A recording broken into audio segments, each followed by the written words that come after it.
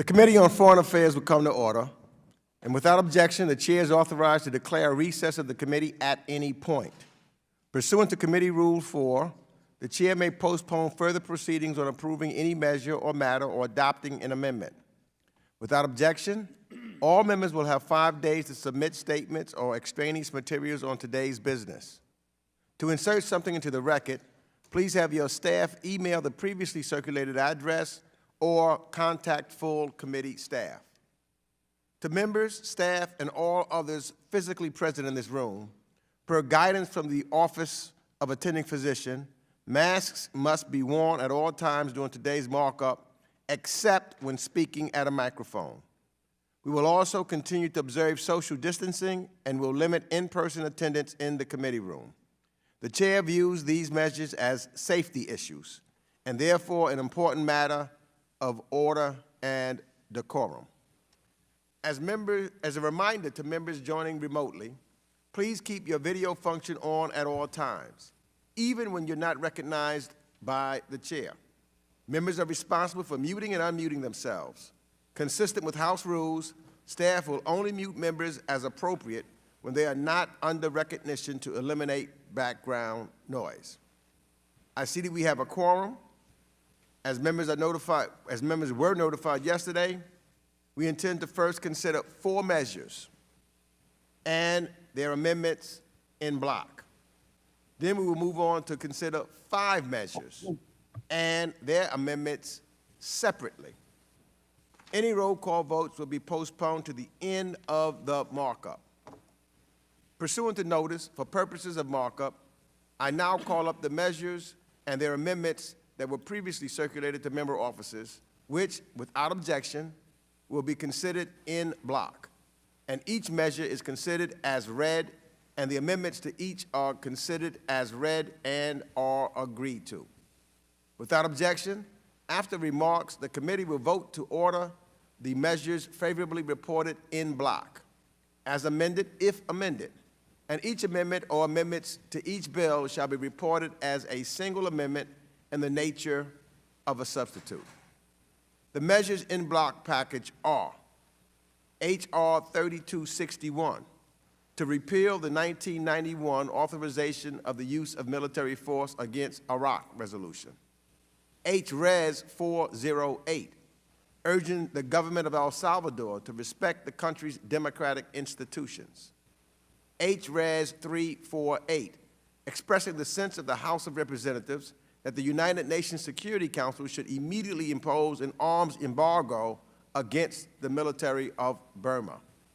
H.Res. 402, recognizing the devastating impact of COVID-19 in India and expressing the sense of the House of Representatives with respect to COVID assistance to India, with a Connolly Amendment number 55 and a Shabin Amendment number 20. I now recognize myself to speak on the in-block package. I support all these bipartisan measures, and I'm grateful to our members on both sides for their hard work. And of course, as always, I thank Ranking Member McCall for working with us in a cooperative spirit. When I took over as chairman of the House Foreign Affairs Committee at the start of this year, I promised to reassert the jurisdiction of the committee. For years, old and outdated authorizations for the use of military force have sat on the books as good law. This creates a danger for executive overreach, whereby clever lawyers rewrite old AUMFs and apply them for new purposes. The 1991 AUMF authorized the use of the United States Armed Forces pursuant to a United Nations Security Council resolution issued in the wake of Saddam Hussein's invasion of Kuwait. American forces quickly turned back the Iraqi army, liberated Kuwait, and ended this limited mission. As we sit here today, the 1991 AUMF remains an unrepealed part of the United States Code, even though the war ended 3 decades ago. Some may say that repealing the 1991 authorization is symbolic. To that, I have 2 responses. The first is that the symbolism here is important. By moving this legislation through committee, We are demonstrating that Congress no longer intends to cede its authority over war powers to the executive branch, and that this committee will not shy away from addressing its role in addressing proper uses of force. Second, by repealing outdated authorizations, we are addressing a small but real risk that antiquated laws could be twisted for unintended new purposes. So I am proud to have worked on the 1991 AUMF repeal and thank Representative Spanberger for her leadership on this legislation, and of course Mr. McCall for his support on this bill. Other measures in the en bloc address a number of important issues. Mr. Sherman's resolution on COVID-19 crises that has engulfed India follows up on his advocacy around this issue, and I applaud him for his unwavering view on this issue. Mr. Series' resolution concerns the troubling developments in El Salvador under its president, Nayib Bukele. And I have long talked about the importance of providing development aid to our fellow North Americans in the Northern Triangle. But we must have governing partners who will protect and defend the rule of law in these nations. And finally, let me applaud Representative Tenney and Representative Castro for their resolution stating the UN Security Council should issue an arms embargo against the Burmese military. I am proud of the important hearing we held on this crisis in the House with Burma earlier this month, and this resolution reaffirms that this committee and this House will not stand by as the Burmese military overthrows the country's democratically elected government and kills and imprisons and silences the many Burmese brave enough to fight this brazen coup. I strongly support all the measures we are considering today, and I urge all members to join me and do the same. I now will recognize the ranking member, my partner on these bills, Mr. McCall of Texas, for his remarks. Thank you, Mr. Chairman, and I want to thank you for your leadership in this markup and your friendship as well. I think most importantly, I commend you for exercising the jurisdiction of this committee. For too long, these authorizations for use of military forces have lingered out there. Congress has failed to update them. Congress has failed to repeal them. You, sir, are the first chairman, I think in decades, perhaps over 60 years, that has done so. So I think in a way it's historic that this committee is now moving towards, updating, doing away with the antiquated ones and then updating the authorizations to fit the current threats. And I look forward to working with you on, I hope, an update to the AUMF on 2001, 2002. And I think it's long overdue, and I think we need to hear from our Defense Department, our intelligence community, and the Secretary of State about what makes sense in the current world under the modern day threat, not what made sense 20, 30, 40, 50, 60 years ago. So that's very exciting to me that you're flexing a little muscle on this committee. It's good to see that, sir. I'm also pleased we'll be considering a bill authored by Mr. Kinzinger that would formalize and authorize the Energy Resource Governance Initiative. This initiative began under the Trump administration to better position the United States and our allies to meet the increased demand for clean energy technologies, be less reliant on the Chinese Communist Party for critical minerals. I'm also supportive of the two bills that repeal, as I mentioned, the 1991 57 authorizations for use of military force. They are, as I said, outdated, unused, and it's time to repeal. Lastly, I'd like to thank Ms. Tenney for her work on the bipartisan resolution calling on the UN Security Council to impose an arms embargo against the military of Burma. This embargo would prevent the Burmese military from continuing to acquire weapons they are currently using against their own people in their bloody and violent coup. This week, the Treasury Department announced additional sanctions. Taking action on this measure will show we continue to stand with the brave people of Burma as they fight to regain the democracy that their military stole from them. So with that, I look forward to our debate today, sir, and with that, I yield back. Thank you, Mr. McCall. I will now recognize members by committee seniority.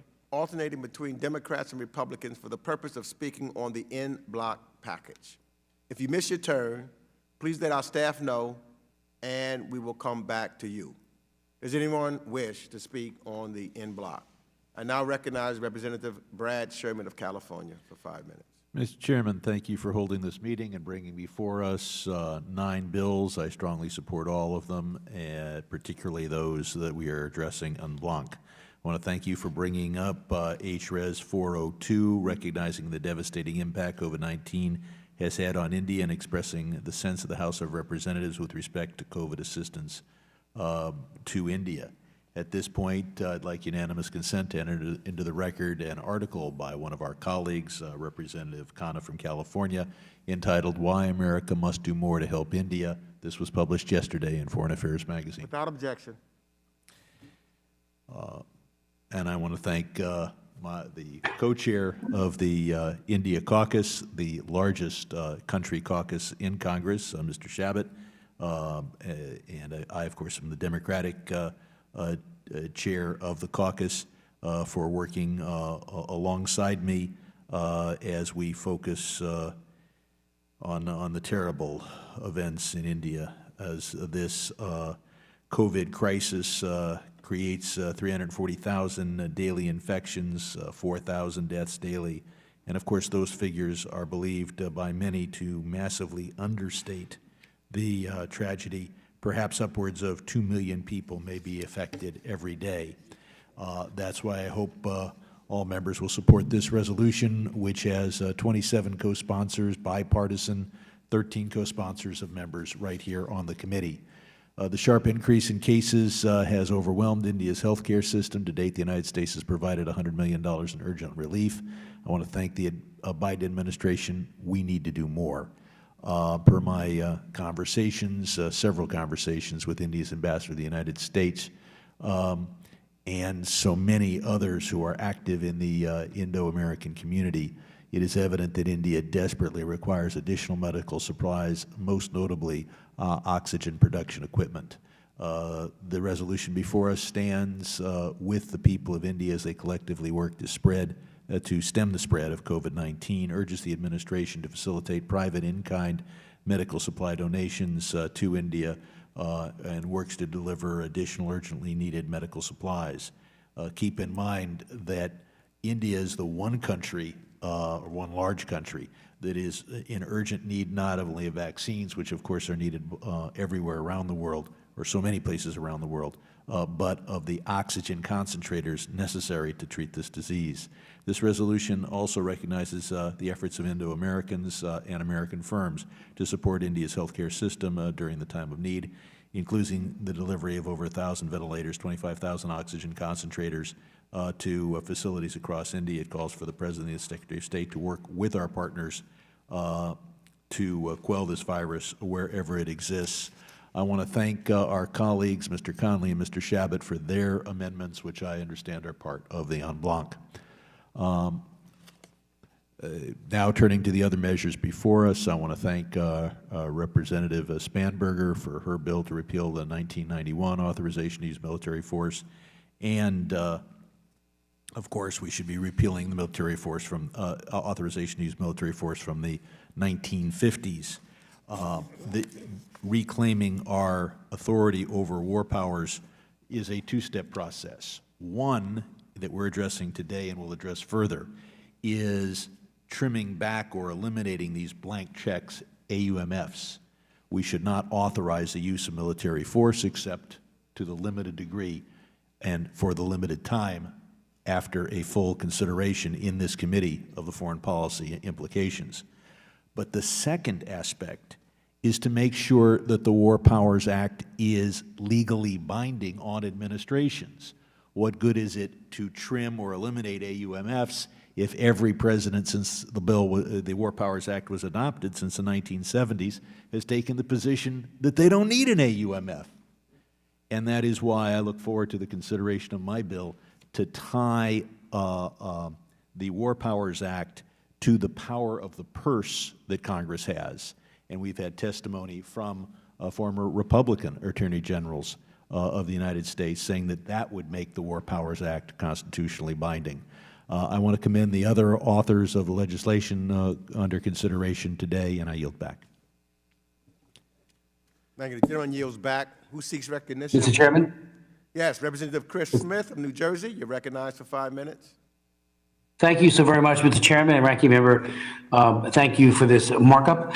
I do speak in support of HRES 402, recognizing the devastating impact of COVID-19 has had on India, including introduced by my good friend and colleague Brad Sherman and Steve Shabbat. Like many on this committee and in the Congress, I am deeply concerned about the reports of the ferocity with which a second COVID-19 wave is killing Indians and I grieve the deaths, as we all do, that we are witnessing. I'm also concerned that despite the great need given India's sizable population, India is seeing a tremendous shortfall in access to reliable vaccines. While we have long reached a point where our country, just about anybody who wants a vaccine can get it, India now needs our help. As noted in the resolution last spring, when we were confronted with a spike in COVID-19 cases, India lifted its ban on the export of needed therapeutics. We are now in a position to reciprocate, to help the people of India, and I believe we can and we will respond. First and foremost, we have the humanitarian obligation to address a critical need, especially where we can do so. In so doing, however, we will also be furthering the growing bond and friendship and practical alliance we have with India, which is a nation on the front line confronting China. While we do have a number of outstanding concerns with the Indian government, namely in the area of respect for religious freedom and with regards to unresolved parental abduction cases of American children, we nonetheless recognize and respect in India a kindred democracy, and we are working towards bridging our differences. There is no greater gesture of friendship, I believe, than saving lives, and we can do so by providing the needed supplies, including vaccines, to the people of India. So thank you, Brad. Thank you, Steve, for authoring this legislation, and I yield back the balance of my time. Gentleman yields back. Who seeks recognition? Representative Albio Ceres of New Jersey, 5 minutes.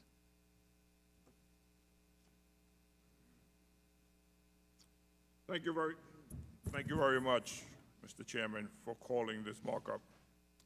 I am grateful we're able to advance these measures today. I would like to speak about House Resolution 408, urging the government of El Salvador to respect the country's democratic institutions. On May 1st, the newly elected members of the Legislative Assembly of El Salvador used their first session to immediately remove the 5 most important judges in the country and install 5 unvetted replacements in clear violation of the law. That same night, the legislature also removed and replaced Attorney General Raul Melada, who had been working with the U.S. to investigate acts of corruption by past and current government officials. While much of the world was asleep, President Bukele effectively erased El Salvador's system of checks and balances. Today's bipartisan resolution condemns the process by which these judges and the Attorney General were removed. It also urges the government of El Salvador to respect the independence of the judicial branch and the separation of powers. Moreover, it reaffirms that the United States has a national security interest in combating corruption and strengthening judicial independence in El Salvador, given these issues directly impact drug trafficking, transnational crime, and irregular migration. In my 15 years in Congress, I have been consistent in arguing that the U.S. government's partnership should be with people of Latin America and the Caribbean, not their governments. I know that corruption has long plagued El Salvador, and predates the current administration. However, in the last 2 weeks, the Legislative Assembly passed a law intended to protect government officials from being prosecuted for acts of corruption during the pandemic. The new Attorney General also suggested that he may not cooperate with the Organization of American States anti-corruption mission. These signals are deeply concerning. I urge President Bukele and his allies in the Legislative Assembly to change course and govern in the interests of Salvadorian democracy and Salvadorians. The U.S. government is ready to work cooperatively to address the root causes of migration, but we will not compromise democratic values in doing so. A commitment to equal justice and the rule of law is non-negotiable. I want to thank Ranking Member McCall, Chairman Meeks, Ranking Member Green, as well as their staffers for working with me on this important resolution. I believe it sends a strong bipartisan message at a critical moment for El Salvador. Thank you, and I yield back. Gentleman yields back. I now recognize Representative Steve Shabbat of Ohio for 5 minutes. Thank you, Mr. Chairman, and let me begin by commending both you and the ranking member, Mr. McCall, for continuing the tradition of this committee and working so closely together so that we pass so much bipartisan legislation, both Republicans and Democrats working together. I wish all the other committees worked as well as this one does, so thank you. There are several good bills before us today, and I would focus on 3 of them, in which I'm the principal Republican co-sponsor. The first of these is H.R. Res. 402, which Chairman of the Asia and Pacific Subcommittee, Mr. Sherman, I want to thank him for his leadership on that committee and on this legislation, and I introduced to call attention to India's COVID-19 second wave and press for additional assistance. India is facing a truly overwhelming challenge as the virus continues to surge through that country. The images in the press, the stories about lack of oxygen, the sheer scale of this crisis is truly daunting. And the suffering is not felt only on the other side of the globe, it's felt right here at home, because there are many Indian Americans in the United States, our constituents all over the country, who have family members in India who are impacted directly by this deadly upswing in the pandemic.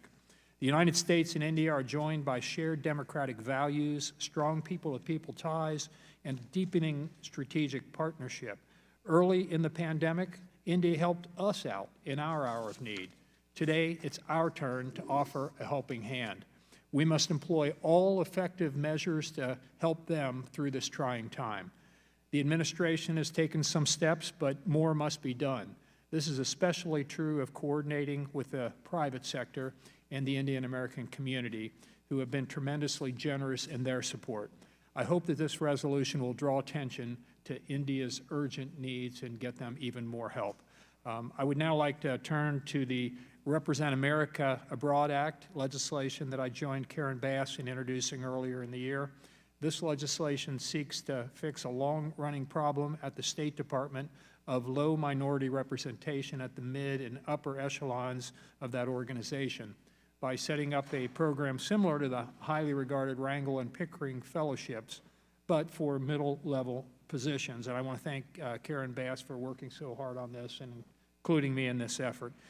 The equality of every citizen is a founding principle of the United States. This idea has been practiced imperfectly over time, but it nevertheless defines Americans' view of themselves and serves as a basis for our engagement with the rest of the world and the values we advocate through that engagement. The State Department should reflect that principle. The men and women of the State Department are responsible for representing U.S. interests abroad and serving as America's face to the rest of the world. The Department should be able to show the world that our representatives overseas reflect the whole country. This legislation helps make that vision a reality. And lastly, I would like to voice my support for H.R. 922, the Crimea Annexation Non-Recognition Act legislation that I introduced along with my good friend Jerry Connolly, and we've worked together on a whole range of issues as well. So there's 3 Democrats. I want to thank them for their work on these pieces of legislation, and I really do appreciate it. As we all know, in 2014, Vladimir Putin brazenly and illegally seized Crimea. We must never concede legitimacy to Russian control over this Ukrainian territory. H.R. 922 would establish as U.S. policy that we do not recognize Moscow's bogus claim to Crimea. It further prohibits our government from taking any action that might imply our recognition of Russian claims.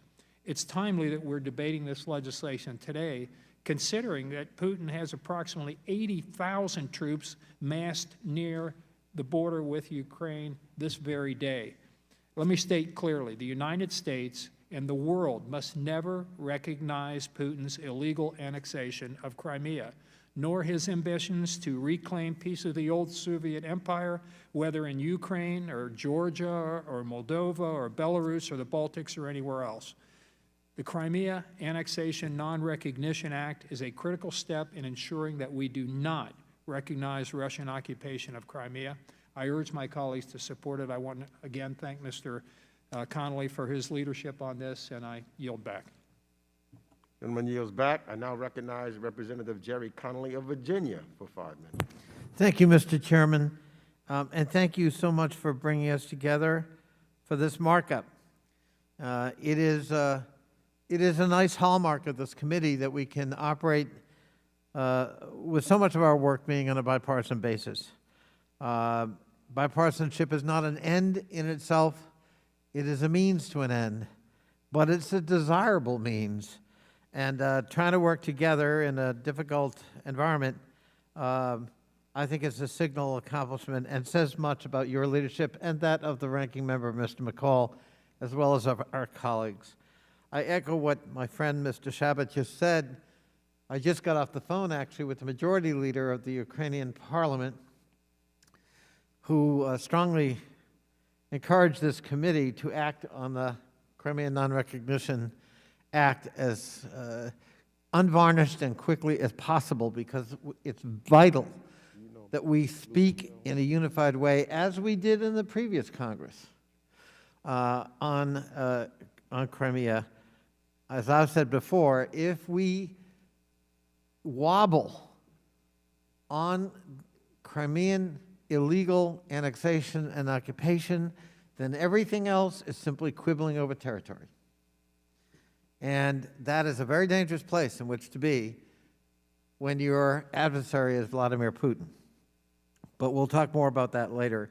I certainly want to endorse the en bloc package, and I want to particularly commend Mr. Sherman and Mr. Shabbat for their leadership of the House India and Indian American Caucus and their efforts to bolster U.S. aid to India as they battle such an unprecedented deadly wave of COVID-19. India is a leading power and vital U.S. partner in advancing peace and stability in the Indo-Pacific and around the world. And, of course, ensuring robust U.S. support for India through COVID crisis has to be a priority for the United States government.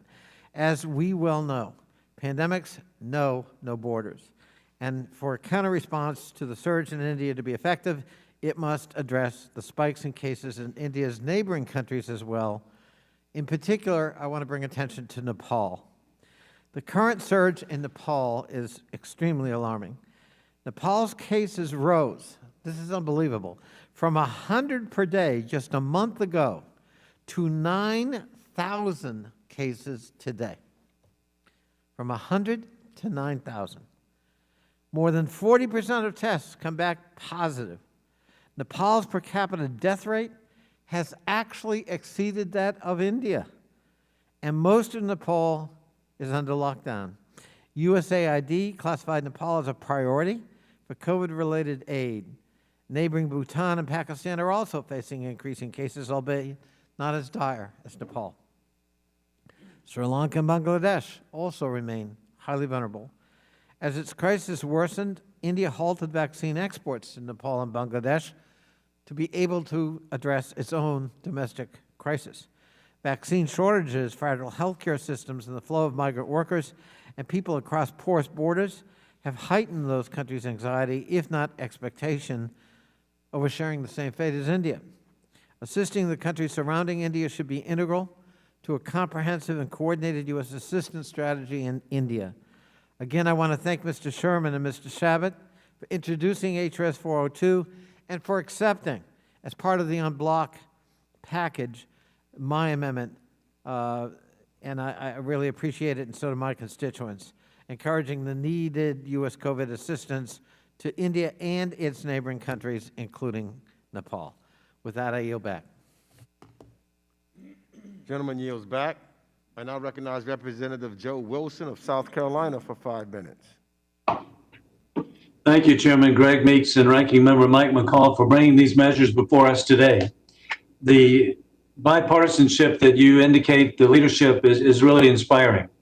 I offer support of House Resolution 922, sponsored by NATO Parliamentary Assembly Delegation President Sherry Connolly. Russia's illegal annexation and occupation of Crimea of Ukraine has cost over 13,000 innocent lives and posed a dire threat to Europe's regional security. Additionally, Putin's thugs have engaged in torture and arbitrary detentions of religious minorities in Crimea and those who express opposition to the occupation. It is critical that the United States remain resolute in our commitments by prohibiting any recognition of Russia's illegal claims. America stands with the people of Ukraine. Additionally, I support House Resolution 348, expressing the sense of the House of Representatives that the United Nations Security Council should immediately impose an arms embargo against the military of Burma. This legislation is being proposed by Congresswoman Claudia Tenney of New York. Congresswoman Tenney is a champion for the people of Burma. And finally, I support the House Resolution 402, sponsored by Congressman Brad Sherman. And as a member of the House Caucus of India and Indian Americans, and as a former co-chair of that caucus and a lifelong friend of people of India and Indian Americans, I want to extend my deepest sympathies and support to the people of India, which have been devastated by the Wuhan virus. I commend President Narendra Modi for his efforts in the recovery. At the height of the pandemic, India generously supplied the United States with necessary supplies and played a critical role in vaccine manufacturing. I commend the administration for its efforts to assist India, and I was grateful to join my colleagues of the India Caucus in a letter to President Biden urging that we continue to send necessary life-saving supplies to India. I also appreciate very much President K.V. Kumar of the U.S.-India International Chamber of Commerce for their efforts, which have provided over $2 million in financial aid and also supplies to the people of India. Thank you, Mr. Chairman and Ranking Member, and I yield back. Gentleman yields back. I now recognize Representative David Cicilline of Rhode Island for 5 minutes. Thank you to you, Chairman Meeks and Ranking Member McCall, for holding this markup today as we consider important legislation that affords this committee the opportunity to signal our strong opposition to the ongoing coup in Burma, our support for democracy in El Salvador, our commitment to providing badly needed COVID-19 assistance to the people of India, and our belief that Congress has a vital constitutional role to play in matters of war and peace. With HRES 348, we can assure that bad faith actors like Myanmar's Tatmadaw do not use arms manufactured in America to suppress democracy and violate the human rights of the Burmese people. Democracy and the rule of law is hard-earned, and as is becoming too evident in every region of the world, the greed and ambition of a select few can undo it all. What is happening in Burma is an enormous tragedy, and it's being directed by a small group of debased men that preference their own power over the voices of the people. If we endeavor to center human rights in American foreign policy, then we must be working diligently with the United Nations to prevent arms from reaching those that suffocate the rule of law. HRES 408 is a proactive resolution in defense of democracy in El Salvador. Sadly, we're seeing the rise of authoritarian leaders and the undermining of democracy in many parts of the world. The U.S. must signal to the world that though democracy can be difficult, authoritarianism is contrary to the values and ideals we all share. We must stand against the corruption and democratic backsliding in El Salvador, and this resolution does exactly that. Democracy is most at risk during crisis. Aspiring autocrats take advantage, scapegoat, and seek to undermine the rule of law at a nation's lowest point. If the United States is to serve as a global leader for democracy and human rights, it must, when it can, bolster fellow democracies that are vulnerable. With HRES 402, we can signal our intent to do the right thing, not only by helping to alleviate India's ongoing COVID-19 catastrophe, thus saving countless lives, but also prevent a further spiral in the quality of Indian democracy by those that view a sick nation as a fertile ground for autocracy and corruption. While we can assist in stopping the spread of potentially dangerous COVID variant, we can also stop the spread of fear and distrust within the borders of a vital U.S. partner. And with House Resolution 3261, we can advance the process of reconstituting Congress's role in declaring war. Today, we debated an authorization dating back 30 years during a conflict long since over. There's no logical reason why this authorization for military force should be left active. They only exist as a possible legal loophole for a hypothetical military action that would bypass Congress. Ours is a war-weary nation that sends its representatives to Congress with the understanding that issues of war and peace should be carefully debated to weigh the immense costs of conflict. We must do our part to ensure that this process, the constitutional process, is protected. Once again, I thank you, Mr. Chairman, and the ranking member for holding this markup, for doing so in such a bipartisan way, and I'm grateful for the opportunity to support such critical legislation. And Gentleman yields back. I now recognize Representative Brian Mast of Florida for 5 minutes. I thank the chairman for yielding. I will echo my support for the unblocked package. However, I cannot remain silent on how upset I am about that in this unblocked package and in this markup, we as the Foreign Affairs Committee, are seemingly doing everything possible to ignore that there's something going on in the Middle East, that our greatest ally in the Middle East is being attacked as we speak, and that the chairman of this committee was reportedly writing a letter to say that we should not sell the needed arms to our greatest ally in the Middle East, Israel. We're not talking about one pissed off Palestinian that picked up a shoulder-fired RPG and fired at Israel. We're talking about in the last week over 3,000 rockets the size of Suburbans with hundreds of pounds of explosives on the end of it. They weren't picked up from the Gaza Strip rocket depot.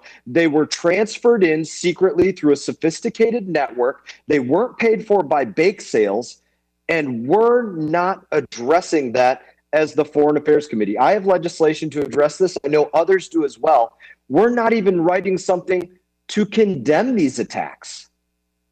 That is beyond the pale, in my estimation. And I need to know this, and I think we all deserve to know this as members of the Foreign Affairs Committee.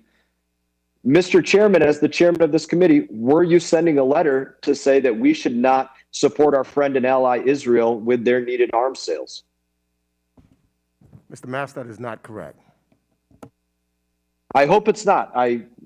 Can you elaborate for us? I hope that that's not correct. I hope that that's not the place we find ourselves in. That is an incorrect report, you're saying. President Biden didn't talk you out of sending a letter to say we shouldn't send or work to sell arms to Israel. point of order, Mr. Chairman. I don't think it's appropriate to be leveling inquiries to other members of the committee.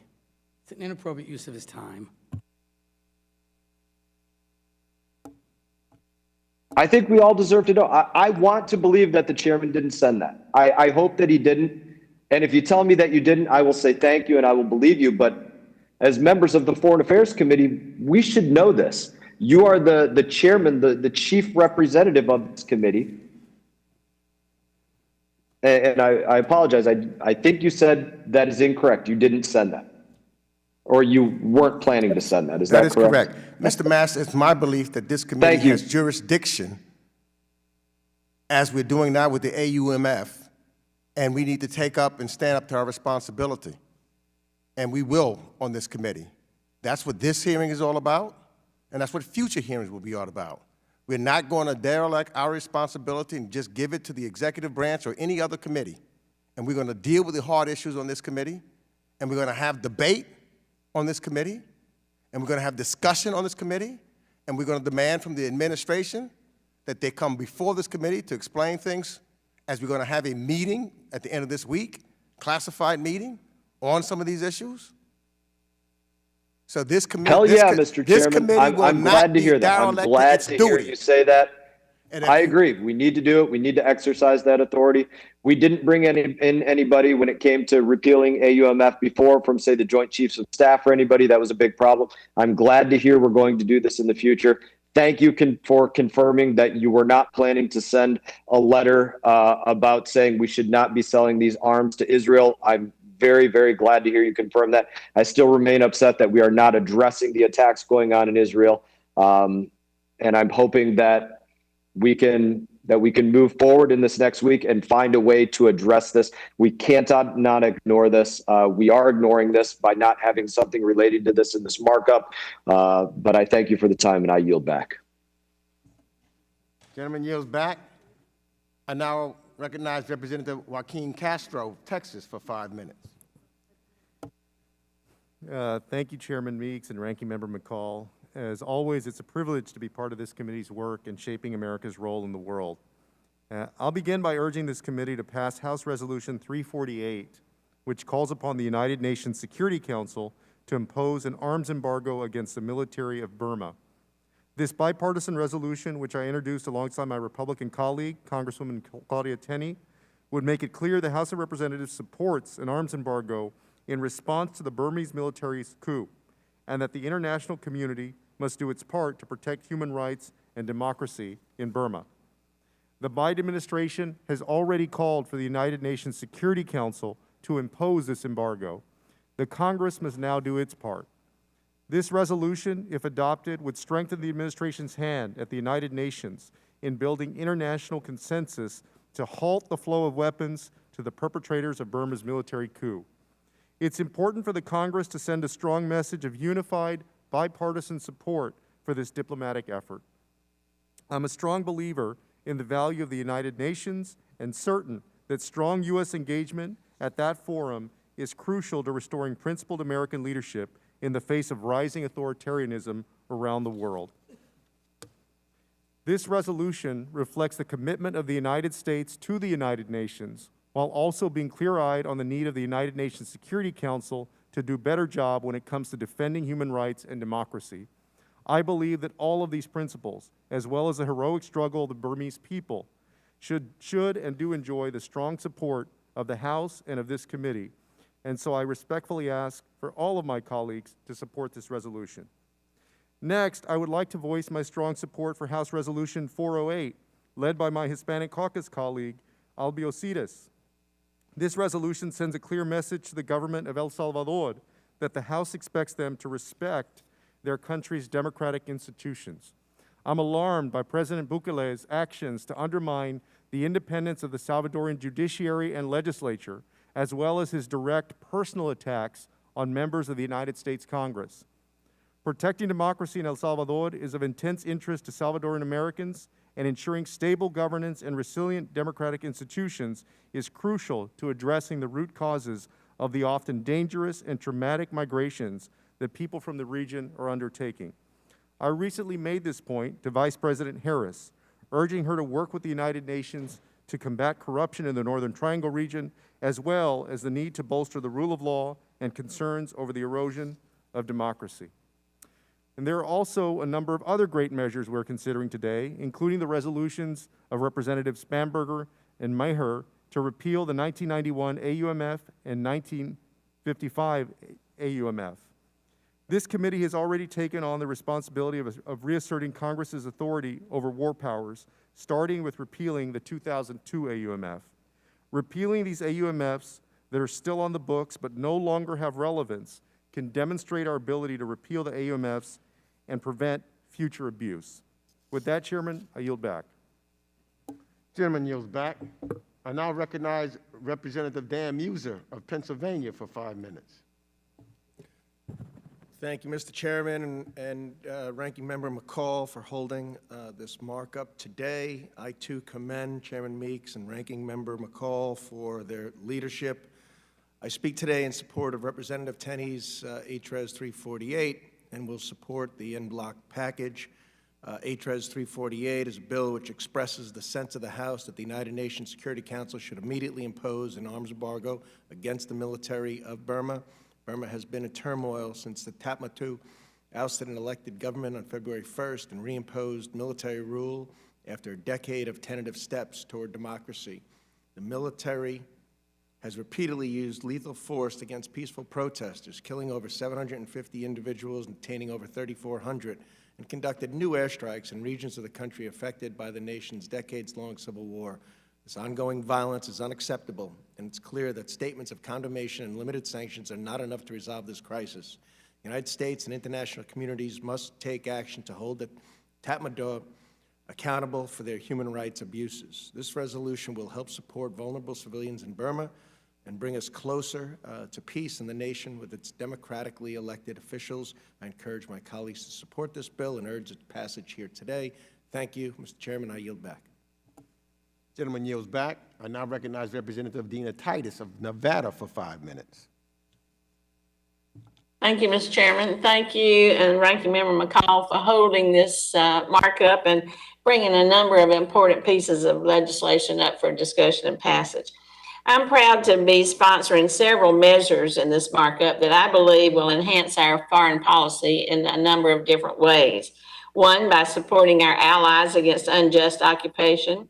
Two, restoring congressional oversight over war powers, advocating for the rule of law to be protected, stopping the supply of weapons to those who oppose democracy, and finally, providing greater opportunities for Americans to join the State Department. I'm also a co-sponsor of the resolution introduced by Representatives Sherman and Shabbat, responding to the deadly second wave of COVID cases in India. I was proud to join my colleagues earlier this month in writing to President Biden, urging the administrator to send additional supplies of oxygen, therapeutics, and ventilators to India. This resolution will reaffirm those efforts and recognize the incredible advocacy efforts by the Indian diaspora community here in the United States. They have been working tirelessly to obtain relief for their friends and loved ones in India, and we certainly appreciate that. As the world's two largest democracies, the United States and India have a special bond. So while the Indian people continue to endure this second wave, we must do all that we can to support them and help them get through it. I thank you, and I yield back. Gentlelady yields back. I now recognize Representative Claudia Tenney of New York for 5 minutes. Chairman Meeks, Ranking Member McCall, thank you so much for convening this full committee markup. It's an honor for me to represent New York's 22nd Congressional District, which is home to generations of Burmese refugees. This is why I'm pleased today that we are considering a measure on Burma that I introduced with my friend and colleague, Representative Castro. I thank all of my colleagues on the Foreign Affairs Committee who have supported this bipartisan effort, especially Chairman Meeks and Ranking Member McCall for their support. The bipartisanship of this committee is so inspiring and just, such an honor to serve with you and how well we all work together on keeping our world a peaceful place. House Resolution 348 calls on the United Nations Security Council to impose a global arms embargo on the military of Burma in order to cut off the sale of weapons and equipment to the military that has been used to kill civilians in Burma. Stopping the supply of weapons, ammunitions, and military equipment is of paramount importance to ensure the junta ends, its repression of the Burmese people, and the deadly coup fails. This collective action will not only help protect innocent citizens, but it also sends a powerful message from the international community that grave violations of human rights have serious consequences and that the coup leaders will be held accountable. For decades, actually, more than a decade, the Burmese people have been working diligently to establish credible elections, democratic civilian governance, and a peaceful transition of power. They were making progress until it came to an abrupt halt on February 1st. Burma's military overthrew the civilian government. Since then, peaceful protests have been met with deadly force, killing at least 800 people and imprisoning nearly 4,200. Many of those people are young children. Many of the Burmese refugees and new citizens I represent are from Utica. I've been a supporter and also an advocate for our Burmese community and families since they first family came to my city of Utica back in 2000. We followed them when I was a newspaper owner, publisher, and reporter. And we are so honored to have them in our community for over 21 years now. Now, more than ever, I urge all of us to remain committed to the Burmese people's quest for democracy, peace, and freedom, and to oppose this affront to their dignity. The courage and the tenacity of the people in my community is just simply inspiring. Their peaceful protests, their care for democracy, their love of our institutions and our principles in this country is everything that we honor and should love about our country, that they are helping us to reignite. Mr. Chairman, I strongly support passage of this resolution and look forward to working with my colleagues and bringing an end to this terrible violence and undemocratic situation in Burma. With that, I yield back and thank everyone on the committee for supporting me for this. The young lady yields back. I now recognize Representative Ted Deutsch of Florida for 5 minutes.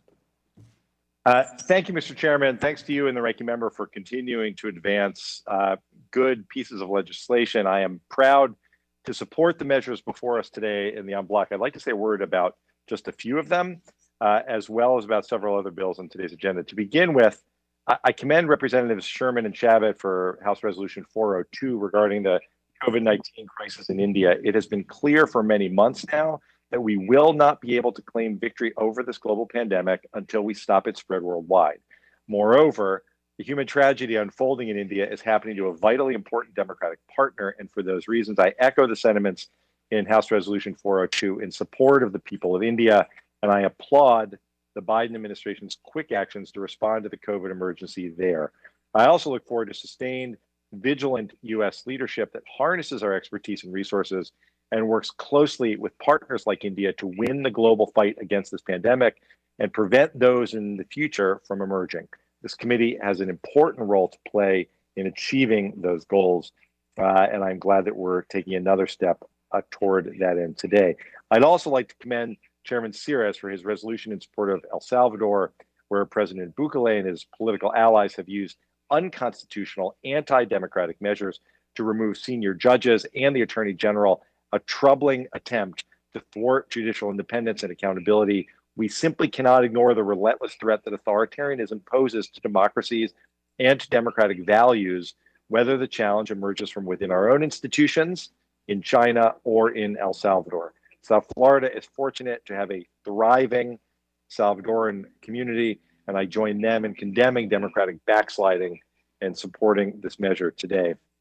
As chairman of the subcommittee on the Middle East and North Africa, I want to note my strong support for the two measures introduced by Representatives Spanberger and Meyer that repeal outdated military force authorizations in the Middle East. I was proud of this committee's work last March to repeal the 2002 Iraq AUMF, which is completely unnecessary for addressing any of the security challenges that we face today. The same is true of the 1991 and 1957 AUMFs for self-evident reasons.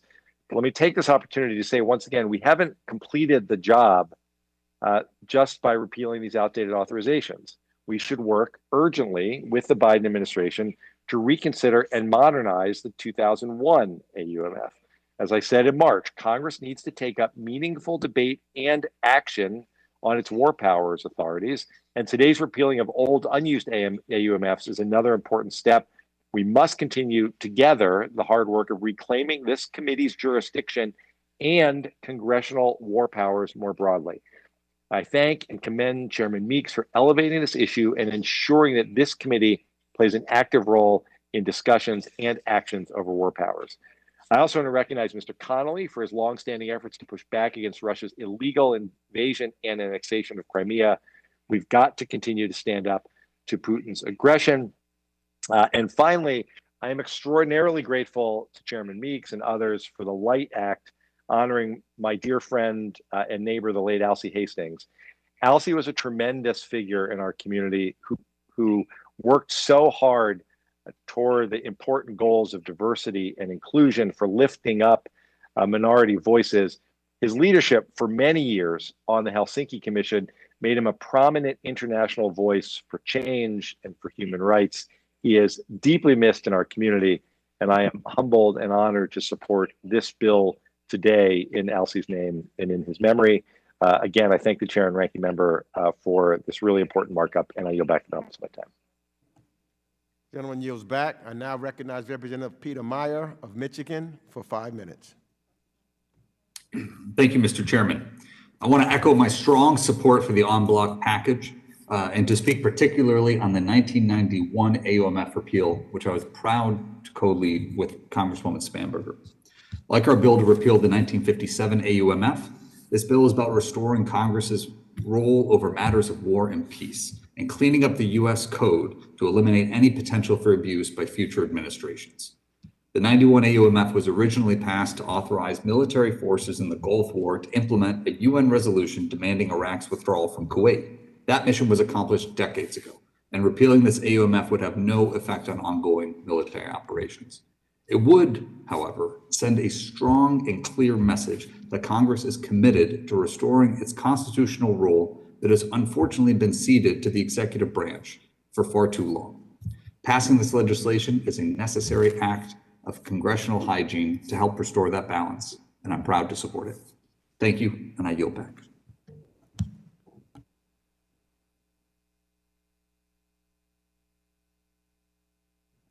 Gentleman yields back. I now recognize Representative Abigail Spanberger for 5 minutes. Thank you, Chair Meeks, and thank you, Ranking Member McCall, for convening this markup. I am proud to co-lead 3 bills before the committee today, and I'd like to begin by thanking Representative Kinzinger for his partnership on the Energy Resource Governance Initiative Act. This legislation would formalize the U.S. State Department's role in leading the development of clean and secure supply chains of critical minerals globally. The bill will help American companies improve their competitiveness and sustainability while also enabling the international community to meet the growing demand for emerging energy technologies and tackle the climate crisis. It's a smart piece of legislation, and I look forward to voting for it. And now I'd like to turn my attention to the committee's important work to reassert Congress's role on matters of war and peace. And I appreciate the leadership of the chair in this regard and members of both parties who are helping build the momentum towards restoring Congress's constitutional responsibilities. Building off the chair's leadership in this meaningful step that the committee took earlier this Congress in advancing Rep. Lee's repeal of the 2002 AUMF, we are considering today 2 additional bills that repeal other outdated, inactive AUMFs.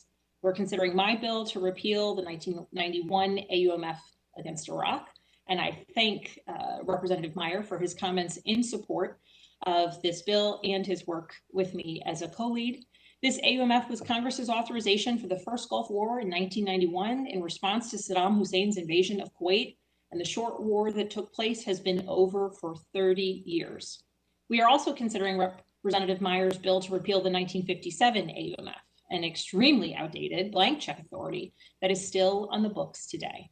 This authority is over 60 years old, it is unneeded, unused, and it is time for it to go. These AUMFs are outdated, unused, and repealing them would ensure that old authorities are not ever abused by the executive branch. Removing these authorities would not undermine any existing operations, but would help show that Congress is serious about reclaiming our authority in decisions of war and peace. This authority is required by the Constitution, and it's fundamental to representing our constituents, especially the service members we represent. I'd like to thank the very broad coalition that helped bring forth these bills to repeal outdated, inactive AUMF. Rep. Meyer and I have worked closely with Representative Gallagher and Representative Golden on advancing these legislative efforts. Chair Meeks and Ranking Member McCall are also original co-sponsors of the 2 AUMF repeal bills in front of us today. Longtime champion of AUMF reform, Barbara Lee, is on board, as are many other members of Congress on both sides of the aisle. I appreciate everyone's attention towards these bills for this important goal.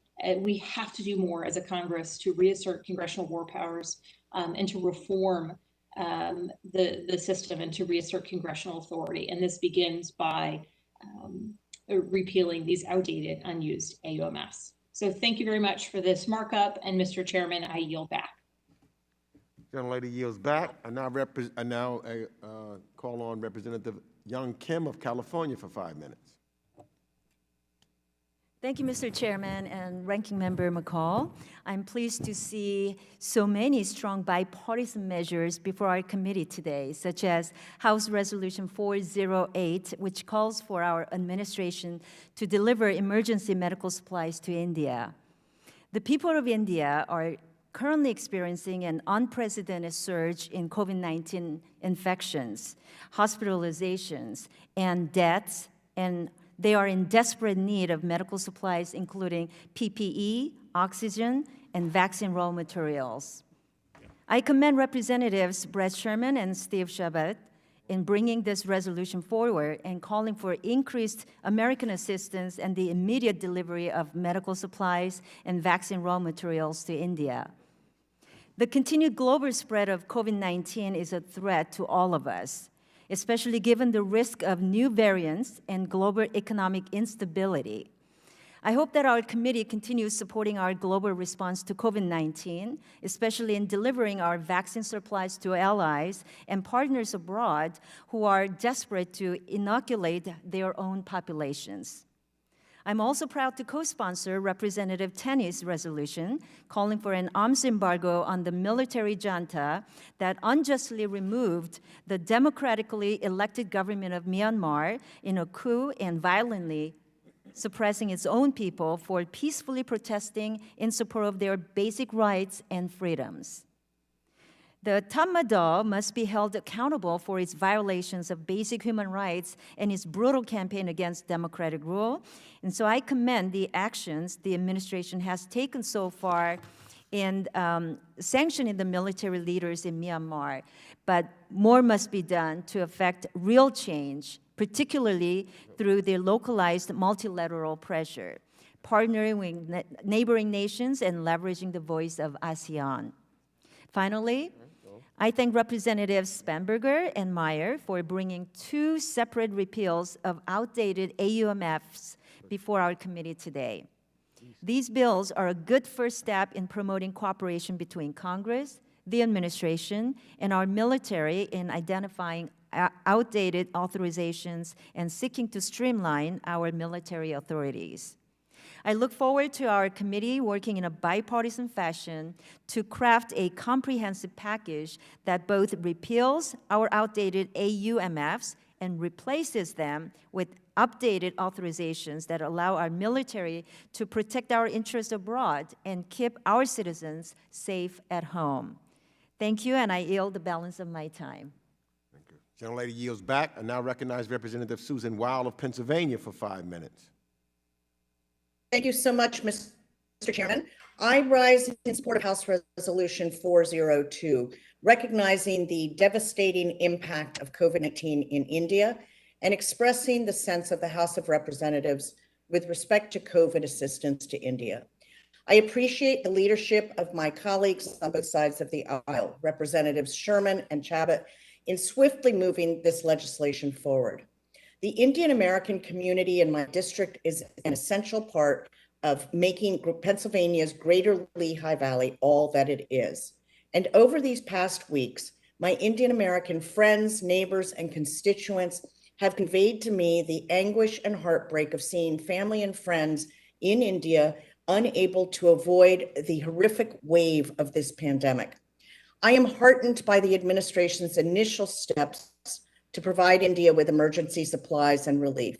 This resolution makes clear that we must redouble these efforts and that we stand alongside the people of India at this time of enormous need. The situation in India also reminds us all that the pandemic is a global crisis requiring a global solution.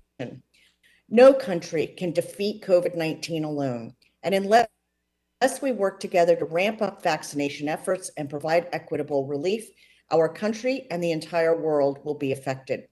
That is why I am proud to work with my colleague from across the aisle, Representative Burchett. Together, we are co-leading a new bipartisan global health research and development congressional working group that is focused on preventing and countering threats to our global health and security. Now is the time to work together in a spirit of cooperation and shared resolve.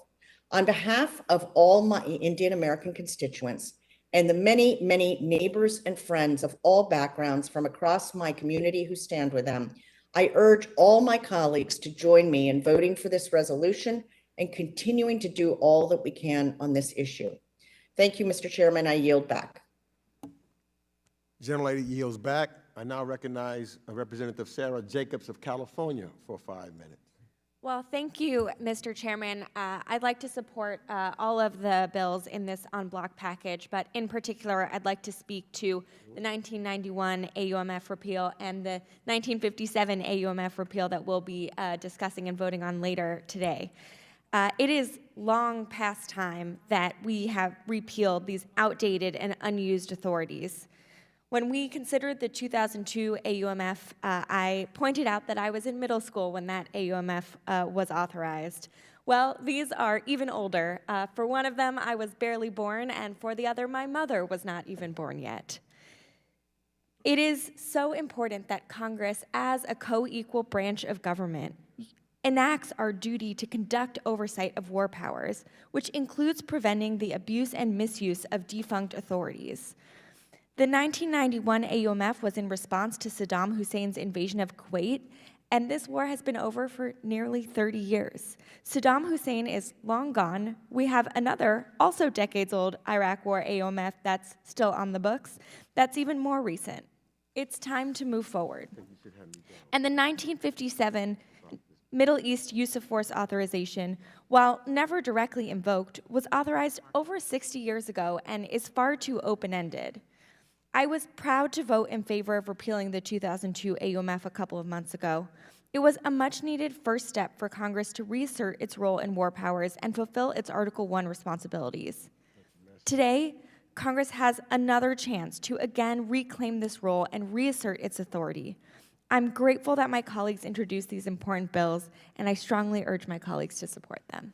I yield back. Gentlelady yields back.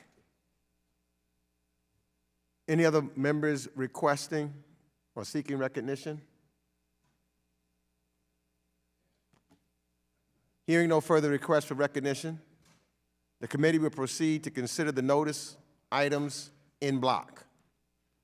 Pursuant to the previous order, the question occurs on the measures in block as amended. We are going to take a vote by voice. All members, please unmute your microphones. All those in favor say aye. Aye. Aye. Aye. Aye. All those opposed say Aye. no. In the opinion of the chair, the ayes have it. The measures considered in block are agreed to, and without objection, the motion to reconsider is laid on the table. Pursuant to the previous order of the committee, each measure is ordered favorably reported as amended if amended, and each amendment or amendments to each bill shall be reported as a single amendment in the nature of a substitute. Without objection, staff is authorized to make any technical and conforming changes. Now we go on to the next items of business. We will be considering separately the following measures and their amendments. H.R. 922, the Crimea Annexation Non-Recognition Act, H.R. 2785, Energy Resource Governance Initiative Act of 2021, H.R. 3283, to repeal the joint resolution entitled A Joint Resolution to Promote Peace and Stability in the Middle East, H.R. 1096, Represent America Abroad Act of 2021, and H.R. 1135, the Light Act. Now we move on to consider H.R. 922, the Crimea Annexation Non-Recognition Act. Pursuant to notice, for purposes of markup, I now call up H.R. 922. The clerk will report the bill. H.R. 922, a bill to prohibit United States government recognition of the Russian Federation's claim of sovereignty over Crimea. Without objection, the first reading of the bill is dispensed with. Without objection, the bill shall be considered as read and open to amendment at any point. At this time, I recognize myself to speak briefly on the measure. The Crimea Annexation Act is vital legislation that prohibits the United States government from taking any action or extending any assistance that would imply American recognition of Russia's claim of sovereignty over Crimea. While countries around the world have vastly different understandings of appropriate norms and policies around foundational issues like diplomacy, trade, human rights, civil liberties, and a myriad of other topics, there is no tenet of international law more widely agreed upon around the globe than the illegality of invading another country's territory. Yet, this is precisely what Russia did when it invaded Ukraine in 2014 and illegally claimed sovereignty over Crimea. Mr. Putin's actions must not and cannot be accepted as legitimate by the United States of America. I'm proud to support Mr. Connolly's important bill and the hard work that he put into it. And I look forward to turning this piece of legislation into the law of the land. Now, I realize that members wish to speak on the bill. I think Mr. McCall does not. Is that correct? I realize members wish to speak on the bill and that some members have amendments to offer. Please raise your hand in the chat, and I will recognize members by committee seniority, alternating between Democrats and Republicans for the purpose of speaking on the bill first. If you miss your turn, please let our staff know, and we will circle back to you. Then we will move on to amendments. Do any members wish to speak on the measure?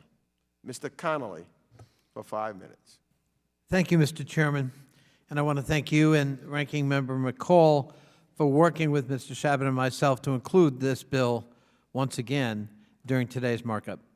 I also want to especially thank Mr. Shabbat of Ohio for leading this effort for the last 7 years.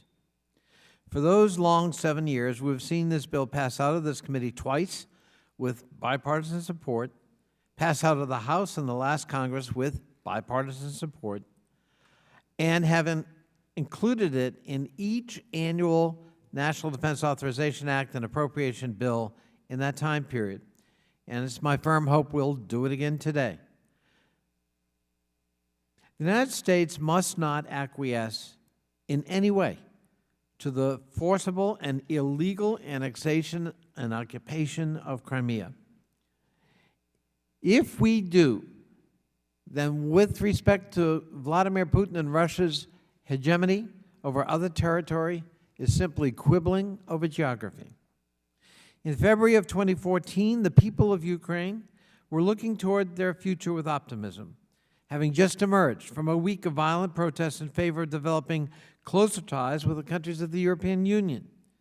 However, days later, at the request of ousted Ukrainian President Yanukovych and in furtherance of his own agenda, President Putin sent troops to occupy the Crimean Peninsula and in southeastern Ukraine. By the end of March, Russia had seized complete control of Crimea and oversaw a referendum at gunpoint on the future of the peninsula. Russia illegally occupies Crimea to this very day. The takeover of Crimea is only the tip of the iceberg for Putin's ambitions. Even now, as we hold this hearing, nearly 90,000 Russian troops are amassed along the Ukrainian border, despite President Putin's affirmation last month that they were only there to conduct training exercises, and they would be withdrawn. This committee has also heard in recent testimony that Russia continues to interfere in the civil war in Syria, the civil war in Libya, and is steadily gaining sway in Turkey, our NATO ally, and that through arms sales. Despite the numerous statements the United States has issued in opposition to Putin's desire to expand Russian influence and various sanctions levied against Russian officials, Putin's ambitions have largely been unchecked and show no sign of abating. And that's why this bill is an important action and statement by the Congress. This bill makes a simple declarative statement that we will not stand for Russia's illegal empire building at the expense of a sovereign nation, in this case, Ukraine. The bill specifically states it's the policy of the United States not to recognize the Russian Federation's claim of sovereignty over Crimea, its airspace, or territorial waters. It prohibits any federal department or agency to take any action or extend any assistance that could imply recognition of Russia's claim of sovereignty over Crimea, its airspace, or territorial waters. The bill is not controversial, clearly demonstrated by its strong past bipartisan support, and I think it's really important that we send that clear signal to Vladimir Putin today. Opposing the illegal and forcible occupation of Crimea is the ultimate test of our commitment to the defense of democracy. As president of the NATO Parliamentary Assembly, I've been unequivocal in my opposition to Russia's illegal annexation of Crimea, and I've been gratified by the near universal support of the 30 parliaments represented in the NATO Parliamentary Assembly. I thank you again for your support for this legislation. I thank my colleague, Mr. Shabbat, for his diligence and continued steadfastness on this matter, and I yield back. Mr. Chairman. Mr. Chairman. Yes. Go ahead. Thank you, Mr. Chairman. I'll be very brief. I again want to thank Mr. Connolly for his diligence on this, and as he indicated, we've been fighting this battle for 7 years now, and I'll be very brief. You know, over time, we sometimes get used to things, and I think to some considerable degree, that's what the world has done with respect to Crimea, which continues to be, and ought to be in the eyes of the world, Crimean ought to be Ukrainian territory. Putin's move on Crimea, I think, was one of the most outrageous developments that we've seen in modern times. And I have to say that the world's tepid response to this, especially many of our allies, our NATO allies, was an embarrassment. And we ought to be working together, and obviously we want to avoid war. None of us are talking about taking military action at this time. Probably if there was going to be, you know, that time has passed. And there have been sanctions, but we've let them loosen, and now we've got the Nord Stream pipeline going through, and the Europeans apparently care more about that than they do about this aggressive action, which is one of the most aggressive actions we've seen since World War II. It's somewhat similar to Saddam Hussein just going in and taking over Kuwait, and you know, we and the rest of the world reacted appropriately there, but in the case of Crimea, the world for the most part has stood by. That shouldn't have happened, and so I think this legislation at this point is at least we can do, and so I urge my colleagues to support it, and I yield back. Thank you so much, and I apologize I didn't recognize you more formally as we were doing the transfer, but very much appreciate and agree with the gentleman's statement, and now call on Representative Bill Keating of Massachusetts for 5 minutes. Thank you, Mr. Chairman. I want to commend the work of Representative Conley and Representative Shabbat on H.R. 922, the Crimea Annexation Non-Recognition Act. As chair of the House Foreign Affairs Subcommittee on Europe, I joined them in co-sponsoring the bill which specifies that we do not recognize Putin's illegal claims over Crimea. Putin's actions violate the core tenet of our post-World War II international law at a level not seen since the era of Hitler or Stalin, with the European community launching a territorial attack and seizure of a large portion of another. And I want to thank the chair for having this hearing and markup now, because this bill comes at a pivotal time. It's critical. It's a time where we've witnessed the largest increase in Russian troops at the Russian-Ukrainian border and in Crimea since the days leading up to the 2014 illegal annexation of Crimea by Russia. Further, despite Putin's claims that forces have been withdrawn, Secretary Blinken confirmed on his recent visit to Ukraine that despite the partial pullback, significant military forces remain. We must continue to stand up for the rights and the territorial integrity of Ukrainians, stand up against Putin's authoritarian regime, and support our NATO allies working in the same cause in the region. Along these lines, I'm hosting next Thursday an authoritarianism and kleptocracy in Russia hearing to further examine the Kremlin's influence within its neighbors, within our allies and partners across Europe, and following recent events within our own borders. I thank the committee members for their bipartisan work on this bill that makes clear that the continued fight to protect the territorial integrity of Ukraine remains a top priority of this U.S. Congress. Further, I commend the chairman, ranking member, and all my colleagues for their work on all the measures the committee has heard today. And with that, I yield back.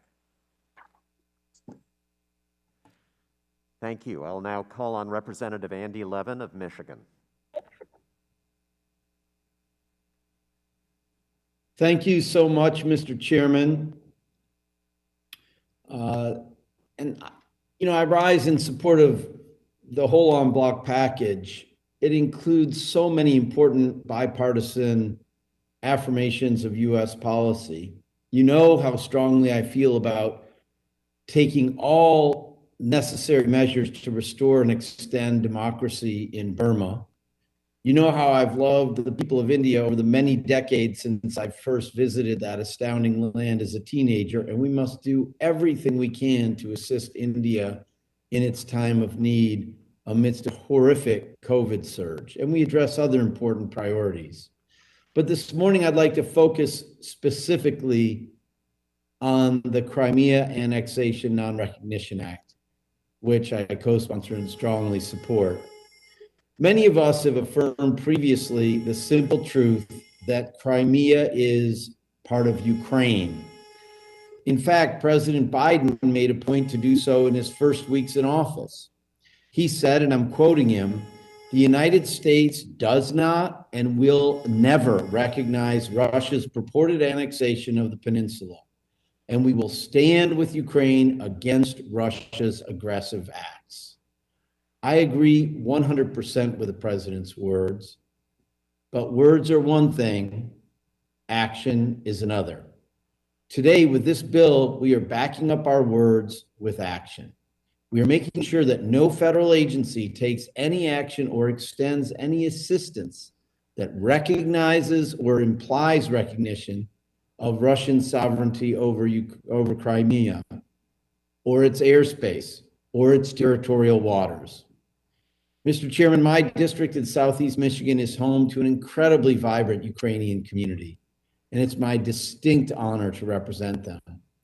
I'm thinking of them as we take this important step today in support of the Ukrainian people. I thank my colleagues, Congressman Connolly and Congressman Shabbat, for introducing this legislation. I urge my colleagues to support it, and I yield back the balance of my time. Thank you, Representative Levin. I'll now call on Representative Perry of Pennsylvania.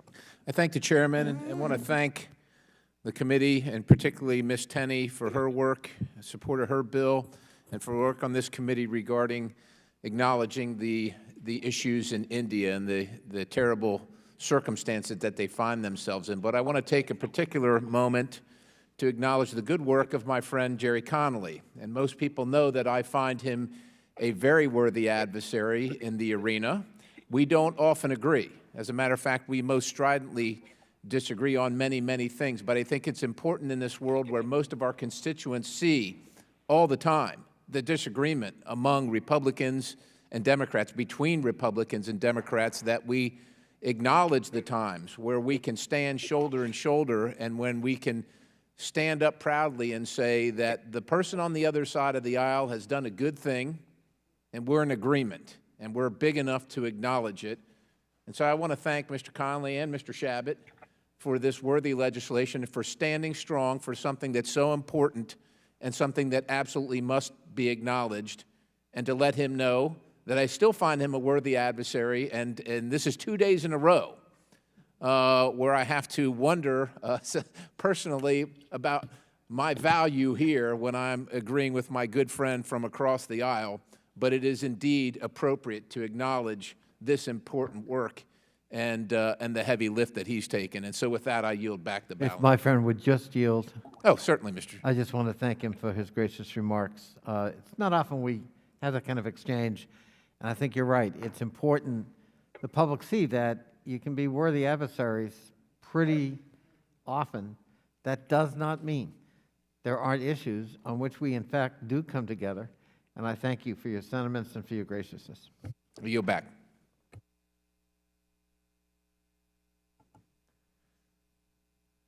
The chair declares today Connolly Perry Day in the Foreign Affairs Committee. It's only going to last one day. We'll see. You know, we've had 2 or 3 days, so maybe we can make it a week.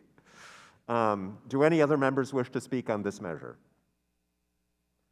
Hearing no further requests, let's move on to amendments.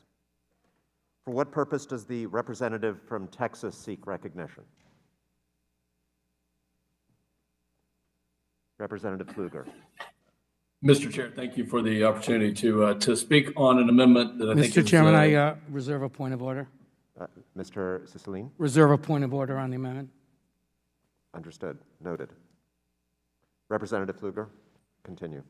Mr. Chairman, thank you for the opportunity to speak on an important issue today as we talk about holding accountability and especially with regards to Russia, and as the discussion has gone on, the amendment that I'm proposing would require the administration to impose sanctions already previously required under Section 7503 or under PISA Act, Protecting Europe's Energy Security Act, on a number of vessels and entities that are actively engaged in the construction and completion of Nord Stream 2. Representative Pfluger, sorry to interrupt. The clerk shall distribute the amendment to your staff virtually in the hearing room. Let's pause briefly to give all members enough time to review the amendment, and then we'll continue in a moment.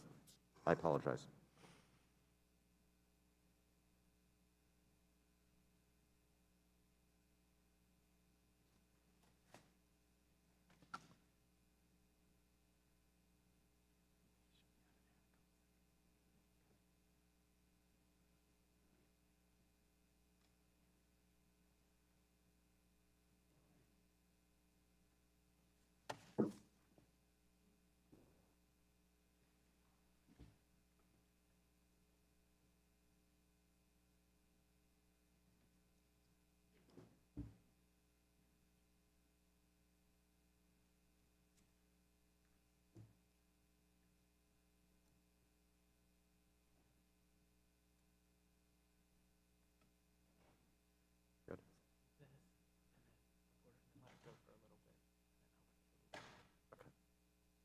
Has everyone received a copy of the amendment?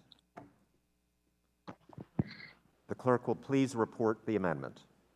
Pfluger, Amendment Number 22. At the end of the bill, add the following. Section 3, ensuring the protection of Europe's energy security. A, imposition of sanctions relating to Nord Stream 2 pipeline. Mr. Chairman, I move the amendment be considered as read. Without objection, further reading of the amendment will be dispensed with. A point of order is reserved. The representative from Texas is recognized for 5 minutes in support of the amendment. Thank you, Mr. Chairman.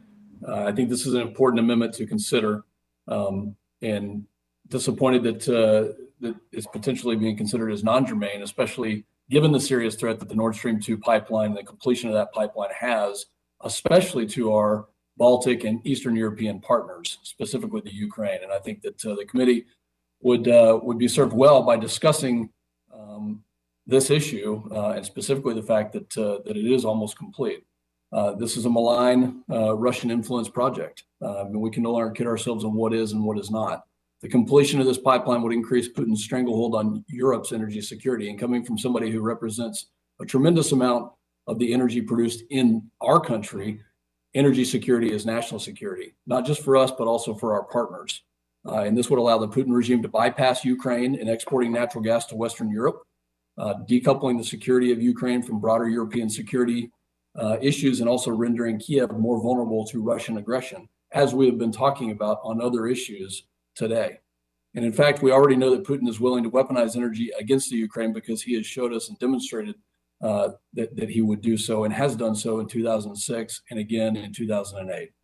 And finally, it would help the regime to destabilize, continue destabilizing behavior around the globe.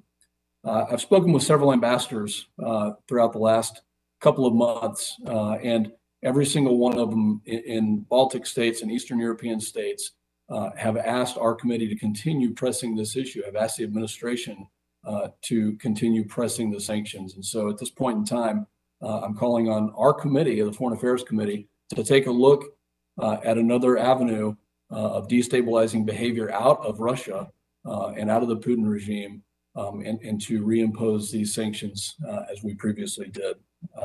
With that, I yield back, Mr. Chairman. Thank you.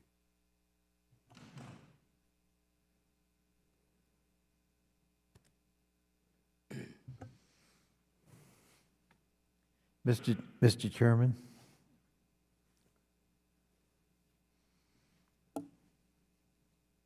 Mr. Chairman, I believe I have a point of order. Point of, Oh, I'm sorry. Could I just address before you pursue that? Sure. Okay, I recognize Mr. Connolly. I thank the chair, and I thank my colleague from Rhode Island.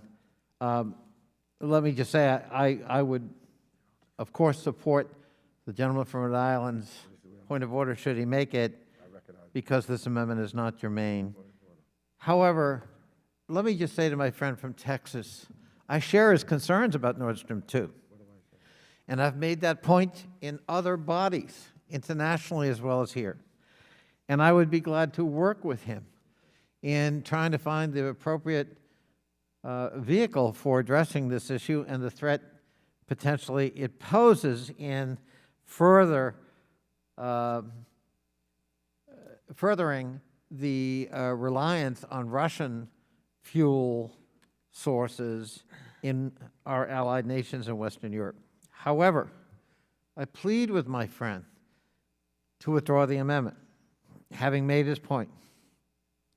There is no end of Russian activity and malign behavior we could address in this bill. And we'd be here all day. And every single point would be valid. But as Mr. Shabbat pointed out earlier, we must speak with one voice on what Putin has done in the incursion of sovereign territory in 21st century Europe. After World War II, we said never again. And yet here is Vladimir Putin seizing land, occupying it illegally. We have a model, and the model was the Baltic republics. For 50 years, the United States and most of its allies refused to recognize the illegal Soviet annexation and occupation of the Baltic republics. It took 50 years, but today they are members of NATO. They are democracies, and they are flourishing. It is that kind of clarity, focus, and fortitude that will make a difference and will ultimately lead to Vladimir Putin reversing his illegal decision in Crimea. But we cannot afford to dilute the will of Congress. We have history here. And I fear that if, with the best of intentions, diluting the intent and the focus and the purpose of Congress sends the wrong message and will cloud what we're trying to achieve here today with a certain, I hope, gracious simplicity in its focus. And that's how we've crafted this bill. That's how we've fought this fight for the last 7 years successfully here in the Congress. As I say, I would urge my friend from Texas to withdraw the amendment and let us work together in finding a better vehicle for addressing, I think, sentiments we probably both share. But Will the gentleman yield? Of course I would. And yes, Mr. Chair. Thank you. And I will offer to withdraw this. I do look forward to working together on this. It is a very important issue. And if it takes us all day, then I'd like to spend all day on it or multiple days on this very, very important issue, working together as one voice in Congress to hold those who would do our country or our partners and allies harm and have demonstrated that over and over again, as you very eloquently stated. Mr. Chairman, I yield back. I thank my friend, and as I understand it, he has withdrawn the amendment. And That is correct. I yield back my time. Thank you, Mr. Chairman. Thank you, and I thank the gentleman also for withdrawing the amendment. Hearing no other requests for for recognition. The question is to report H.R. 922, the Crimea Annexation Non-Recognition Act, to the House with the recommendation that the bill do pass. We're going to take a vote by voice. All members, please unmute your microphones. All those in favor say aye. Aye. Aye. Aye. Aye. Aye. All Aye. opposed say no. Aye. In the opinion of the chair, the ayes have it, and the motion to reconsider is laid upon the table. Now, we move on to consider H.R. 2785, Energy Resource Government Initiative Act of 2021. Pursuant to notice, for purpose of a markup, I now call up H.R. 2785. The clerk will report the bill. H.R. 2785, a bill to establish in the Department of State the United States Energy Resource Governance Initiative to promote sound mining sector. Without objection, the first reading of the bill is dispensed with. Without objection, the bill shall be considered as read and open to amendment at any point. At this time, I recognize myself to speak on the measure. I support the Energy Resource Governance Initiative Act and thank Rep. Kinzinger and Rep. Spanberger for their work on this bill. This bill would codify the Energy Resource Governance Initiative at the Department of State and have us work closely with active mining countries all around the world, like Australia, Botswana, Canada, and Peru, to ensure best practices in a sector that will be important to both our economic and environmental goals in the years to come. The bill also encourages engagement with the private sector, a must if we are going to have a real impact. And thereby, I urge everyone here today to support this bill. Again, I realize members wish to speak on the bill and that some members have amendments to offer.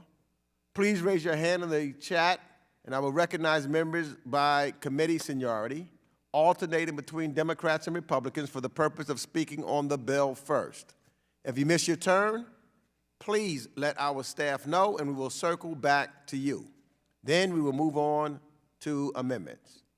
I now recognize Representative Adam Kinzinger of Illinois for 5 minutes. Well, thank you, Mr. Chairman, and I won't take all 5 minutes, but I rise in support of H.R. 2785, the Energy Resource Governance Act of 2021. As we look for ways to better lower our carbon footprint and lower global emissions, one thing remains clear, which is we need to have a diverse source of clean energy. Unfortunately, many clean technologies source their critical materials from the world's #1 polluter, the People's Republic of China. That's why I introduced this legislation with Representative Spanberger, and I thank her for her great work on this as well. This bipartisan legislation would formalize the State Department's role to develop clean and secure supply chains of critical minerals.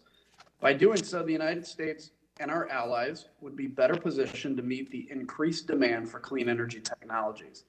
By codifying the State Department's Energy Resource Governance Initiative, we will reject the Chinese Communist Party's polluting policies by diversifying the critical mineral supply chain for the rest of the world.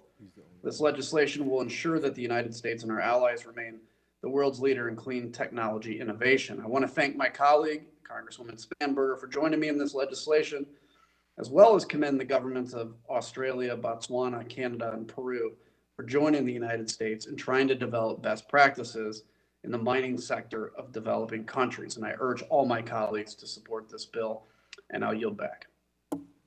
Gentleman yields back. Do any other members wish to speak on the measure?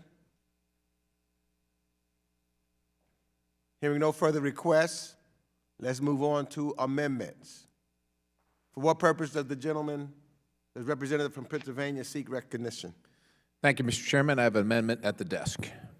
The clerk shall distribute the amendment to your staff virtually and in the committee room. Let's pause briefly to give all members enough time to review the amendment.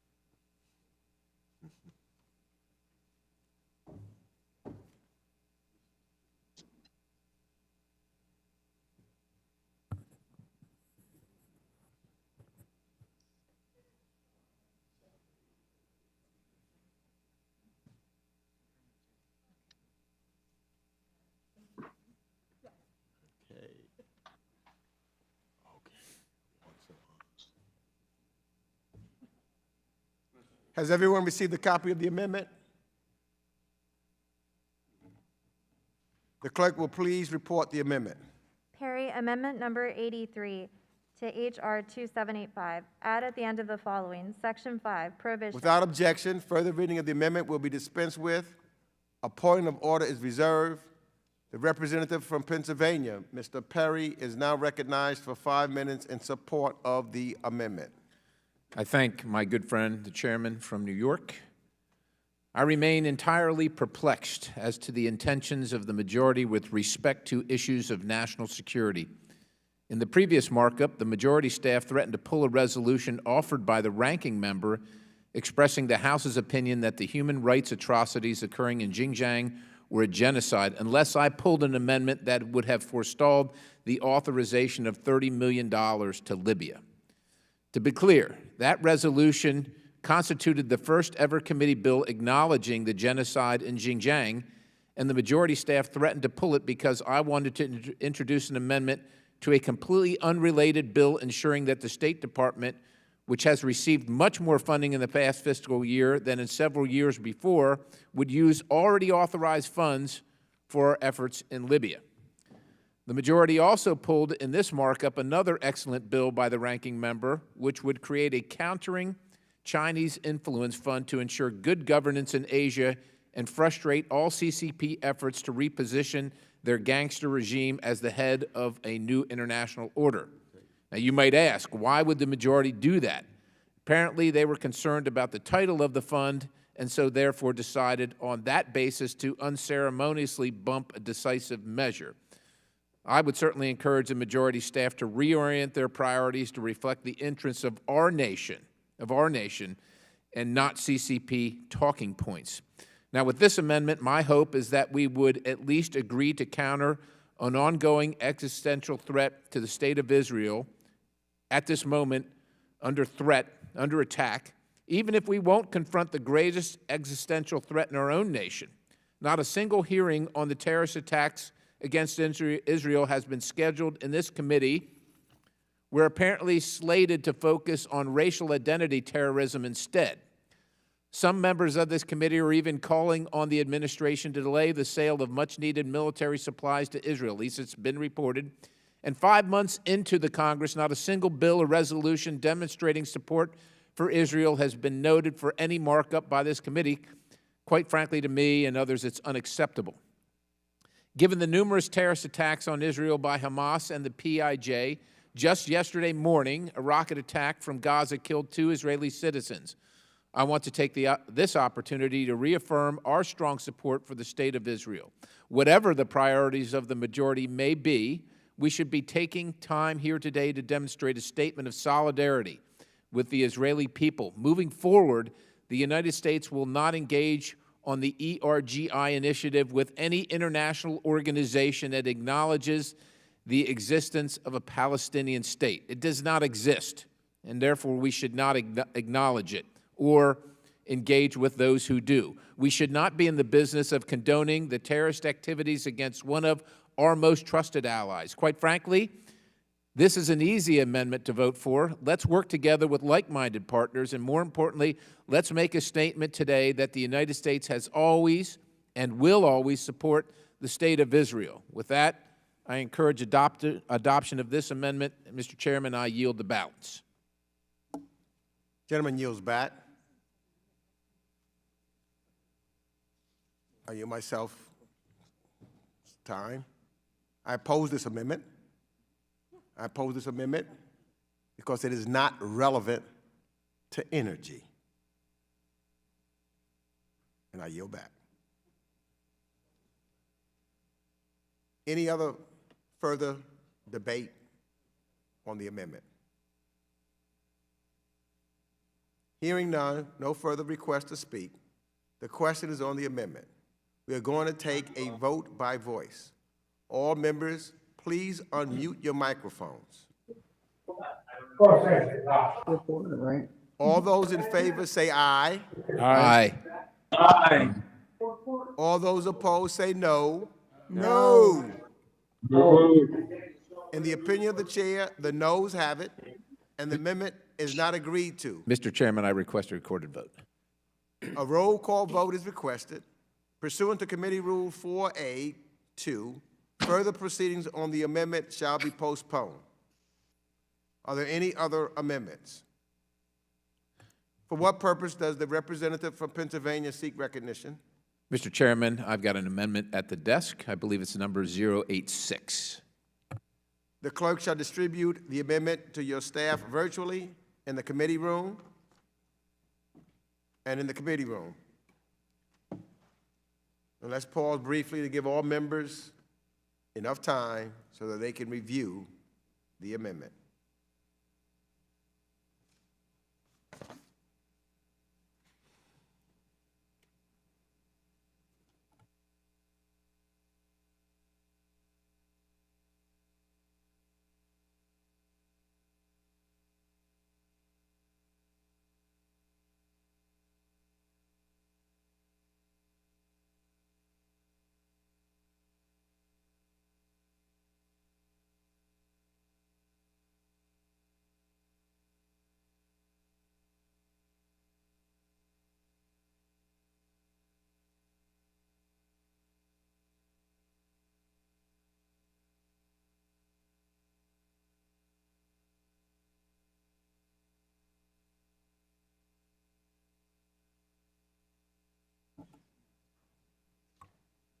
The clerk will please report the amendment. Perry, Amendment Number 86 to H.R. 2785, in Section 2, 3, strike and next. Without zero objection, goals. further reading of the amendment will be dispensed with. A point of order is reserved. The representative from Pennsylvania, Mr. Perry, is recognized for 5 minutes in support of the amendment. Thank you again, Mr. Chairman. I certainly completely agree with the underlying goal behind this legislation. We cannot rely on China for rare earth minerals and renewable energy sources, and only rare in the context that in America, regulation doesn't allow us to get our own, so we must buy it elsewhere, unfortunately from China. But I can hardly understand why the inclusion of a wayward and unrealizable proposal, net zero, was included in this proposal. Let's say we wanted to achieve net zero carbon dioxide emissions by January 1st, 2050. If we wanted to do that, we'd need to require the deployment of more than 1 megaton of oil equivalent of carbon-free energy consumption every single day starting this day and continuing every day until 2050. If there's anyone here that realistically thinks we will achieve that goal, I'd be delighted to show you why this initiative is nothing more than a pipe dream of anti-civilization activists who will do anything to justify their continued work in China and legitimize the wicked regime of the Communist Chinese Party. This administration's unrealizable climate agenda includes cutting greenhouse emissions by 50% by 2030 and aims to achieve 100% alternative power by 2035, necessitating a benchmark of 80% alternative power by 2030. Again, does anyone here realistically think that we're going to achieve the President's goal? The answer, if you have a clue, should be no. But here's what to do when you work to pursue net zero goals. Low-income countries who haven't yet had the opportunity to fully develop their countries, who are nevertheless pushed towards renewable energy, will see key social and health indicators fall in their nation. It is beyond me why anyone would want to impose this future on low-income countries, but that's exactly what the developed world is doing. The purpose of this amendment is to highlight the regressive climate policies that are destroying our country and to call out existing exporting these regressive and punitive policies to low-income countries who simply want to be able to use affordable and efficient fuel, and give their citizens access to an electric grid and a better life. Following Barack Obama's lead, many Western institutions that we support, like the IMF and the World Bank, impose restrictions on funds that prevent many African countries from building power stations to burn coal or otherwise. I'm not sure how many of my colleagues on the committee know this, but Angola and Nigeria are in the world's top 10 list for oil production. South Africa, Botswana, Zimbabwe, Kenya, and others all have incredible amounts of coal deposits, but they can't use them because global institutions and some nations who would otherwise donate to ensure these countries' access to electricity make development funds contingent on not using fossil fuels. Now, if that's not a colonialist mindset, quite honestly, I don't know what is. And how many lives are lost annually because of the lack of electricity? Is it thousands, hundreds of thousands? I suspect it's millions. Can we accept that the pursuit of these condescending dreams are doing nothing more than harming the least among us? It is categorically immoral and unjust to push these overzealous net zero goals without the immediate needs of partner nations being considered. With that, I encourage adoption of this amendment, and I yield back the balance. Gentleman yields back the balance. Now I recognize myself. I oppose this amendment.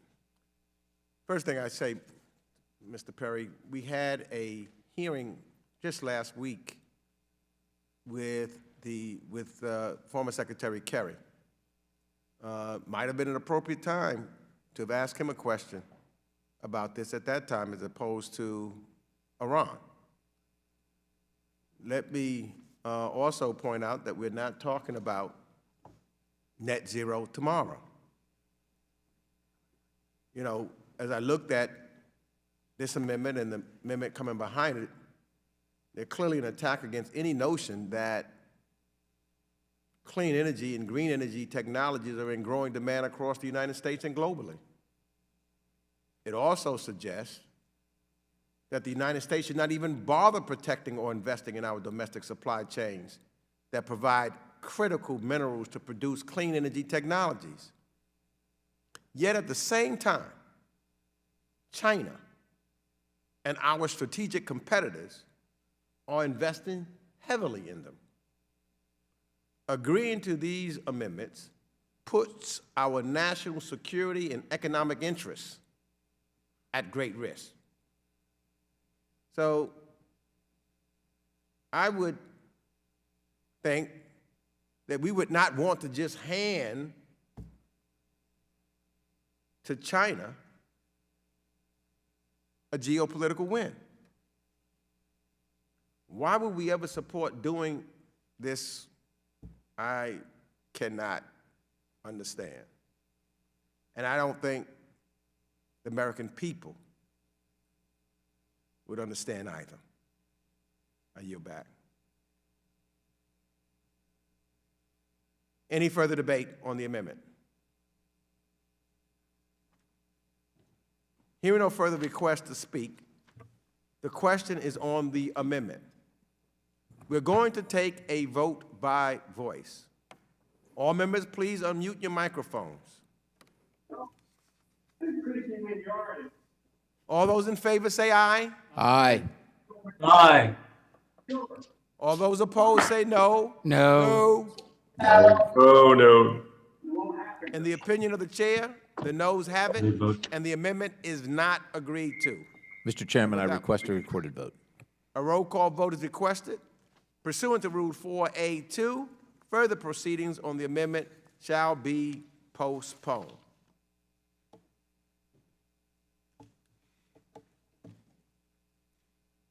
For what purposes does the representative from Pennsylvania seek recognition?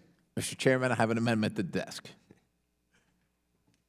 The clerk shall distribute the amendments to your staff virtually and in the committee room. Let's pause briefly to give all members enough time to review the amendment.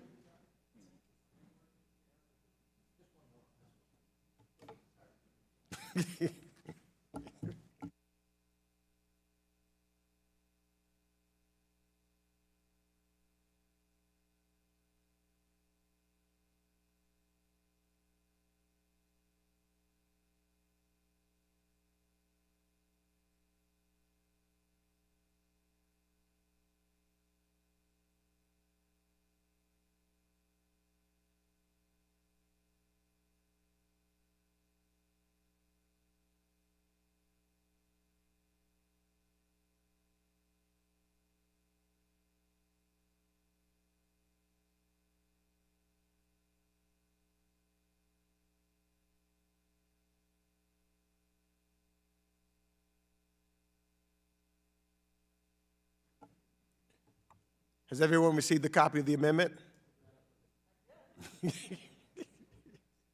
The clerk will please report the amendment.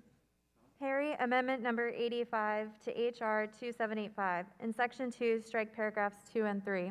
Without objection, further reading of the amendment will be dispensed with. A point of order is reserved, and the representative from Pennsylvania, Mr. Perry, is now recognized for 5 minutes in support of the amendment.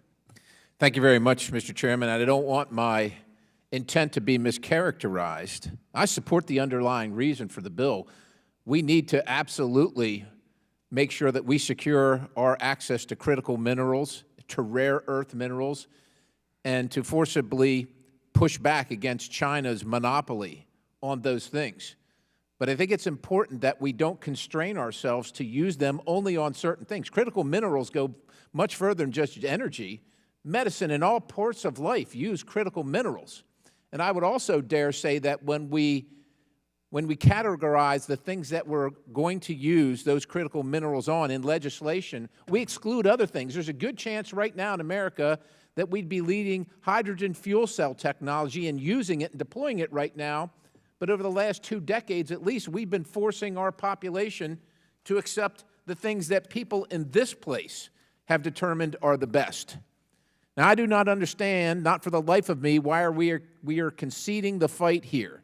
This amendment, which simply strikes paragraph 2 and 3 from H.R. 2785, is not integral to the underlying bill.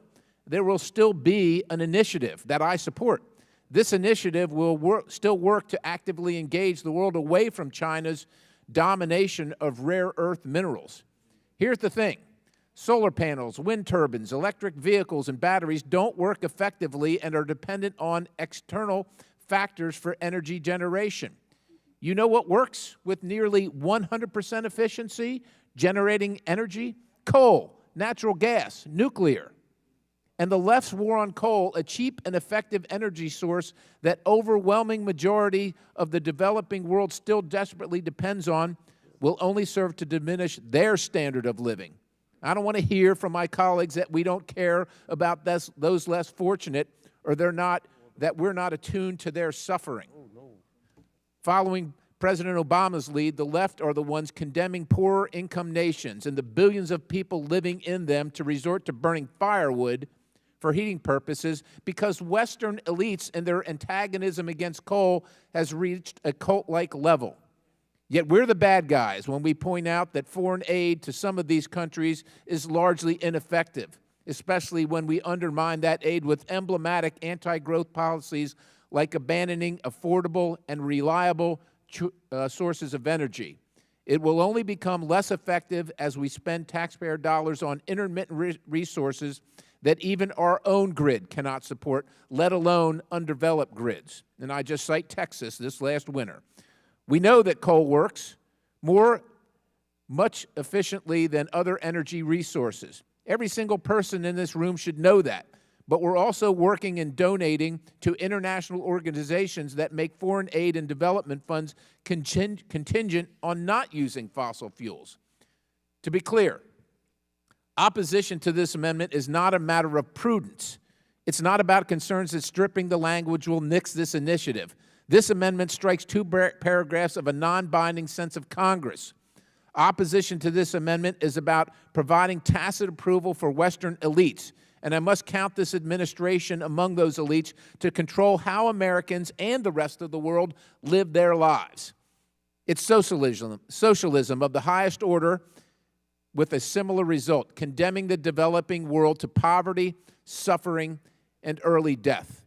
I urge my colleagues on the Republican side and the Democrat side to have the courage on this issue and make a stand in favor of development and in opposition to socialist top-down policies that will only serve to compromise the sovereignty of others and other nations. With that, I Will the gentleman yield for a question? Absolutely. So the paragraph that you seek to strike says, it is the sense of Congress that many green and renewable energy technologies, including electric vehicles, wind turbines, and battery storage technology, require high inputs of specific energy materials, which may cause the global demand for these products to skyrocket over the coming decades. That's a factual assertion. How is that socialism? You just made a claim. It's socialism. It's I mean, that's an absurd.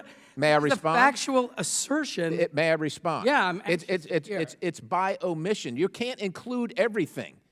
You can't include everything. And since you can't include everything, you're excluding the things that aren't in the paragraph. A fact of what will likely be the impact of a policy is not socialism.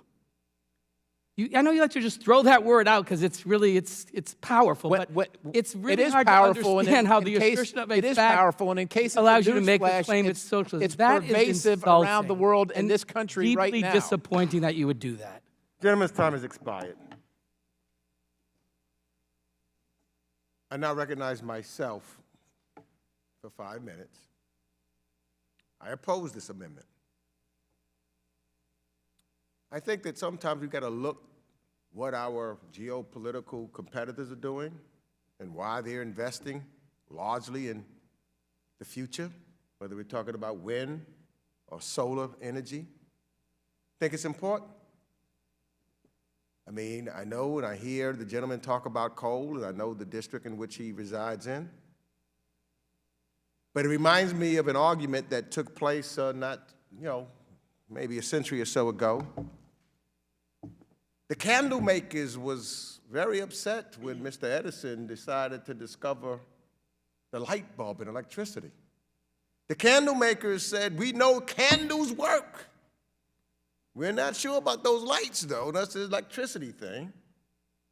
The candle makers said, we're going to lose jobs because we're not going to be able to manufacture candles anymore. We don't need these light bulbs.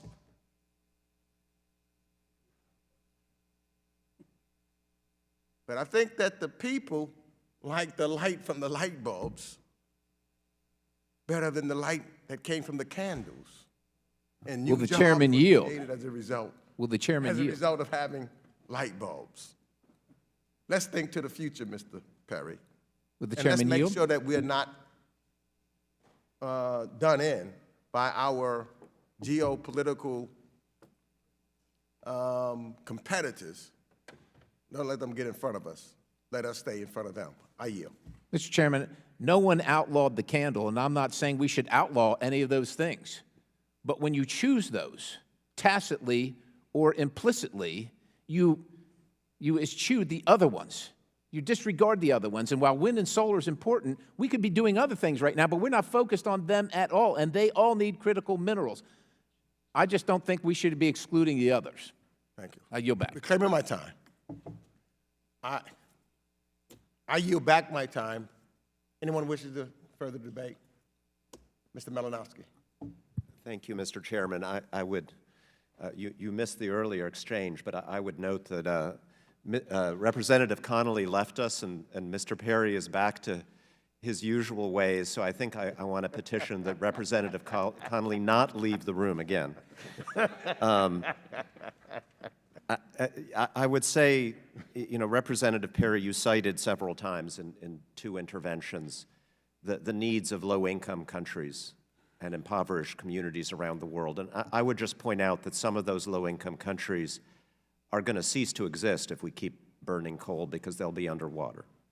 And what we hear from representatives of developing countries around the world is that we've got to take this climate problem seriously. There are tens of millions of people in Africa and Latin America and Asia literally on the move because agricultural patterns are already changing because of the effects of climate change. Now, there should be vigorous debate among Republicans, Democrats, responsible people on both sides about the ways in which we move in this direction. But to be striking anodyne language from bipartisan bills that simply recognize the reality that the world is moving in this direction and that the United States, not our great power competitors, should lead that transition in our own interest, strikes me as very, very backward looking. The chairman's absolutely right. The Chinese Communist Party, and I share the disdain of my colleagues on the other side for the evils of the Chinese Communist Party, they are seeking to corner this market. not because they love trees, not because they are Green New Dealers, but because they want to win the future. They want to beat us. I want the United States of America to win this contest in our interest and in the interest of all the people of the world. Thank you. Will the gentleman yield? I've yielded. Just for a comment, I just want to remind everybody that the windmill is centuries-old technology. The solar panel was patented, I think, in the 1800s. We can do a lot better, is all I'm saying. I don't disagree with you, but we can do a lot better, and we're not doing it here, in my opinion, but I thank you. We certainly can and will do better with a common bipartisan recognition that we need to seize this future. Thank you. I yield back. Gentleman yields back. Is there any further debate on the amendment? Hearing no further request to speak, the question is on the amendment. We're going to pause to take a vote by voice. All members, please unmute your microphones. All those in favor say aye. Aye. Aye. Aye. All those opposed say no. No. No. No. Oh. In the opinion of the chair, the noes have it, and the amendment is not agreed to. Mr. Chairman, I request a recorded vote. A roll call vote is requested. Pursuant to Committee Rule 4A2, further proceedings on the amendment shall be postponed. Seeing no further amendments, then without objection, the committee will postpone further consideration of H.R. 2875 and move on to consider H.R. 3283. Now we move to consider H.R. 3283 to repeal the joint resolution entitled A Joint Resolution to Promote Peace and Stability in the Middle East. Pursuant to notice, for purposes of markup, I now call up H.R. 3283. The clerk will report the bill. H.R. 3283, a bill to repeal the joint resolution entitled A Joint Resolution to Promote Peace and Stability in the Middle East. Be it enacted by... Without objection, the first reading of the bill is dispensed with. Without objection, the bill shall be considered as read and open to amendment at any point. Mr. Chairman? Yes. I have an amendment at the desk. We'll come back to your amendment. At this time, I'll recognize myself to speak on the measure. Today, we already have discussed and repealed one old and outdated AUMF. Now we address another. Unlike the 1991 authorization, however, which concerned a specific country and a particular conflict, the 1957 AUMF, passed by Congress during the tenure of President Eisenhower, was exceptionally broad and open-ended. It covered an entire region and was preemptive more than reactive. Nonetheless, or perhaps because it is poorly defined, the 1957 authorization has never been cited as justification for military use of force. Despite its dormancy, the case for repeal is strong. First and foremost, Congress must reclaim its proper constitutional role over the use of force. Under the Constitution, it is Congress and not the President who has the power to declare war. Article 1 also states that it is the legislature that must provide for the common defense, raise and support armies, call forth militias, and repeal invasions. These powers do not lie with the President. They are vested with the men and women in this room present today at this markup right now. Second, this committee also has a heavy duty to carry out its role as the proper forum for these dialogues, debates, and discussions. It is no coincidence that the Foreign Affairs Committee was tasked with this solemn duty, and I truly believe the members of this committee are up to the task. This legislation, in particular, sponsored by Representative Mayer, shows that we can act in a bipartisan manner on such questions, and I thank Representative Mayer for his hard work in getting this done and on this markup. Finally, as I said about the 1991 repeal, it is important that we remove any risks, so no matter how remote, these laws cannot be used inappropriately and repurposed. It is simply a fact that because of the nature of modern conflicts and the standing and the justicability limits on possible litigation, that Congress and Congress's short-term recourse against executive overreach is limited. Though little known today, President Eisenhower actually had an additional 1955 AUMF that likewise was never invoked. It was repealed more than 2 decades after it was passed, showing that Congress is capable of repealing old AUMFs. We should take an important step to repeat that feat today. This is our responsibility. This is our time to reassert our jurisdictions. We must not back away from it. I know that sometimes it may be difficult, but that's why we're here.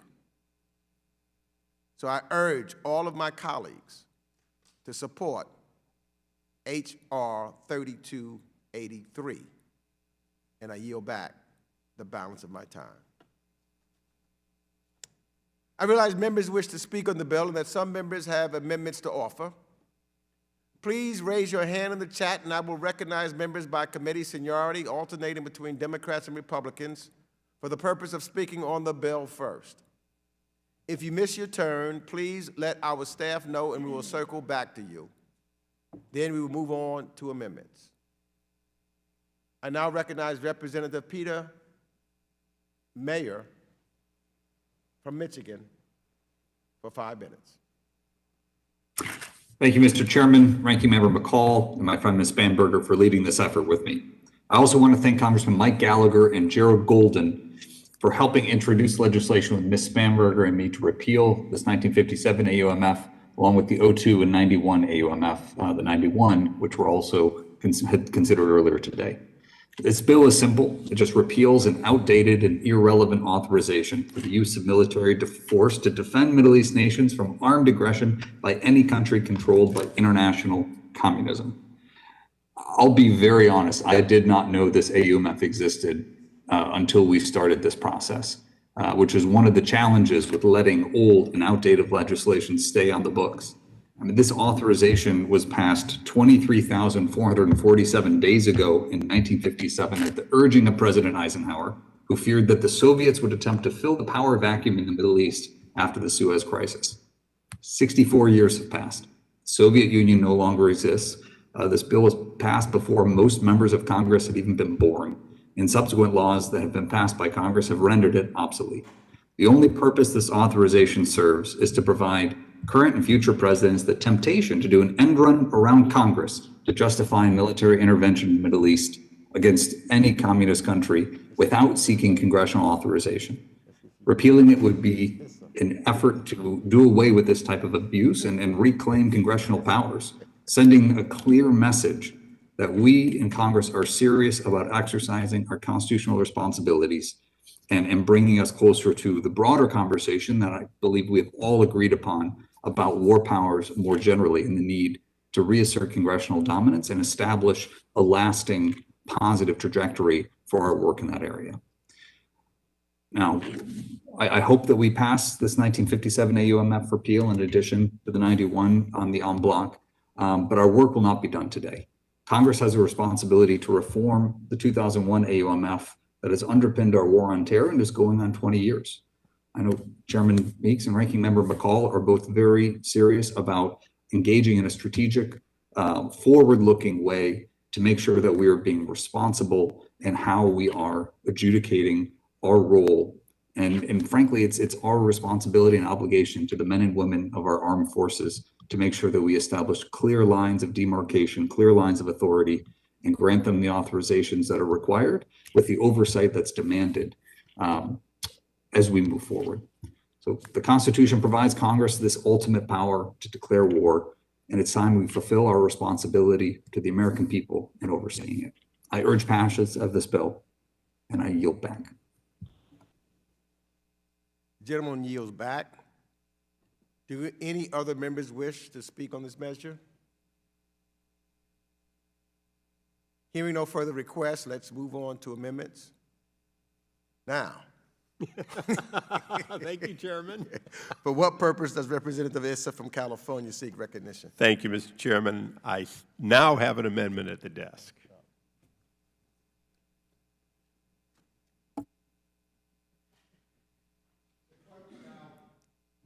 The clerk shall distribute the amendment to your staff virtually and in the committee room. Let's pause briefly to give the members enough time to review the amendment.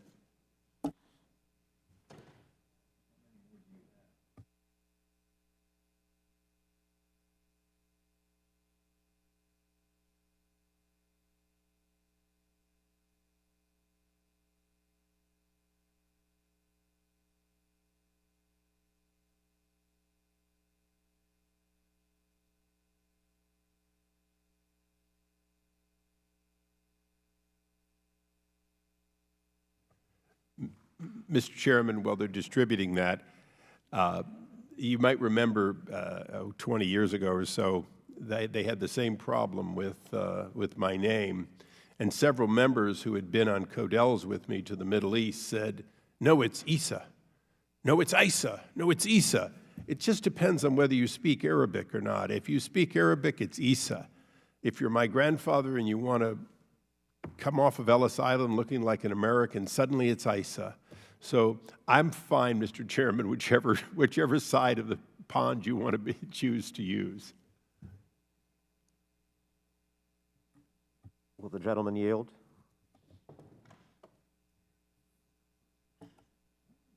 Of course. The same goes for Malinowski, which would be Malinowski in Polish, and I accept both uses, so I feel obligated with the gentleman yield. Yeah, of course. It should be Cicciolini, but, you know, the same effort. Cicciolini, that's all. Has everyone received a copy of the amendment? Has everyone been to Ellis Island? Just say Smith and Smith.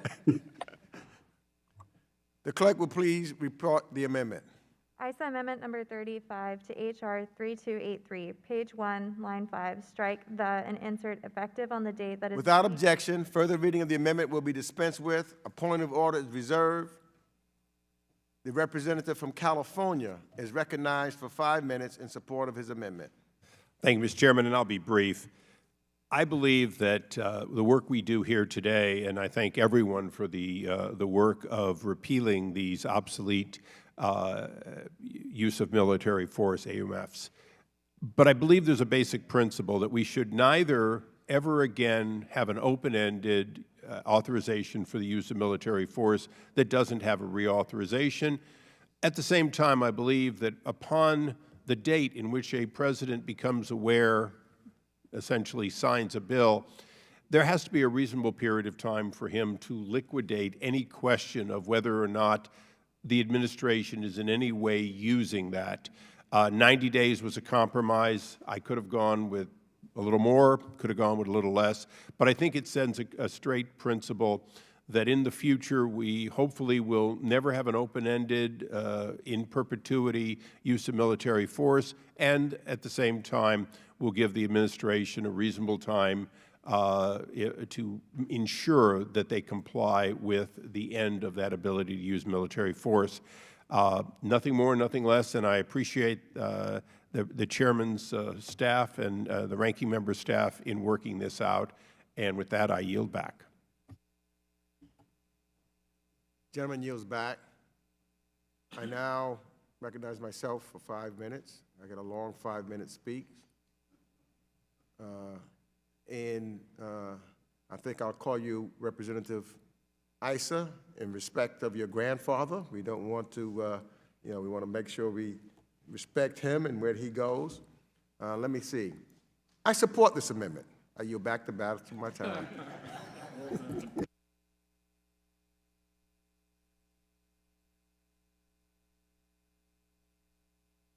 Is there any further debate on the amendment? Hearing no further requests to speak, the question is on the amendment. We are going to take a vote by voice. All members, please unmute your microphones. All those in favor say aye. Aye. Aye. Aye. All opposed, no. In the opinion of the chair, the ayes have it, and the amendment is agreed to. And without objection, the motion to reconsider is laid upon the table. Any other amendments? For what purpose does the representative from Pennsylvania? Thank you, Mr. Chairman. I have an amendment at the desk. The clerk shall distribute the amendment to your staff virtually and in the committee room. Let's pause briefly to give all members enough time to review the amendment.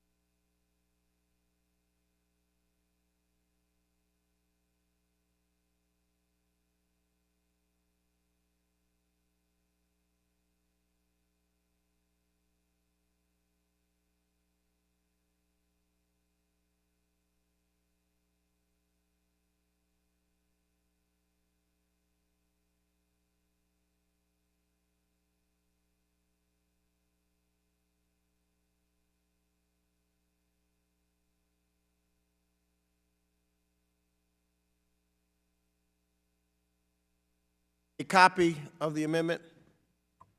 The clerk, please report the amendment. Perry Amendment Number 77 to H.R. 3283. At the end of the bill, add the following. Section 2, effective date. Without objection, further reading of the amendment will be dispensed with.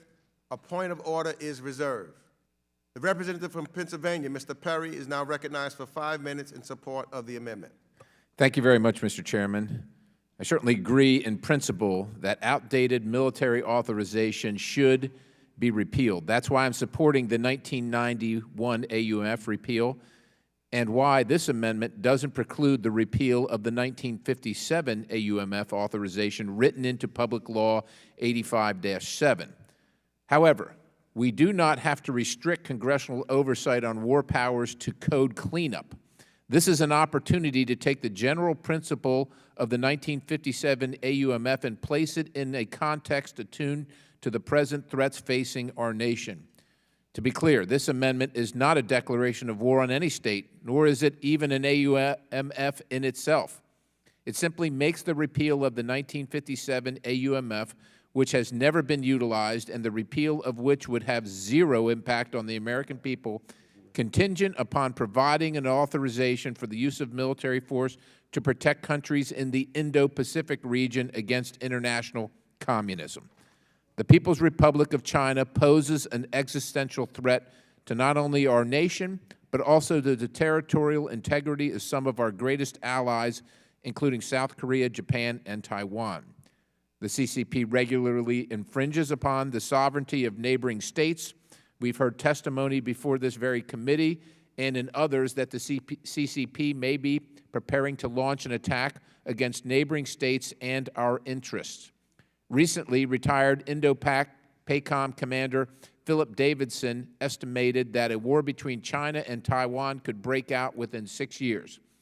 It's clear that several countries in the Indo-Pacific region hold enormous strategic significance to the United States. If anything were to happen to them, and the United States was insufficiently invested in deterrence, what does that mean for promises we've made to other global partners? What implications could the failure to deter China have for the legitimacy of international institutions, including the 2016 tribunal ruling on China's 9-dash line? It's beyond clear that we must take a more decisive step against CCP aggression. My hope is that talk of military conflict will be just that, talk. But we don't know that for sure. China is growing increasingly confident in its military capabilities, and that may lead to a conflict down the road. Again, we don't know what the future holds, but we do know the likely extent to which this genocidal regime in China is willing to go to ensure regional and even global hegemony. For evidence of this, we only have to look to what they're doing to their own people. It's better to be prepared, Mr. Chairman, and discuss as Congress and pursuant to the authority provided to us in Article 1 under what circumstances the President would be authorized to use military force to defend our interest in the Indo-Pacific. The reason for this, for the inclusion of the 1957 AUMF with the joint resolution was because at the time, President Eisenhower requested authorization to deter against a credible threat. Let's give President Biden the authorization to secure our interest in the region against this latest challenge to the international order. With that, Mr. Chairman, I yield. Gentleman yields back. I now recognize myself for 5 minutes. I oppose this amendment. And while I share Mr. Perry's view on the importance of the defense of allies in the Indo-Pacific, I do not see any way why repeal of an anachronistic 64-year-old AUMF amendment should be tied to modern-day issues. It does not make sense to legislatively wed the 70-year-old problems of one region with modern-day hypotheticals about another. If something is outdated and bad law, let's repeal it. If we determine we need a new AUMF, we'll pass one. I oppose this amendment and urge my colleagues to do the same. But I will, Mr. Perry, agree to work with you on the AUMF dealing with the Indo-Pacific. And with that commitment, Mr. Chairman, I respectfully withdraw the amendment. Thank you. The amendment has been withdrawn. We now move to consider the ANS to H.R. 1096, the Represent America Abroad Act of 2021. Pursuant to notice, for purposes of markup, I now call up H.R. 1096. The clerk will report the bill. H.R. 1096, a bill to ensure that the United States diplomatic workforce at all levels reflects the diverse composition of the United States and for other purposes. Be it enacted by the Senate and the House of Representatives of the United States of America and Congress assembled. Section 1, short title. This act may be cited as the Represent America Abroad Act of 2021. Section 2, findings. Congress finds the following. Without objection, the first reading of the bill is dispensed with, and the bill shall be considered as read and open to amendment at any point. Without objection, the amendment in the nature of a substitute circulated to members shall be considered as read and will be treated as original text for purposes of amendment. At this time, I recognize myself to speak on the measure. The formula behind the Represent America Abroad Act, actually, it is pretty simple. The State Department is full of talented people of all stripes and backgrounds, but it is not at this point reflective of the United States' teeming diversity. Given that the State Department is the face we show to the rest of the world, there is real benefit in presenting this nation as the uniquely diverse place it is. Today, only 3% of senior Foreign Service officers are black. Representative Bass's bill authorizes a program that brings qualified mid-career entrants belonging to traditionally underrepresented groups laterally into the Foreign Service. Now, ranking member and fellow members of the committee, allow me just a second to explain why this bill is really personal to me and touches me. I was born in 1953, and as all of you can see, I'm African American. No. The date that is stamped on my birth certificate, my driver's license, my passport, was before Brown v. Board of Education decision. I have vivid memories as a child living in Harlem of Malcolm X and of Martin Luther King and of marches of equality. As a student in high school and college and eventually Howard Law School, I was proud to be an activist and a protester for fair housing and equal opportunity lending. I watched my parents at the dinner table and heard stories. My mother proudly attending the March on Washington. That wasn't a long time ago, actually. The past, though, is not dead. It's not even the past. You know, I often tell the story that my father was one of 49 people. He was one of 49 to get knocked out by Rocky Marciano. And growing up, I always imagined the glory of what he had or what would have happened had he won that boxing match.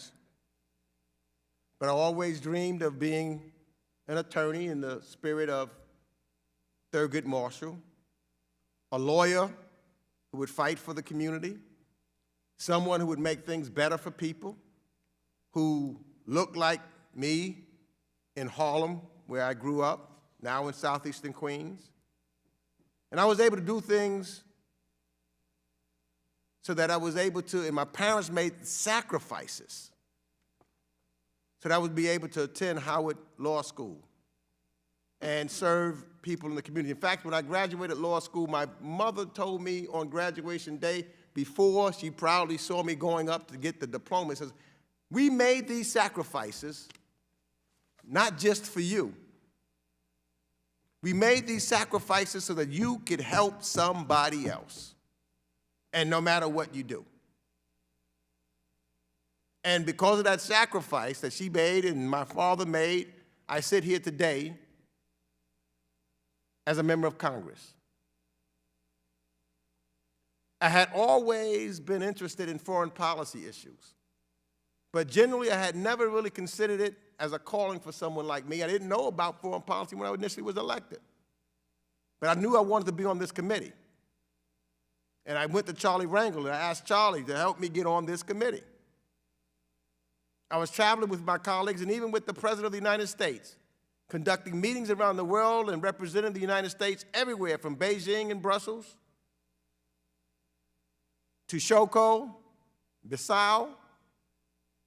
When I met with Africans and Afro-Latino leaders, both here and abroad, I can tell you it was viable and meaningful that we have someone like myself in this position today. I sit here as the first African-American chair of the House Foreign Affairs Committee. It means something when I travel.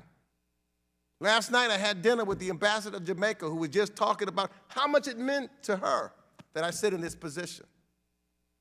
So it is when we have people of color sitting in mid-level positions representing our country, because this world is very diverse. And when they get the opportunity to see someone that looked like them, that comes from a different culture, it puts us in America in a better position. And I know what some of the objections are, and some of the conversations that we have, and I really respect Mr. McCall, who's always been upfront with me from the time that I've been the chair of this committee, letting me know where we do agree and where we don't in a very respectful manner, and I respect that, and I thank you for that. We did not come to the agreement that I would have liked to have come to on this bill, but this bill is so important. This bill is really important. I think it's important for all of us in the United States of America. It's reporting for the world that we show who we are and that we do what we say. So I thank Congresswoman Bass for bringing this bill forward. I think it's the bill that's past due to take us and make us a greater nation, a more perfect union. And I yield back the balance of my time. Now, I realize that members wish to speak on the bill and that some members have amendments to offer. Please raise your hand in the chat, and I will recognize members by committee seniority, alternated between Democrats and Republicans for the purpose of speaking on the bill first. If you miss your turn, please let our staff know, and we will circle back to you. Then we will move on to amendments.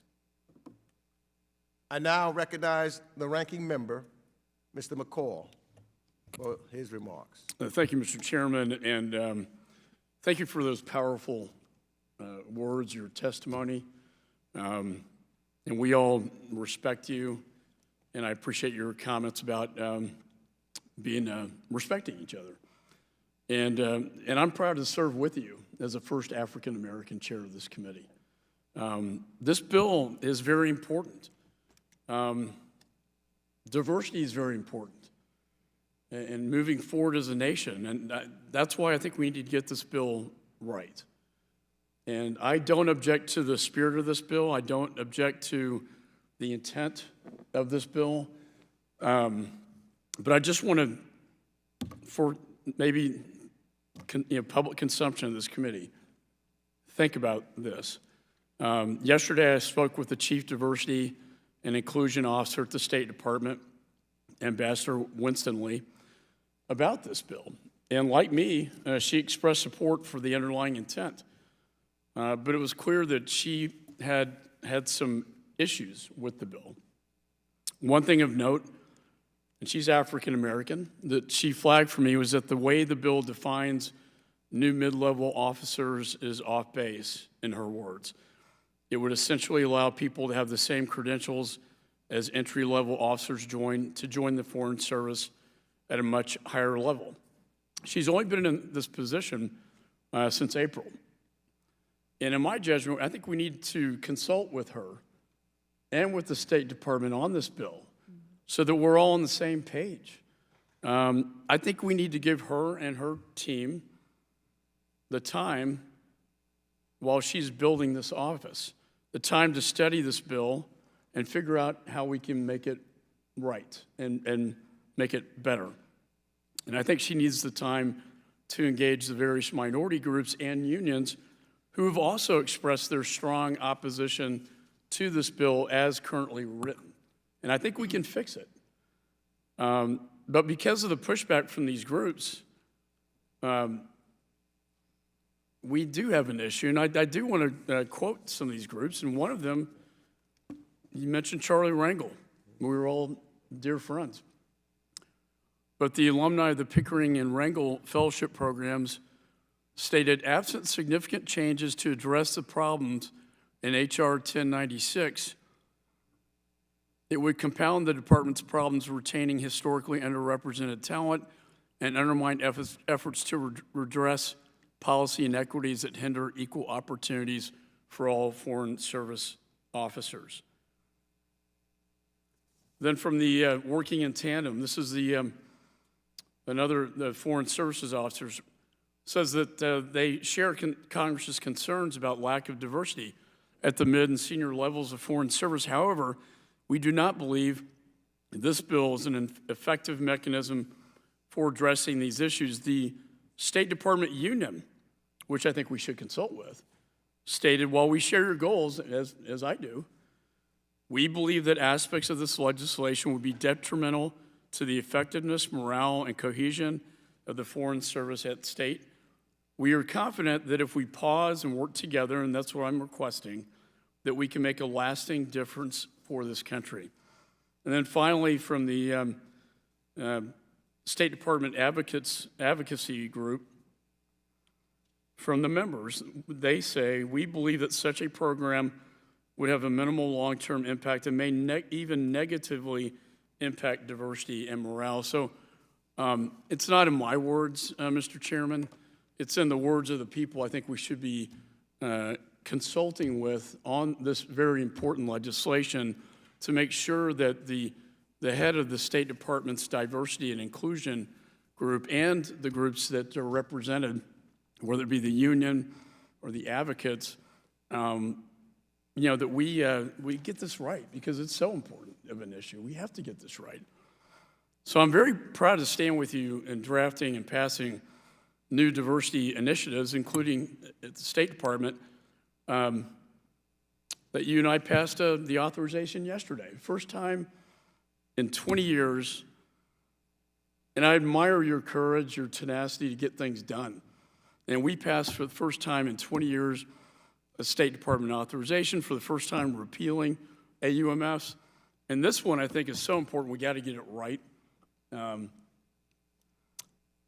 I know this will probably not be withdrawn at this markup, but it would be, if we could not take a vote on this issue and in the spirit of trying to be bipartisan on a very important issue, and that is race relations and diversity. I would be honored to work with you on that, and Ms. Bass as well. And I yield back. Gentleman yields back.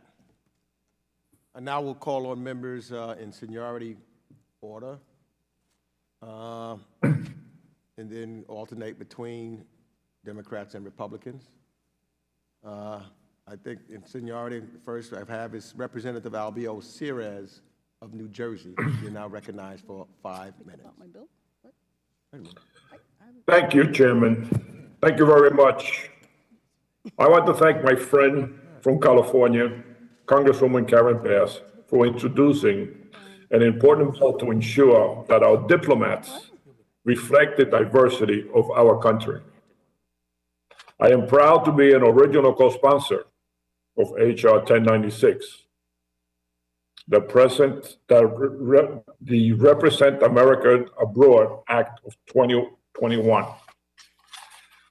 I would like to request unanimous consent to submit into the record an op-ed by Gina Abercrombie Winstanley entitled Creating a Culture of Inclusion at the State. I thank Congresswoman Bass for her principled and tireless leadership on this vitally important issue. And I urge my colleagues to support this measure, and I yield back.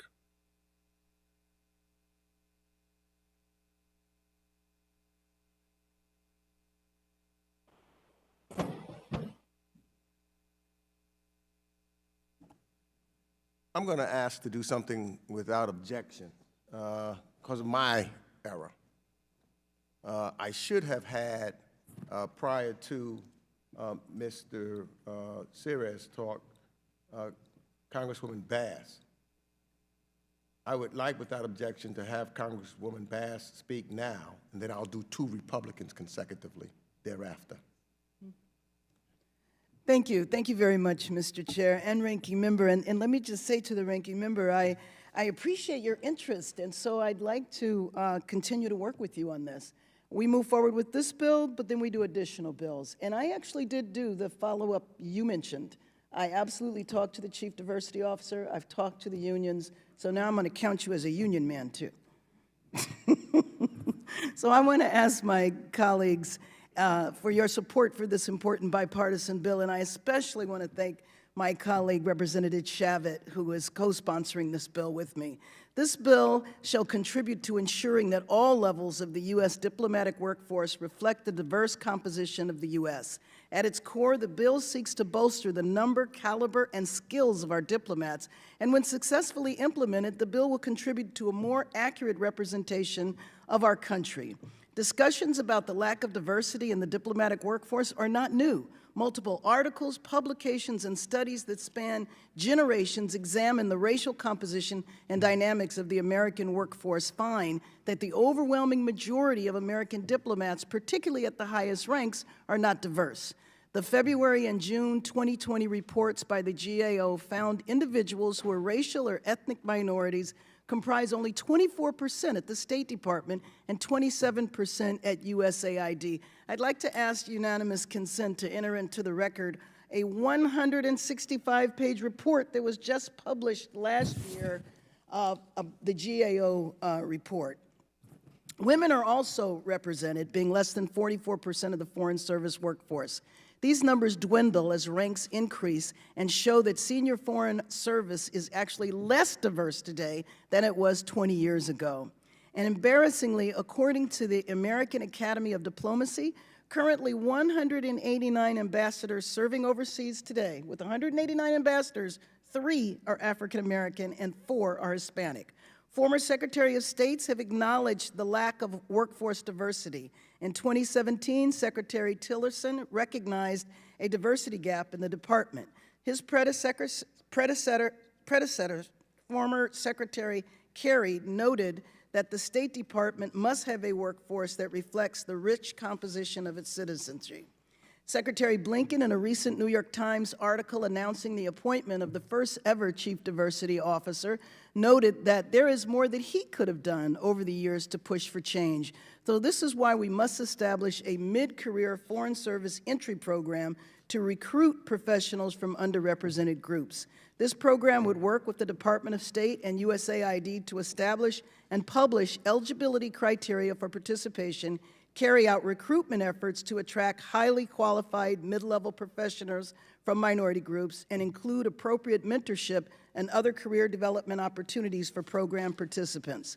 The program would complement the entry-level programs such as the Pickering and Rangel Fellows. Former Ambassador William Burns and now Ambassador to the UN, Linda Thomas Greenfield, wrote in the Foreign Affairs magazine in December of 2020, American diplomacy requires transformation top to bottom, including new approaches such as the Mid-Career Pathway Program. Colleagues, I know that whenever the D word, diversity, is suggested, some people automatically think you're taking something from someone else. This fear is usually cloaked in what is articulated as a concern that diversity means you are lowering standards and including people who aren't as qualified. In H.R. 1096 on page 8 and 9, it clearly lists the requirements and should assure everyone that only highly qualified individuals will be included. I'd like to ask unanimous consent to include the Foreign Affairs article, The Transformation of Diplomacy, that was referred to earlier. Since 2017, nearly a quarter, 25% of senior Foreign Service officers have left. 60% of career ambassadors are leaving. At the end of 2020, 87% of senior ranks of Foreign Service, 74% of Foreign Service specialists, and 80% of Foreign Service generalists were white. The State Department is less diverse than the rest of the federal government. So now is the perfect time for diversity as we fill vacancies and rebuild the State Department and USAID. Clearly, with all of the vacancies that are in the State Department now, this is the perfect time for a program like this. My amendment in the nature of the substitute simply removes the word geographic from the list of traditionally underrepresented groups, and the Represent America Abroad Act was passed out of this very same committee last Congress by voice vote. I agree with my colleagues, there is more that needs to be done, but let's pass this bill now. My Republican colleagues last year suggested that there needs to be a study done to understand why so many diplomats, Foreign Service officers, and civil servants have left the State Department. I agree with that. We should do that study, and maybe that could be additional legislation. I yield back the balance of my time as I ask for your support. Gentlelady yields back, or time has expired. I now recognize Representative Steve Shabbat of Ohio for 5 minutes. Thank you, Mr. Chairman, and I want to begin by also commending you on your very powerful opening statement. And in that opening statement, you mentioned that you were born in 1953, and that was a good year. I was born that year too, as was our colleague Chris Smith. We've talked about that in the past. And Karen as well? Karen, did you say you were too? There you go. It was truly a great year. But in all seriousness, I will be brief. I did speak about this in my opening statement along with a couple of other bills. I think it's we've been here a while. So this legislation seeks to fix a long-standing challenge in the State Department, and that's low minority representation at the mid-level and upper level echelons of that organization. And it does it by setting up this program that we've already discussed. The men and women of the State Department are responsible for representing the United States interests all across the globe. And they serve, and I mentioned this before, they serve as America's face, literally, to the rest of the world. And that department should be able to show the world that our representatives overseas reflect the whole country. And I think this legislation would go a long way towards making that vision a reality. And I want to thank Karen Bass for her doggedness on this and her hard work on this particular issue. And I want to thank her for asking me to accompanying her on this journey. And we're not there yet, but I do appreciate that and want to commend her for her leadership on this, and I yield back. Gentleman yields back. I now recognize Representative David Cicilline of Rhode Island for 5 minutes. Thank you, Mr. Chairman. I, too, want to compliment you on your excellent and powerful opening statement. I rise in strong support of H.R. 1096, the Represent America Abroad Act of 2021. And I really want to thank my colleague and friend, Karen Bass, for her extraordinary work on this bill and her determination to be sure that we move forward on it. The American Academy of Diplomacy has regularly reported on the glaring diversity problem at the mid and senior levels of our foreign service. To confirm that we have a diversity problem at the State Department, you can use your own eyes. As Congressman Bass said, just 3 African-American career diplomats serve as ambassadors, just 4 are Hispanic. Asian Americans hold 3% of senior-level positions, and Native Americans and Pacific Islanders hold less than 1%. And as the resolution makes clear, at the executive level, racial and ethnic minorities comprise only 13% of the workforce at the State Department. This is unsustainable, and it deprives the United States of a foreign service and civil service best equipped to lead on the challenges in the 21st century. And we know, of course, that diversity in the workforce matters. There's lots of research. It improves the variety of perspectives. It improves productivity. It improves creativity. It improves performance. And in this context, it makes certain that it reflects all of the beautiful diversity of our great country. And the problems at the State Department reveal a backward system of hiring that favors a select few chosen from antiquated criteria that ultimately prevents many of America's best from serving. And we really cannot justify these statistics to young Americans that would otherwise seek to apply their talents as diplomats, if not for the long odds of securing a position. Our diplomats should be able to tout the diversity of our nation as a strength, and it should be made evident because those diplomats come from every corner of our country, from every possible background, and in far greater numbers. Now, some would prefer to wish this problem away. Some others would rather pretend it doesn't exist at all. But we're over 30 years removed from the GAO first highlighting the lack of diversity in these positions as a problem. Over those 3 decades, there's evidence that this problem has only gotten worse. So it's time for this committee and Congress to demand change. And it's time to strengthen our foreign and civil service by offering greater opportunities to those that will best represent our diverse nation at home and abroad. The last 4 years saw the decimation of the State Department and USAID. We have the opportunity, as Congressman Bass said, to rebuild top to bottom in a manner that best reflects the values and virtues of our country. A robust and sustained effort to ensure that America's diplomats look like America, particularly in spots like Latin America, Asia, and Africa. would better position our nation to achieve greater diplomatic success. That must include recruiting accomplished professionals from diverse backgrounds into the foreign and civil service without expecting them to sacrifice everything they've earned to do it.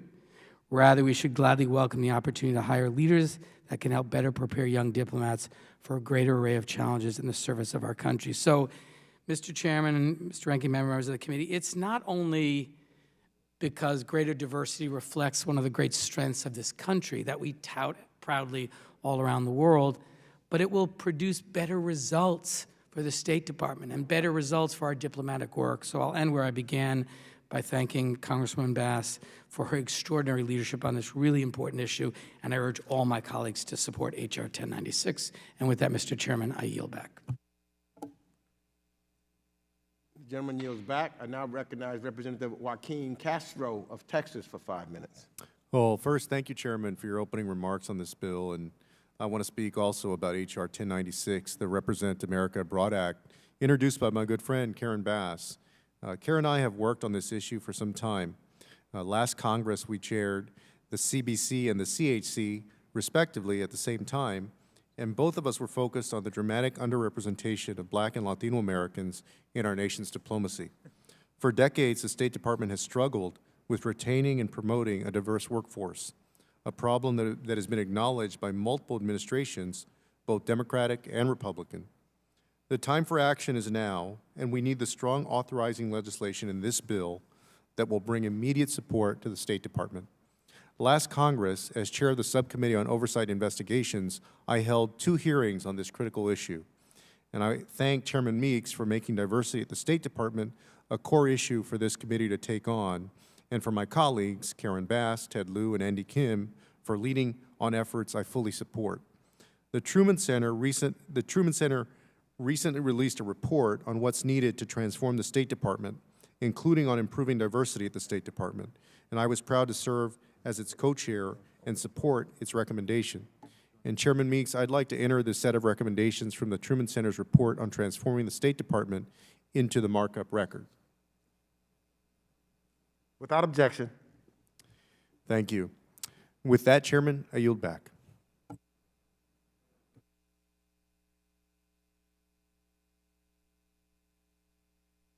I now recognize, gentleman yields back. I now recognize Representative Ted Lieu of California for 5 minutes.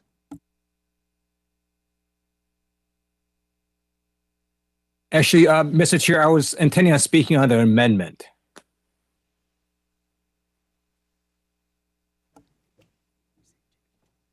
I now recognize Representative Sarah Jacobs of California for 5 minutes, and we'll come back to Mr. Lieu at the amendment time. Thank you, and I'm proud to speak on Congresswoman Bass's important bill, and I thank both her and you, Mr. Chairman, for all of your work championing this issue. One of the most important things we need to do right now is strengthen U.S. diplomacy abroad. And as we look at how to do that, and in an increasingly complex world, our diplomatic core, our human capital, is so critical. And so we have to be investing in our diplomatic workforce to recruit, retain, and develop the best and brightest from all of American society. I'm so glad Congress is prioritizing this mission and that they've authorized programs like the Charles B. Rangel International Affairs Program and the Thomas R. Pickering Fellowship Program. I served with Rangel and Pickering Fellows when I was at the State Department, and they are an amazing group of diverse entry-level positions and officers. But moving up the ladder takes time, and only 13% of the State Department's senior foreign service are people of color, and just over 3% are Black, which is actually down from 9% in 2008. The State Department is less diverse now than it was in 1986.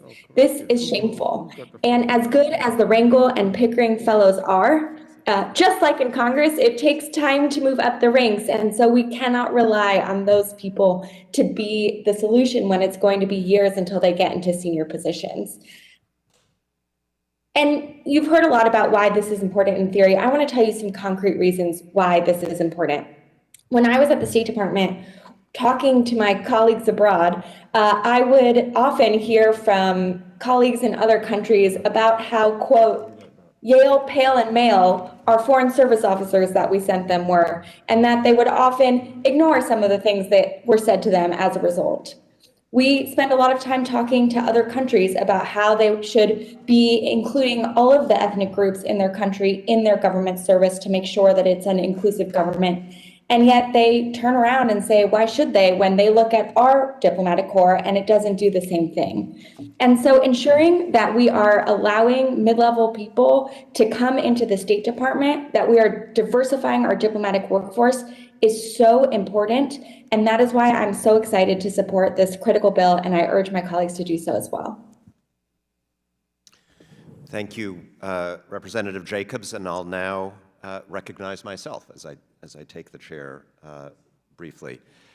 And I'll just make a few simple comments. This piece of legislation can't, by definition, be as personal to me as it is for Chairman Meeks, and yet I feel I've got a stake in it. I feel like we've all got a stake in it as Americans. I feel like I have personal experience, as Representative Jacobs has at the State Department, that has deepened my understanding of how much a stake we have in promoting diversity at the State Department. Diversity is a value that many of us believe in, that is inherently, intrinsically good, but I see it as a practical necessity as well. I've been all around the world as an American diplomat, and I have seen time and time again that what makes American diplomacy effective is not just the arguments we make, but who is making those arguments. Our interlocutors around the world, the audiences we speak to, see our diplomatic representatives as the face of America. And one of the things that they admire most about America at our best is that despite the fact we have racial challenges, despite the fact that we have racial injustices in our country, we have historically, particularly in recent years, presented to the world something that very few other countries are able to present, that no other great power is able to present. The image of a country where you can be successful no matter where you come from, no matter who you are, no matter the color of your skin, no matter your faith. We have done better than almost any other complicated, important country in the world in establishing that as part of our identity. And it's something people so deeply admire about us when we do it right. And so for our State Department, for our cadre of diplomats in the world to reflect that is a source of national strength. And even though the numbers are very small right now, far too small, particularly at mid to high levels, when we are able to stand up for our interests in Russia, in China, in Asia and Latin America, through the voices and experiences of African American diplomats and Hispanic diplomats, and LGBT diplomats, and diplomats who come from all of the different strains that make up this great American republic. I've seen people, they're not even listening to the words, but they say, my goodness, you know what? America is the country that it claims to be, or at least increasingly is the country it claims to be. And it is the best retort to our adversaries, the Putins and the Xi Jinpings, who argue against us, and their best argument, their most common argument is, you guys are no better than the rest of us. And when we can show that we are better, not just with our words, but with, again, the people who stand up for our interests around the world, that is when we win the argument. So, look, the State Department personnel system is incredibly complicated, as Representative Bass and Chairman Meeks knows. If there are details here, and I'm glad that you're willing to work with the State Department and my dear friend, Gina Winstanley, who has taken on this incredibly important role at the State Department to make this even stronger, we should do that. But I will proudly vote for this piece of legislation today on behalf of my former colleagues at the State Department in furtherance of the incredibly important job that they do on all of our behalf. So with that, I yield back my time and the chair to our chair.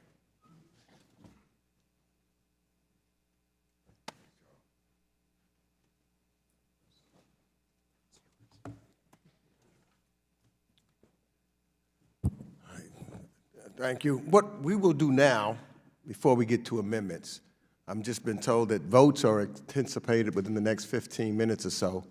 We are going to recess, so members have time to get some lunch, maybe before votes, and we will resume after votes. We are now recessed.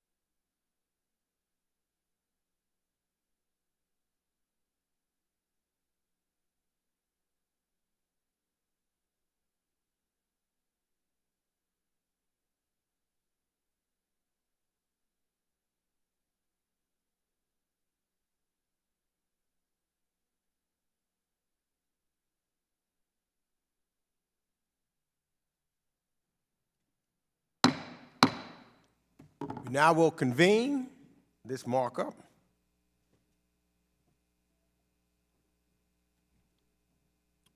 For what purposes does the representative from Florida, Ms. Salazar, seek recognition? I want to take this opportunity to present an amendment. The clerk shall distribute the amendment to your staff virtually and in the committee room. Let's pause briefly to give all members enough time to review the amendment. Okay.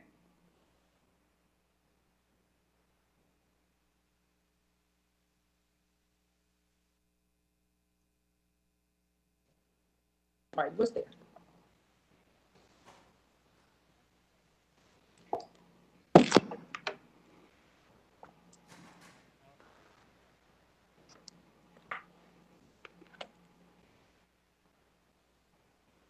Has everyone received a copy of the amendment?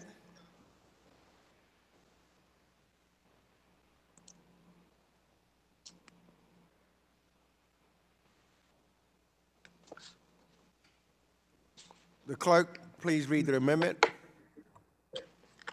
Salazar Amendment Number 15, a substitute for the amendment in the nature of a substitute to H.R. 1096. Strike all after the enacting clause. Without objection, further reading of the amendment will be dispensed with. A point of order is reserved. The representative from Florida is recognized for 5 minutes in support of her amendment. Thank you very much. Thank you very much, Chairman. And I just wanted to share with you that I was touched by your words at the beginning of this meeting, because I feel the same thing that you were saying about minorities and the inclusion that we need to feel included in this society. So I commend you for those words. And I also wanted to take the opportunity to thank our Foreign Service officers and the State Department employees who are true public servants like you are, Mr. Chairman. The United States, as you know, is one of the most diverse countries in the world, and we should celebrate and promote that diversity. Is also a defender of talent and hard work. In other words, meritocracy. This makes us stronger as a nation, no doubt. I respect what this bill is trying to do, but it misses the mark in accomplishing its goal, which is what we really need: diversity within the State Department. My Democratic friends have now proposed to create a new program geared towards only minorities that will place them directly into mid-level positions. That sounds great, right? People like me should be delighted. Except that in 2017, Congress created a mid-level entry program that the State Department has not yet implemented correctly. And the new Biden administration just appointed a new chief diversity officer. Maybe we should give them a chance before Congress gets in the way. We know, Mr. Chairman, that the American Foreign Services Association opposes this bill. This union that we all respect sent a letter saying that the Represent America Abroad Act would be detrimental to the effectiveness, morale, and cohesion of the Foreign Service at the State Department. Also, minority groups disagree because they consider that the State Department does a very good job recruiting diverse officers. And they are driven away for other reasons, such as poor management or better incentives in the private sector. In other words, they make more money working for others than working for the government. These groups are also concerned that the bill would allow new mid-level officers from the outside who are not familiar with the department to leapfrog them in the promotion line, and no one likes to be skipped when they're waiting for a promotion. In fact, in May 11th, a report by the State Department to the Government Accountability Office states that there is not a clear and consistent disparity for promotions for minorities, and there was no demonstrated trend of a particular barrier for this group. So we need to figure out what the real issue is. Yesterday, the House passed the State Reauthorization Act, which this committee marked up earlier this year. This comprehensive bill had a variety of diversity initiatives and was passed on a bipartisan basis. I want to share with you that I would want my kids, my two daughters, to join the diplomatic corps, but join them on their merits, one that treats them no differently regardless of their ethnicity. In conclusion, HR 1096 goes a little bit too far, and my amendment would scale back this bill and would provide a reasonable path for improving diversity in the foreign service sphere. It ensures the mid-level entry pilot program to move forward as intended, but with much more requirements. We should improve the current law, which is what my amendment would do, without creating a new set of problems. That's what I'm proposing, and I would like to ask unanimous consent to enter 4 letters into the record opposing the underlying bill from the American Foreign Service Association and other groups. Without Thank objection. you, and I yield back. Thank you. I now will recognize myself for 5 minutes. I oppose this amendment. And let me first state out that I've been informed by Representative Bass and tried to follow through to make sure that we were not on a different page than Ambassador Gina Abercrombie Winstanley, that she spoke to her during the recess, and that she is in accord. In fact, she thinks that there's more that we can do than what we're doing here. And that's what I believe and why I oppose Rep. Salazar's amendment. It does take some important steps, but it doesn't go far enough to address the decades-long challenges that reports like the 2020 GAO report has found. We've had more than a 30-year problem identified in 1989 GAO report, and then again in a 2020 GAO report, which echoes many of the same findings. Fact of the matter, I went back and talked to someone that was in the State Department who is retired, and he retired approximately 16 years ago.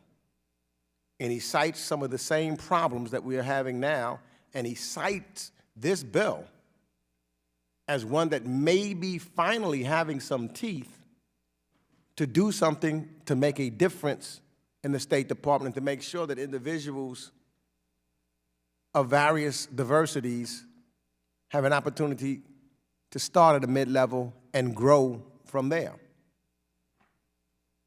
The authorization of a program specifically to bring in officers belonging to traditionally underrepresented groups is a much-needed step that would begin to chip away at the lack of diversity at the mid and senior levels. If we don't do it this way, then it will never be able to catch up and make it equitable. Not including such an authorization means another measure that would simply pay lip service to the problem without authorizing a solution and solving the actual problem. That authorization is the key component of the Represent American Abroad Act, and because it's not included in Representative Salazar's amendment, I oppose it and urge my colleagues to also oppose the amendment as well. Who seeks recognition? I recognize the Representative Karen Bass from the great state of California for 5 minutes.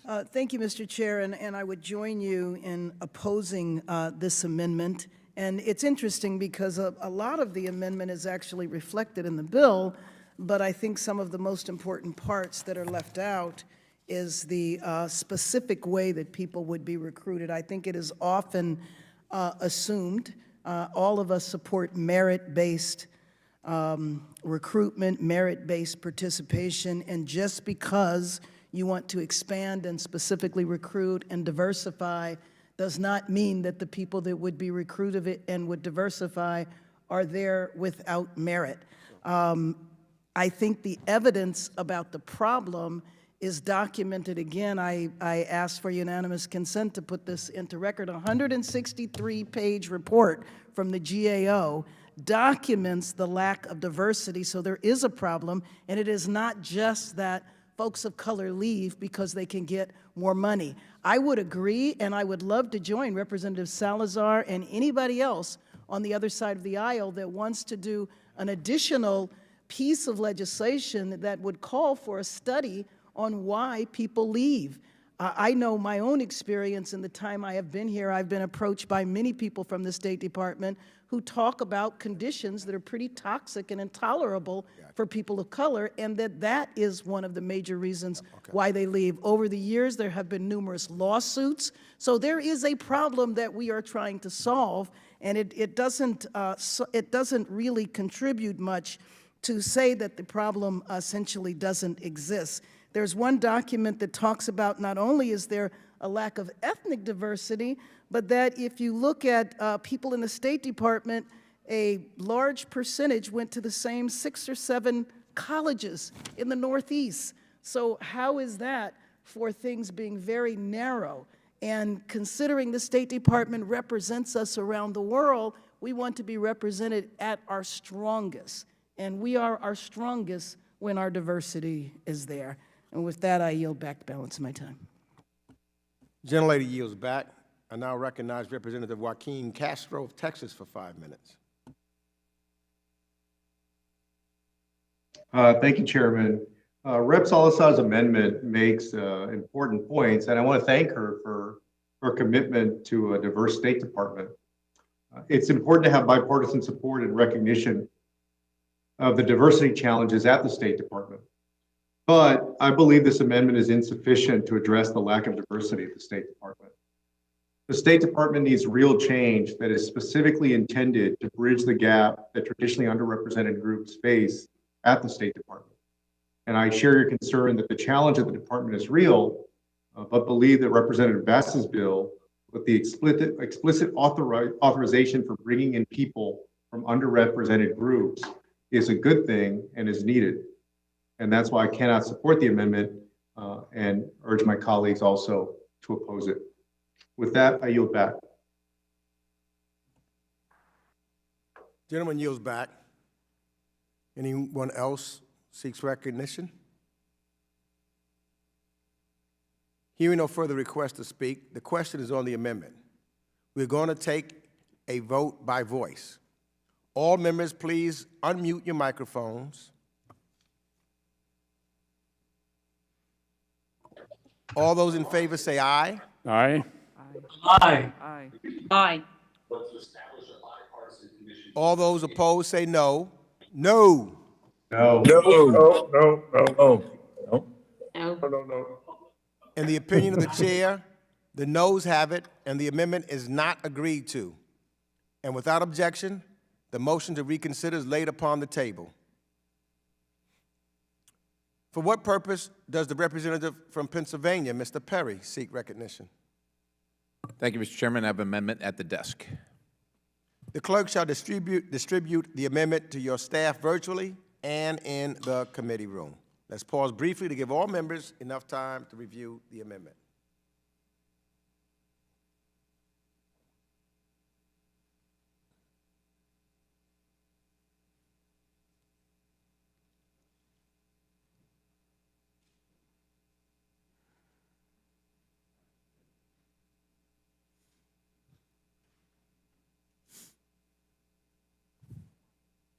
What am I saying? Yeah.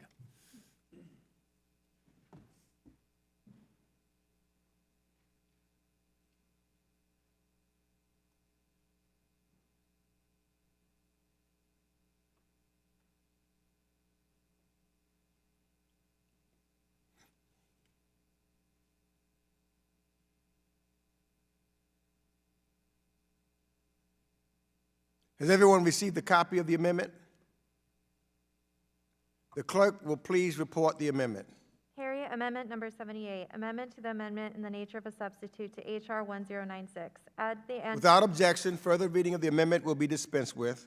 A point of order is reserved. The representative from Pennsylvania, Mr. Perry, is now recognized for 5 minutes in support of the amendment. Thank you very much, Mr. Chairman. And we know we took a break, but I want to just mention that your your testimony, if you want to call it that, in advance was impactful. It's powerful. I appreciate it. You're my friend, and I appreciate that.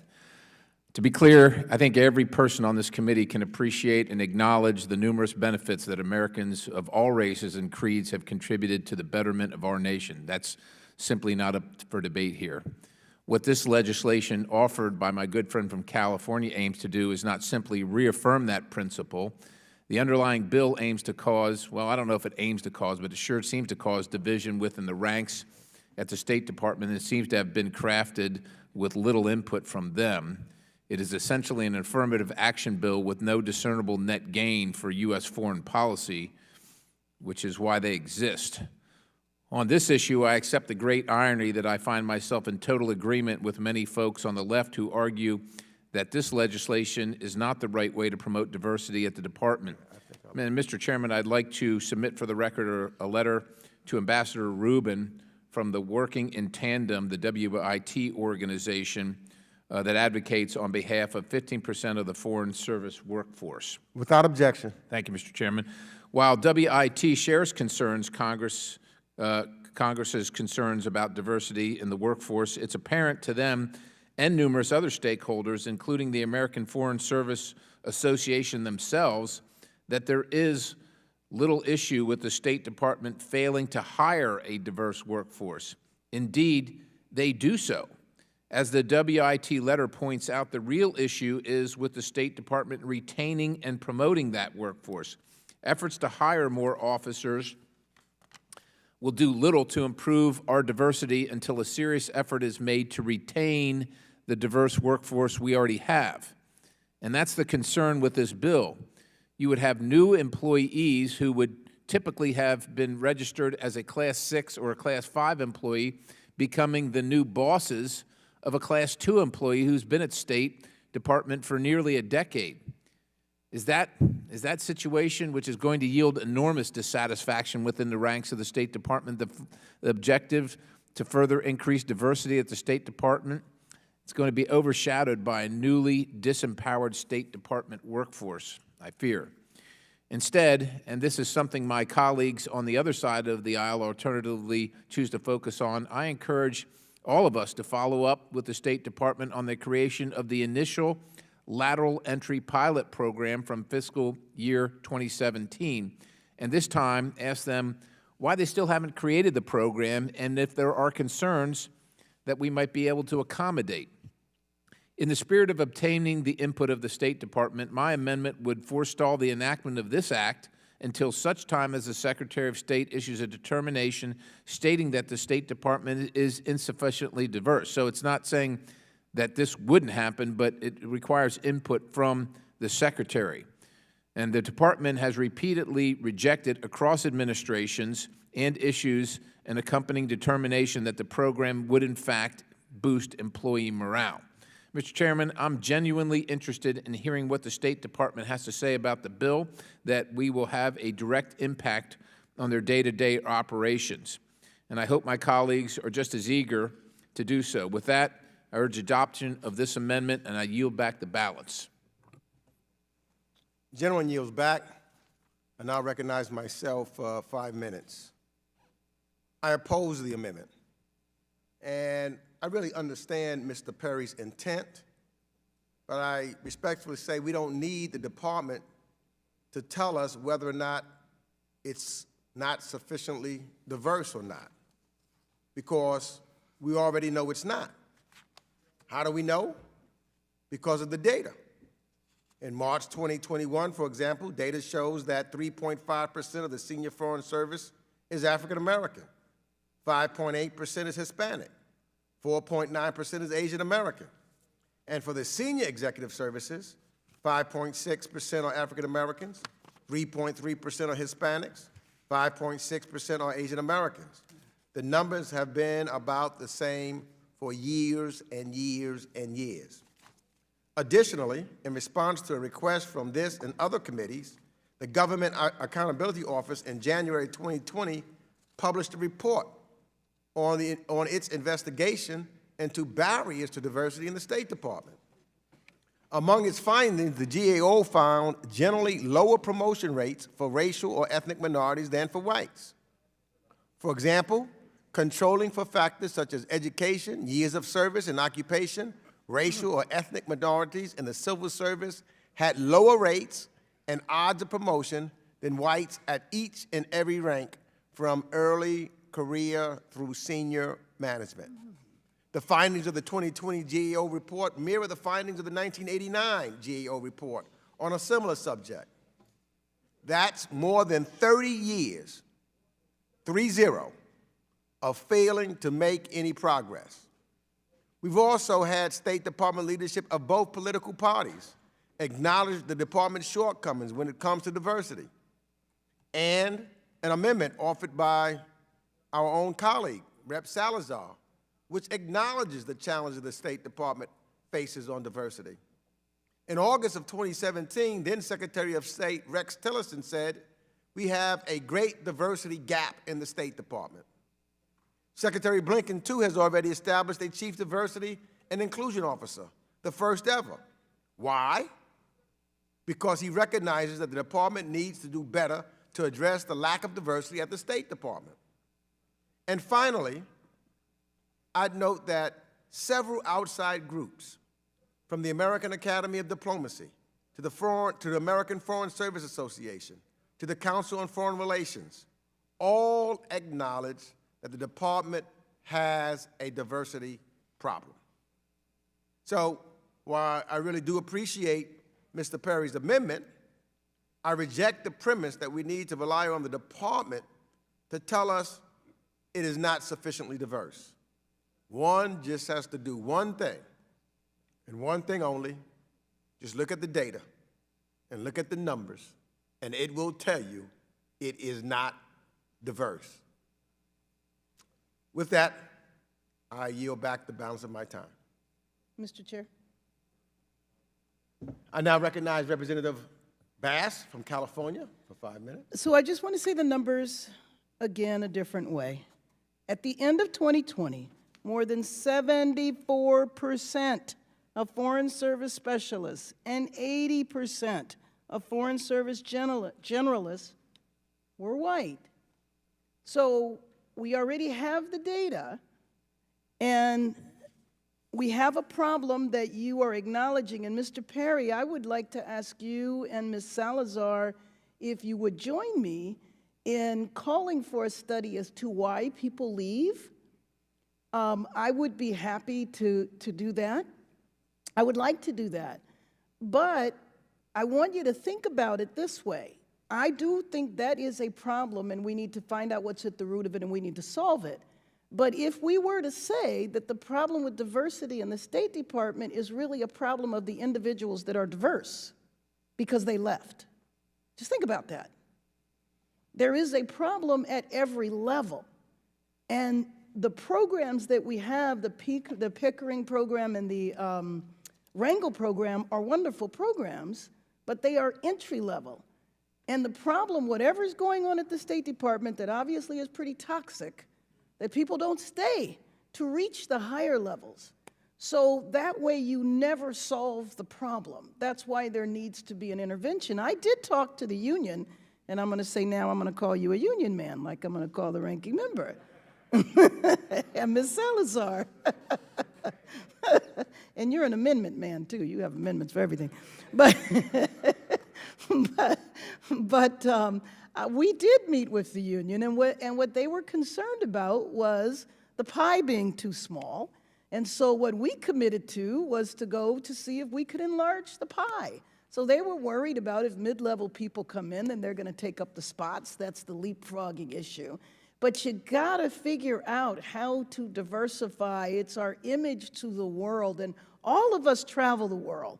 All of us go to embassies. And I would just ask you to think about how many embassies you've been to where you actually saw a diverse population. And I just want to mention one of our colleagues, Andy Kim, who is from New Jersey, who talked about during his time in state service that he was not allowed to work on issues related to Korea because of his background. That's outrageous. And if that's the type of environment that people are dealing with, it's no wonder people don't last. So, Mr. Perry and Ms. Salazar. Will the you have some gentleman, work to will do. the Yes, I gentlelady will. yield? Yes, absolutely. I'd be happy to work with you on finding out what the cause is. I'm very concerned that we're assuming, well, maybe we don't know the cause, maybe we don't care the cause, maybe we assume that we can't fix the problem. I suspect there is a problem, but I don't think this is going to fix it on the outside. I think this is going to create other problems and not fix it. I think we've got the cart before the horse. I think we ought to figure out what the problem is, and if the State Department is violating the law, by discriminating, I think we ought to know that. And so I'm happy to know that. I think you will find that out. Will the I gentleman yield back. Okay, I yield. No, I just think, presumably these statistics about the absence of diversity in the State Department for decades is not a secret. And so it's not hard to imagine why someone might not want to stay in employment at the State Department from one of our minority populations if they don't see a path to positions of greater responsibility and within the organization. So these statistics, if I were a person of color, would tell me one thing. If I actually want to advance, I better find a new organization. So I think, you and Ms. Bass should study it, but I suspect you're going to find that a significant contributing factor to the departure is well understood that these are not secret statistics. This is well known to the people who work in the organization. With that, I'll yield back.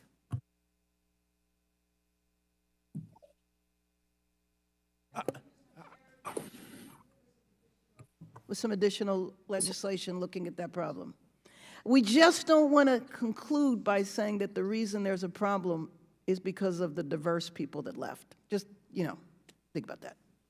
We don't want to say that. I yield. Gentlelady yields back. I now recognize Representative Brian Mast of Florida for 5 minutes. Thank you, Mr. Chairman, and thank you, Ms. Bass. I hope this can be a little bit of a colloquy, Ms. Bass. I didn't get the chance to read the report that you put forward. I will take a look at it. My question on it was really just simply this: did the statistics come off of the voluntary ethnic background questionnaire, or were the statistics based off of somebody's observances, going around looking? I'm just trying to wonder, having not read it yet, how did the statistics come about? I'm happy to yield to you, ma'am, if you don't mind. Is that okay? I'm sorry, I will make sure that you get that information, but basically it's State Department personnel records. So they didn't go around and look at people. That would be pretty bad. But you're not required to, we volunteer that information, the ethnic background information. It's not required. I don't know anywhere where it would, what if somebody said they weren't going to give it? I can't imagine any place where you can object and it isn't, but it's State Department personnel records, and it's a GAO study. I will have it delivered to your office before the day is over. No, I appreciate it, ma'am. I was just wondering if you knew how the data points were calculated and where they came up with it from. Thank you. I appreciate the time. Now yield back. Thank you. Gentleman yields back. I now recognize Representative Joaquin Castro, Texas, for 5 minutes. Thank you, Chairman. I disagree with Mr. Perry's amendment because the diversity issues at state have already been very well documented, and they've been well documented for years. The Government Accountability Office has affirmed it. The State Department, including under the Trump administration, has affirmed it. And this committee held 2 hearings on the issue last year that I led as the chair of the Subcommittee on Oversight and Investigations. During the hearings last year, the subcommittee hearings, which Mr. Perry was a part of, we heard testimony from former diplomats and from the Trump administration on the stark lack of diversity at the State Department. And I can send the hearing transcripts to whoever would like to see them. Former secretaries of state, including Secretaries Tillerson and Pompeo, have made public comments attesting to the lack of diversity at the State Department and its damaging effects on the institution.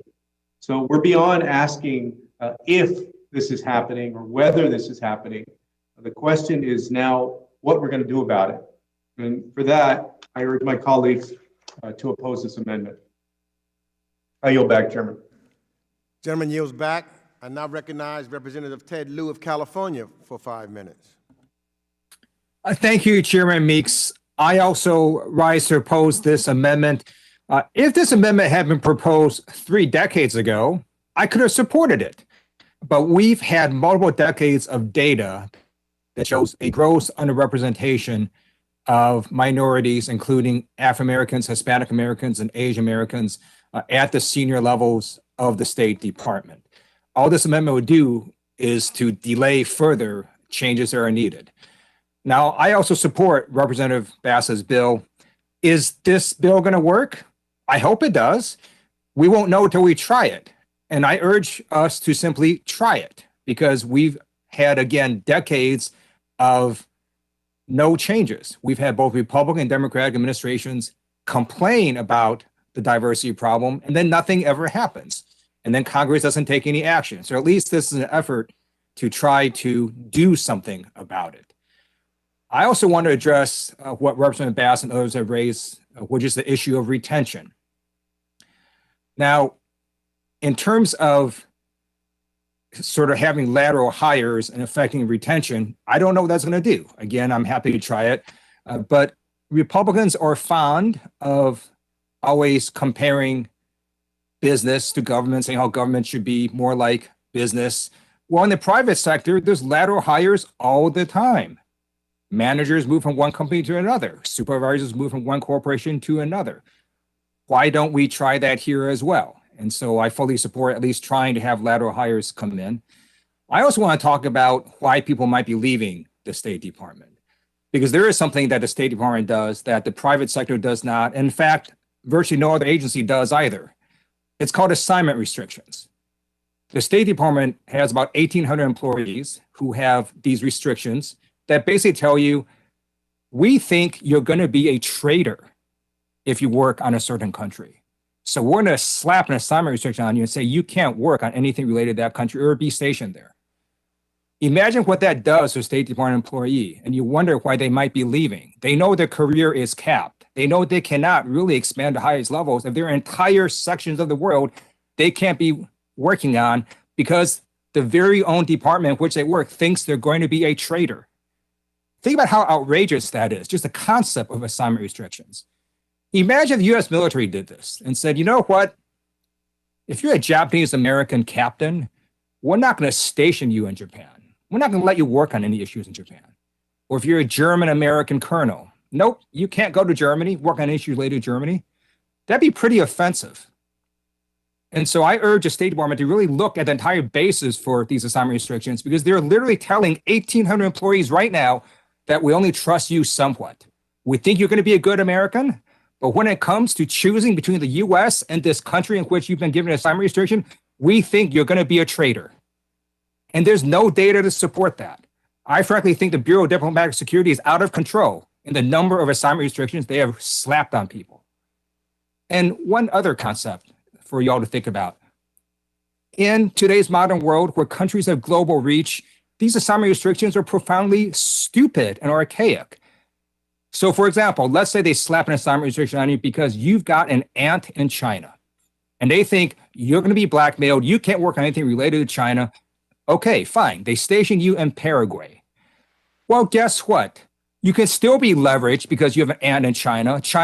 The Chinese government can still go after your aunt in China, leverage you for blackmail and ask you, hey, tell us about the vaccine diplomacy conversations between Paraguay and Taiwan, because we want to use vaccine diplomacy to get Paraguay to now not support Taiwan anymore, right? With countries with global reach, these assignment restrictions literally make no sense.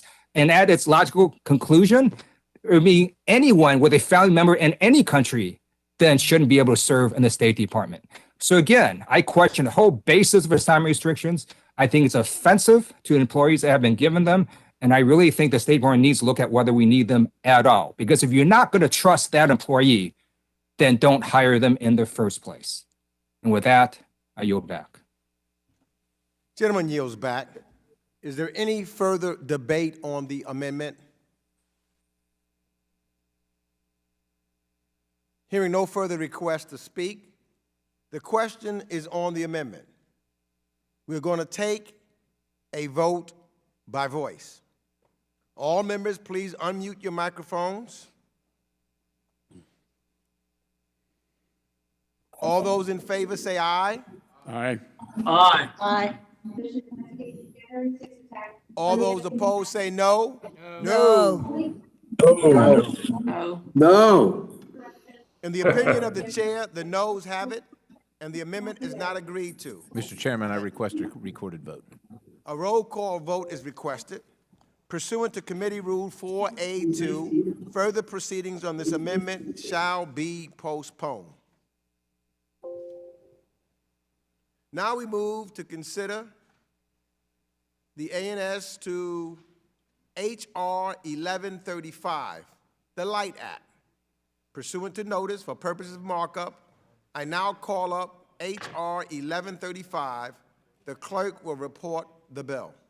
H.R. 1135, a bill to establish the Leadership Institute for the Transatlantic Engagement to develop a diverse community of transatlantic leaders committed to democratic institutions. Without objection, the first reading of the bill is dispensed with, and the bill shall be considered as read and open to amendment at any point. Without objection, the amendment in the nature of a substitute circulated to members shall be considered as read and will be treated as original text for purposes of amendment. And at this time, I recognize myself to speak on the measure. I spoke about the Represent America Abroad Act and how personal it was to me. Now allow me to lay out why the Light Act is something that I really treasure. First, it concerns inclusion issues that have been at the forefront of my career for decades. Second, it's about deepening transatlantic engagement, a topic on which I have been actively engaged on throughout my tenure on this committee, including my work as ranking member of the Europe Subcommittee and a member of the NATO Parliamentarian Assembly.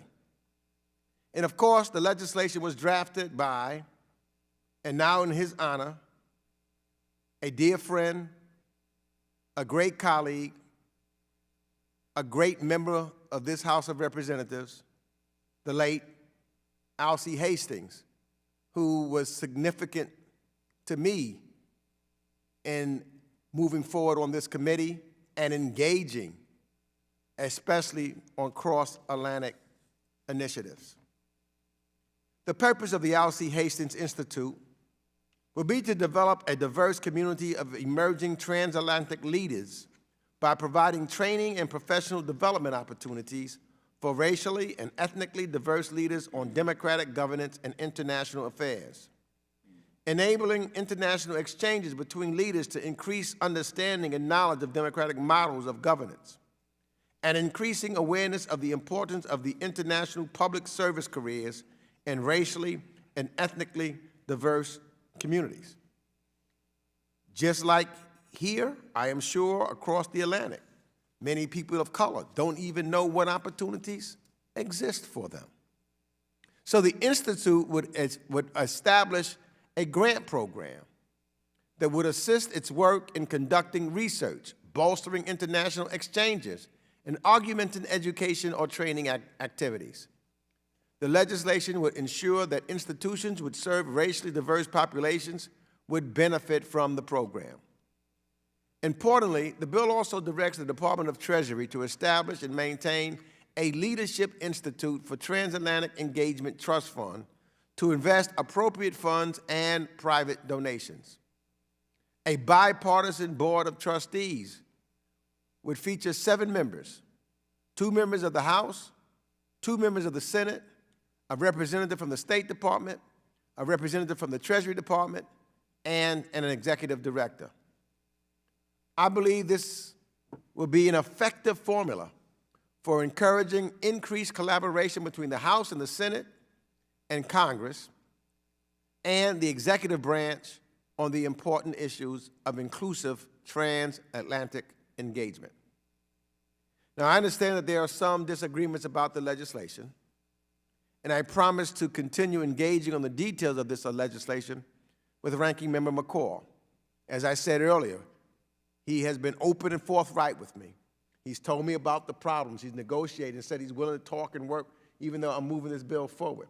But I appreciate the spirit of which he cooperates, even when we don't agree. That's really very much appreciated. So I remain hopeful that, and I know that we'll be able to keep these doors open and we'll be able to maintain dialogue and conversation on this legislation. And I look forward to continuing that, Mr. McCall. Many members of this committee knew Mr. Hastings well, and those that did deeply understood his passion for the tenets of this bill. It would be a befitting legacy for Congressman Alcee Hastings for this bill to become law. And it would also be a positive step for deeper congressional transatlantic engagement that is so valuable to the alliances that underpin our world today. I urge all of my colleagues to support this bill, and I yield back the balance of my time. I now yield to Mr. McCall. Oh, thank you, Mr. Chairman. I mean, gosh, Alcee Hastings was a friend, colleague, well-liked, respected. I think he chaired the Helsinki Commission. I remember testifying before Rules Committee. He's very, very sharp mind. And I just want to let you know that my position has nothing to do with the man himself. I had a lot of respect for him. And I hope we can continue to work forward on this. Our biggest concern is that, we did try to compromise this to put it, allow this leadership exchange program, which, in principle, I think is a great idea. And what a tribute to the man.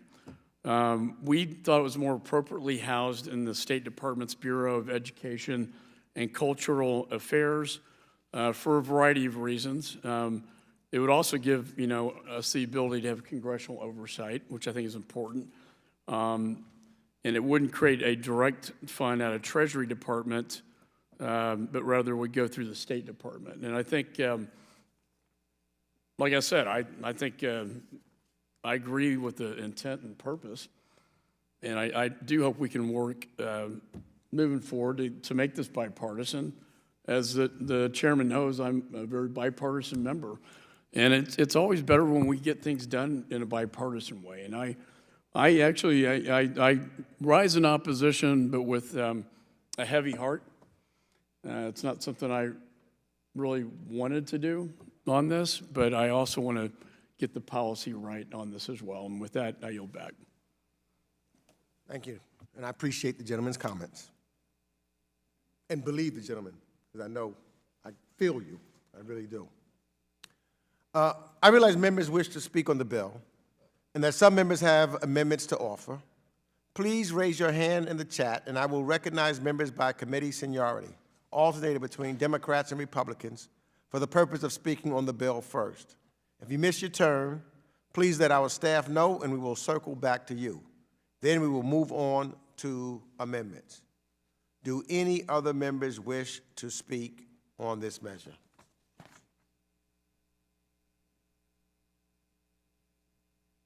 Hearing no further requests, let's move to amendments. For what purpose does the gentleman from Pennsylvania seek recognition? Well, Mr. Chairman, you might be surprised, but I have an amendment at the desk. The clerk shall distribute the amendment to your staff virtually and in the committee room. Let's pause briefly to give all members enough time to review the amendment.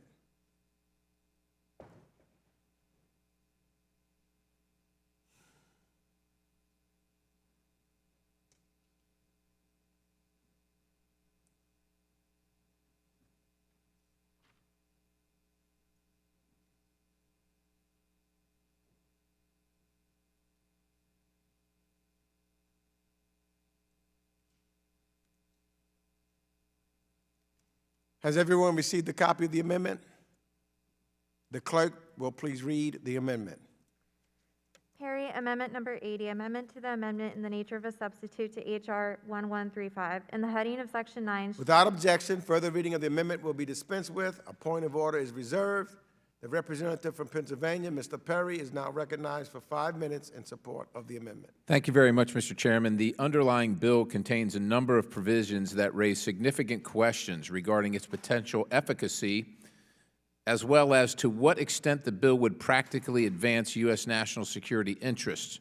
For starters, I take issue with the finding that there is a compelling need to continue and strengthen the efforts that advance diversity and inclusion in international public service careers.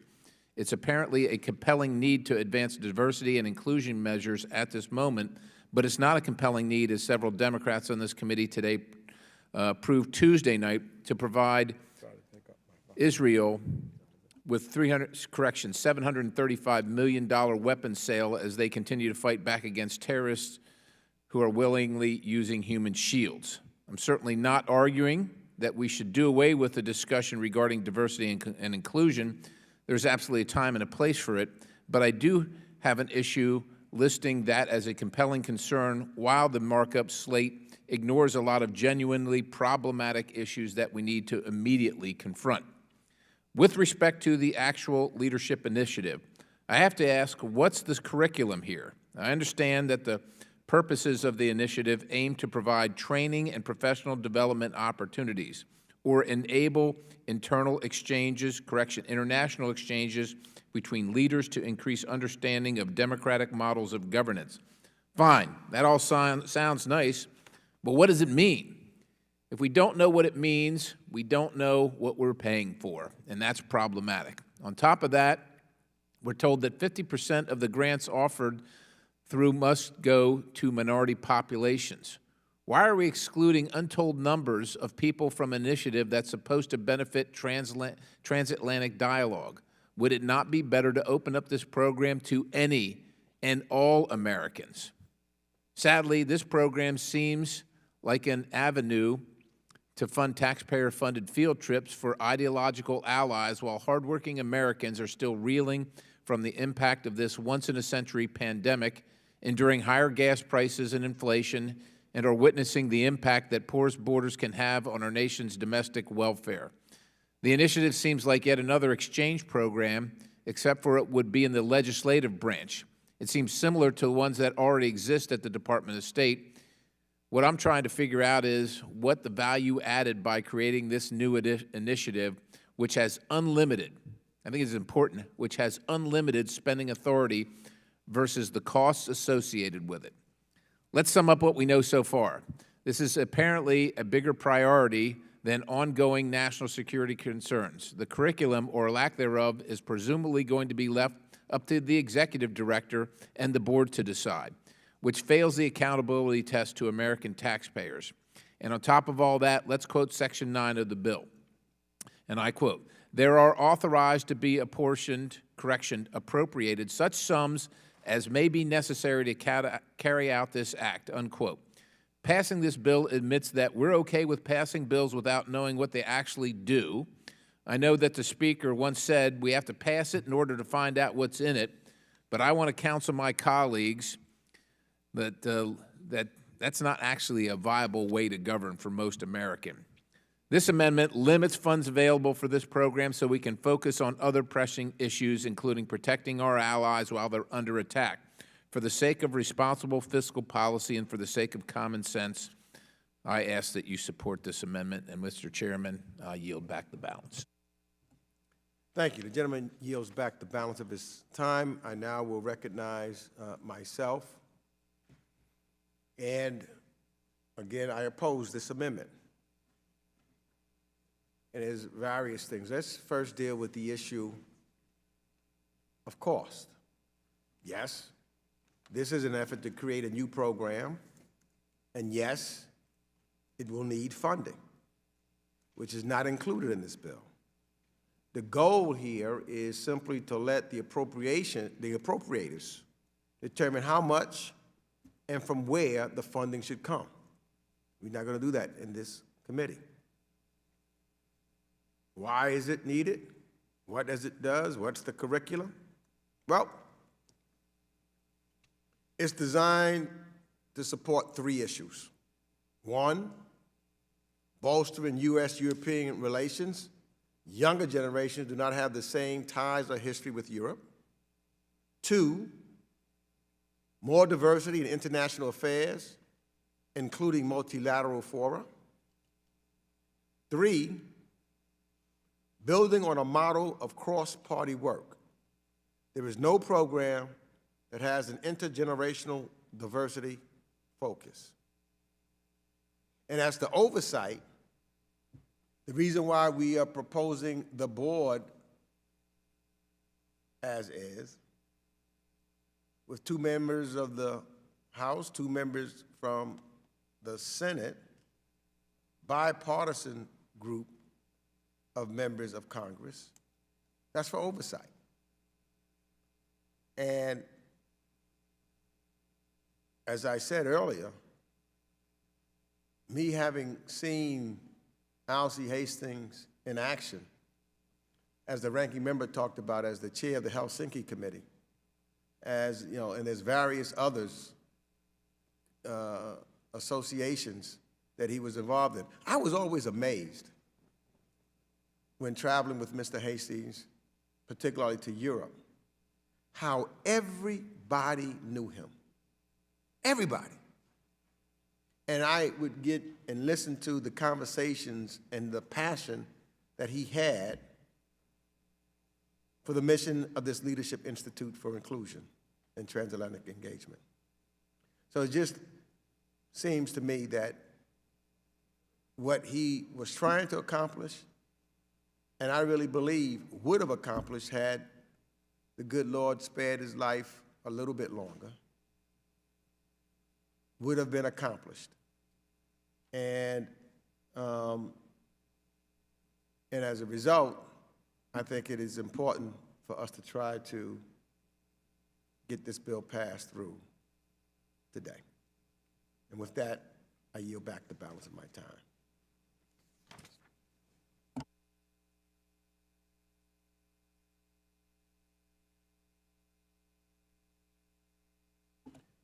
Is there any further debate on the amendment?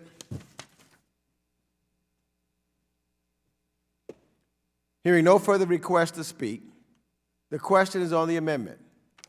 We're going to take a vote by voice. All members, please unmute your microphones. All those in favor say aye. Aye. Aye. All those opposed say no. No. No. No. No. No. And We got you, Jerry. Mr. Collins, you voted 3 times. In the opinion of the chair, the noes have it, and the amendment is not agreed to. Mr. Chairman, I request a recorded vote. A roll call vote is requested. Pursuant to Committee Rule 4A2, further proceedings on the amendment shall be postponed.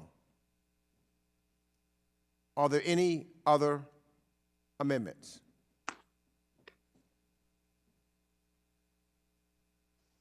Hearing none, we're going to vote on the postponed amendments and final passage.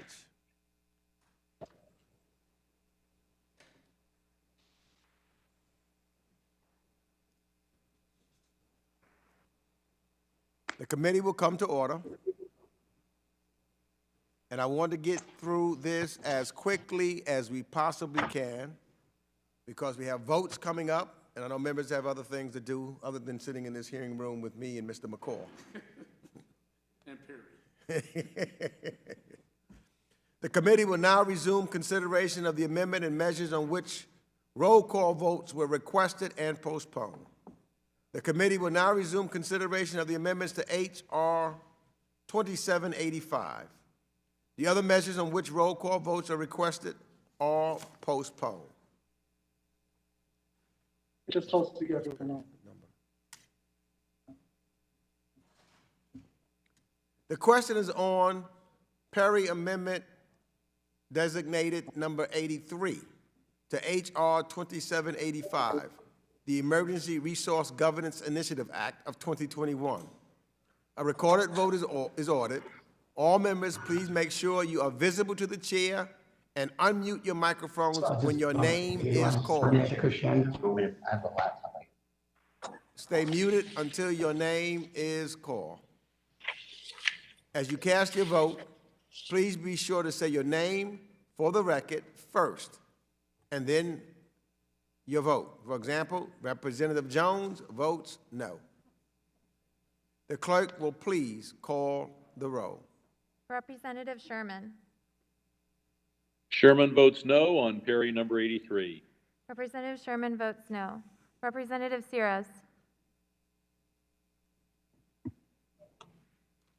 Sir, you're muted. Representative Siras. Series votes no. Representative Siras votes no. Representative Connolly. Connolly votes nay. Representative Connolly votes no.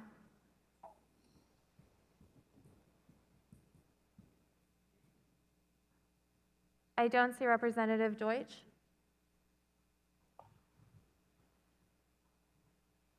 Representative Bass. No.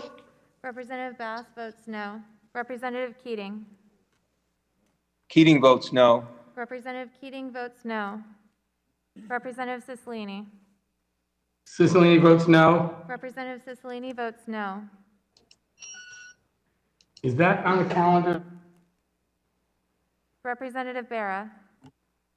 Barra votes no. Representative Barra votes no. Representative Castro. Castro votes no. Representative Castro votes no. Representative Titus. Titus votes no. Representative Titus votes no.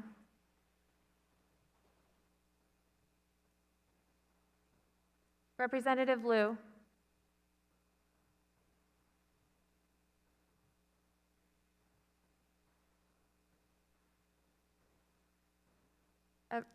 I don't hear Representative Liu.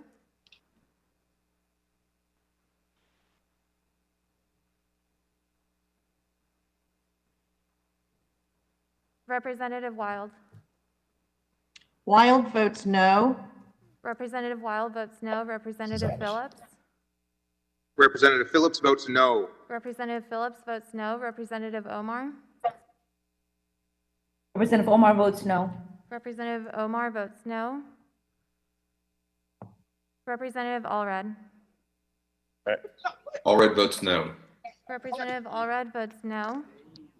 Representative Levin. Levin votes no. Representative Levin votes no. Representative Spanberger.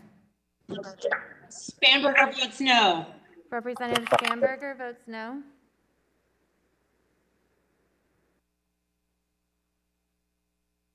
Representative Houlihan. Representative Houlihan votes no. Representative Houlihan votes no. Representative Malinowski. Malinowski votes no. Representative Malinowski votes no. Representative Andy Kim. No. Representative Andy Kim votes no.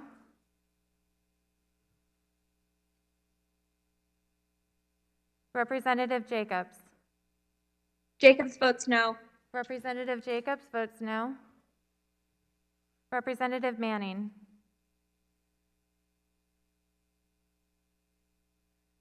Representative Manning. Manning votes no.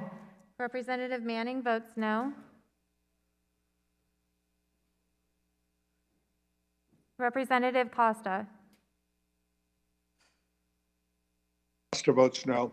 Representative Costa votes no. Representative Vargas. No, no, no, no, no. Representative Vargas votes no. Representative Gonzalez.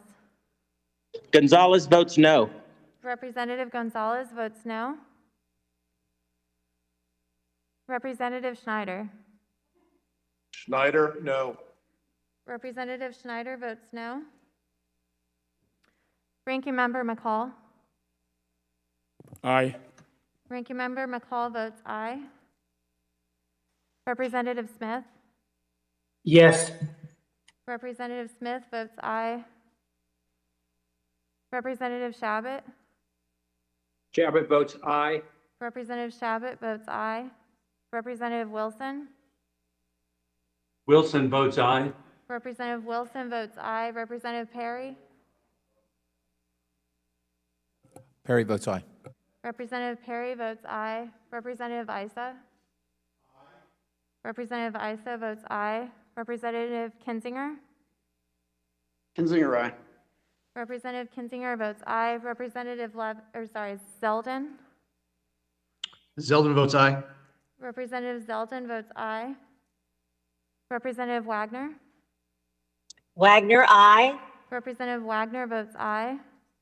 Representative Mast? Representative Mast votes aye. Representative Mast votes aye.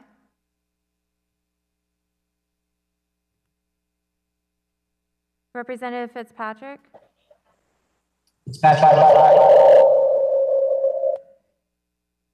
I'm sorry, sir, one more time.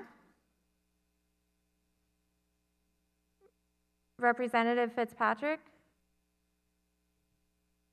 Fitzpatrick votes aye. Representative Fitzpatrick votes aye.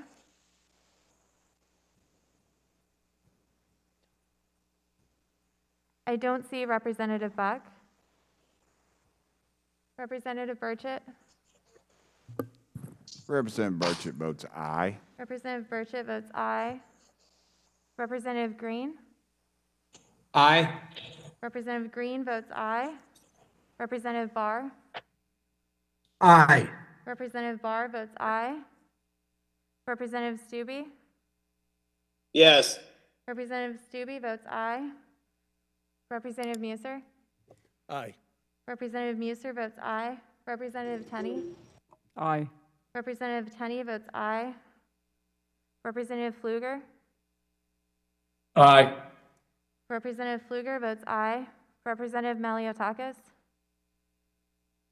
Maliotakis, aye. Representative Maliotakis votes aye.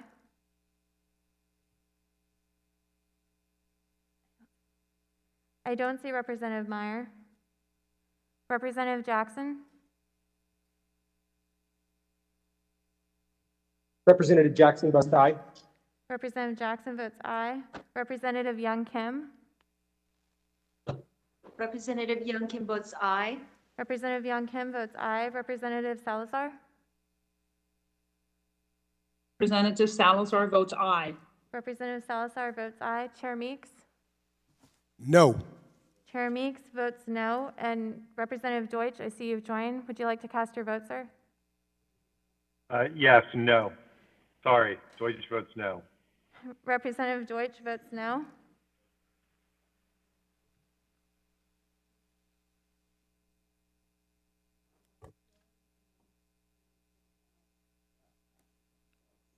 Have all members been recorded?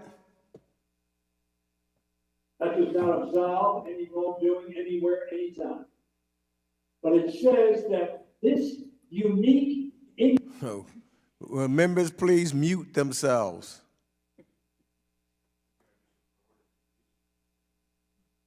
So I'll repeat one more time. Have all members been recorded?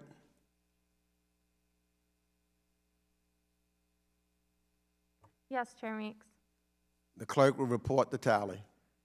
Chair Meeks, on that vote, there are 26 noes and 22 ayes. The agreement is not agreed to. Without objection, the motion to reconsider is laid on the table. The question is now on the Perry Amendment designated number 86 to H.R. 2785, the Energy Resource Governance Initiative Act of 2021. A recorded vote is ordered. All members, please make sure you are visible to the chair and unmute your microphones when your name is called. As you cast your vote, please be sure to say your name for the record first and then your vote. The clerk will please call the roll. Representative Sherman? Sherman votes no. Representative Sherman votes no. Representative Sears? Series votes no. Representative Sears votes no. Representative Connolly? Connolly votes nay. Representative Connolly votes no. Representative Deutsch? All right. Deutsch no. Representative Deutsch votes no. Oh, Representative Bass? okay. Okay, all right, thanks so much. No. Representative Bass votes no. Representative Keating? Hold on. Members, will you please Keating put votes no. go on mute until your name is called. Please go on mute until your name is called. Representative Keating? Votes no. Representative Keating votes no. Representative Cicilline? Cicilline votes no. Representative Cicilline votes no. Representative Barra? Barra votes no. Representative Barra votes no. Representative Castro? Castro votes no. Representative Castro votes no. Representative Titus? Titus votes no. Representative Titus votes no. Representative Liu? Representative Liu votes no. Representative Liu votes no. Representative Wild? Wild votes no. Representative Wild votes no. Representative Phillips?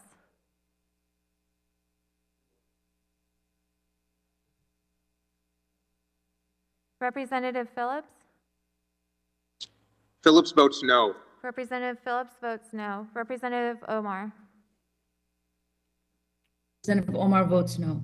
Representative Omar votes no. Representative Allred? Allred votes no. Representative Allred votes no. Representative Levin? Levin, no. Representative Levin votes no. Representative Spanberger? Spanberger votes no. Representative Spanberger votes no. Representative Houlihan? Representative Houlihan votes no. Representative Houlihan votes no. Representative Malinowski? Malinowski votes no. Representative Malinowski votes no. Representative Andy Kim? Andy Kim votes no. Representative Andy Kim votes no. Representative Jacobs? Votes no. Representative Jacobs votes no.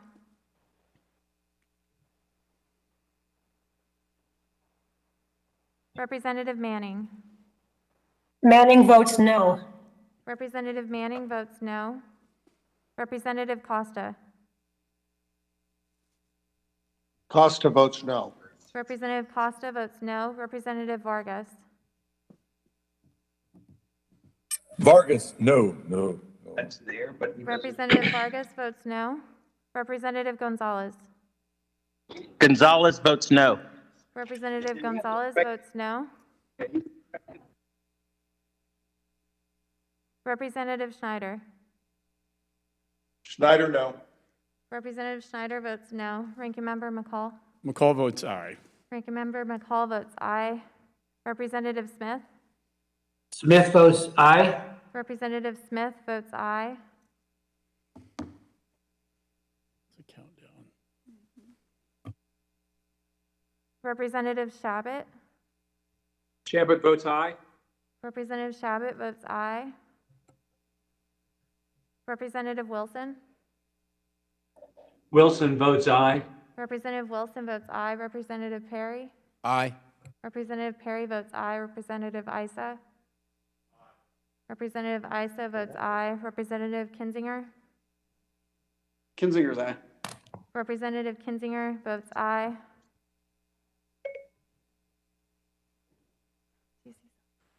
Representative Zeldin? Zeldin votes aye. Representative Zeldin votes aye. Representative Wagner? Wagner, aye. Representative Wagner votes aye. Representative Mast? Representative Mast votes aye. Representative Mast votes aye. Representative Fitzpatrick? Fitzpatrick votes no. Representative Fitzpatrick votes no. I don't see Representative Buck. Representative Burchett? Burchett votes aye. Representative Burchett votes aye. Representative Green? Green votes aye. Representative Green votes aye.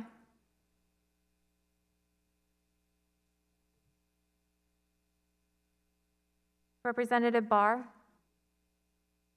Barr, aye. Representative Barr votes aye.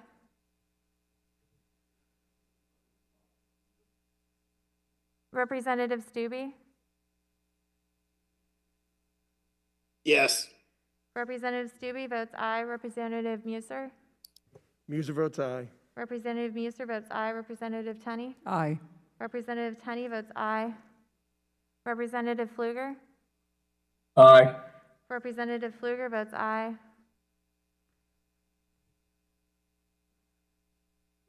Representative Maliotakis? Aye. Representative Maliotakis votes aye. Representative Meyer? No.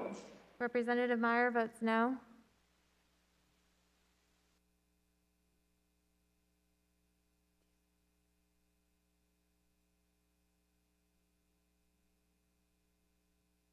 I don't see Representative Jackson.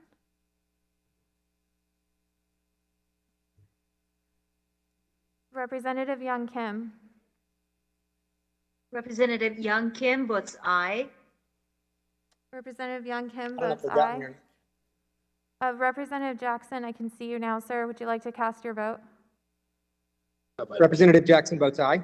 Representative Jackson votes aye.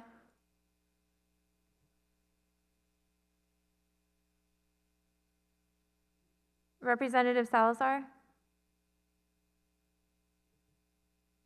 Oh, Representative Salazar has dropped. Chair Meeks? No. Chair Meeks votes no. Have all members been recorded?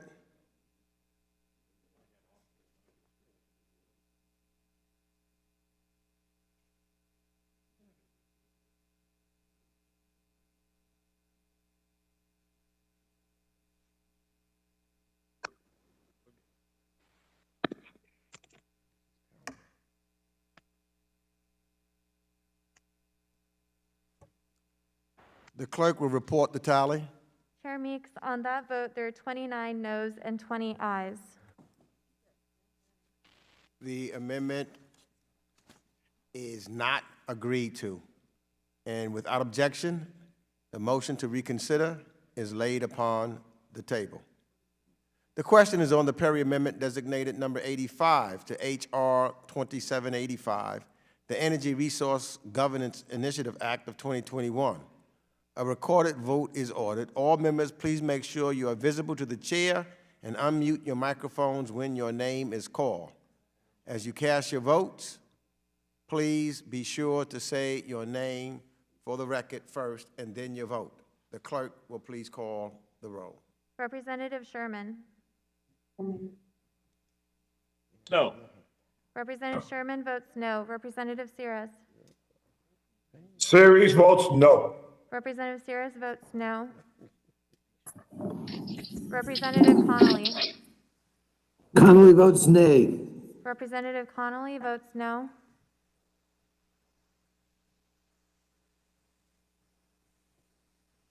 I don't see Representative Deutsch. Representative Bass? No. Representative Bass votes no. Representative Keating?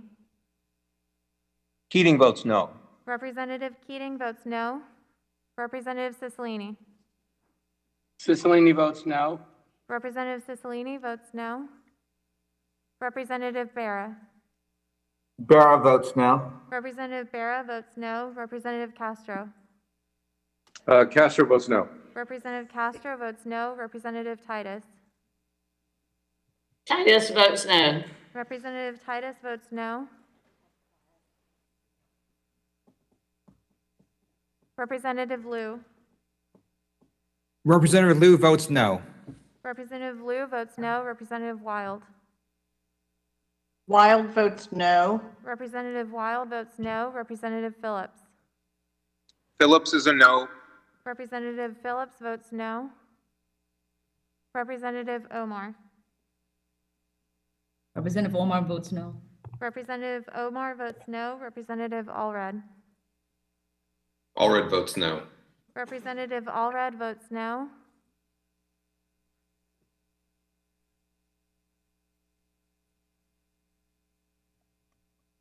Representative Levin.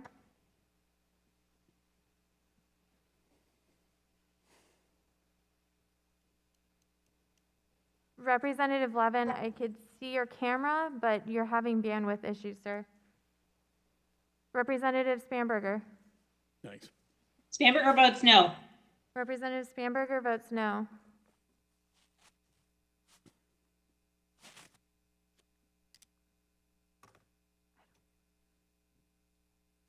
Representative Houlihan.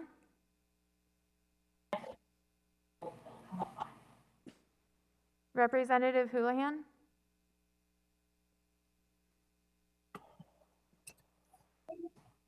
Representative Votes no. Representative Houlihan votes no.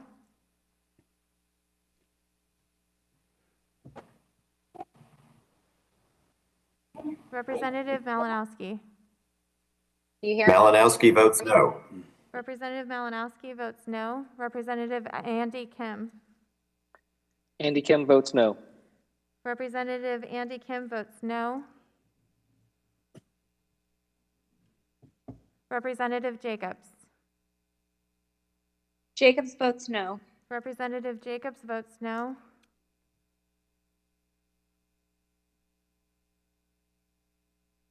Representative Manning. Manning votes no. Representative Manning votes no. Representative Costa. Time to go home. Well, we still have other votes. Representative Costa. Costa votes no. Representative Costa votes no. Representative Vargas. Vargas, no. No. Representative Vargas votes no. Representative Gonzalez. Gonzalez votes no. Representative Gonzalez votes no. Representative Schneider. Schneider, no. Representative Schneider votes no. Ranking Member McCall. McCall votes no. Ranking Member McCall votes no. Representative Smith. Smith votes no. Representative Smith votes no.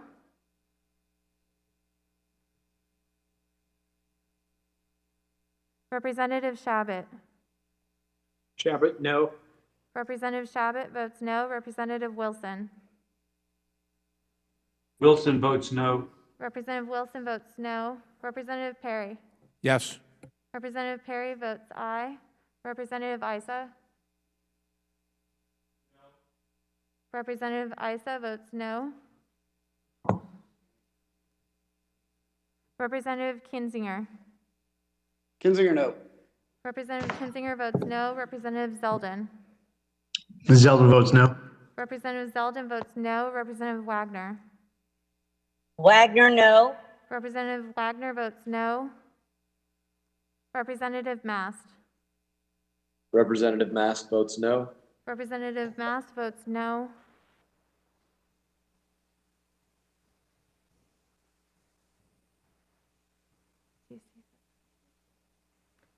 I don't see Representative Fitzpatrick. I'm here. I'm sorry, sir. There you are. Would you like to cast your vote? Fitzpatrick votes no. Representative Fitzpatrick votes no. I don't see Representative Buck. Representative Burchett. Burchett votes aye. Representative Burchett votes aye. Representative Green. Representative Green votes no. Representative Green votes no.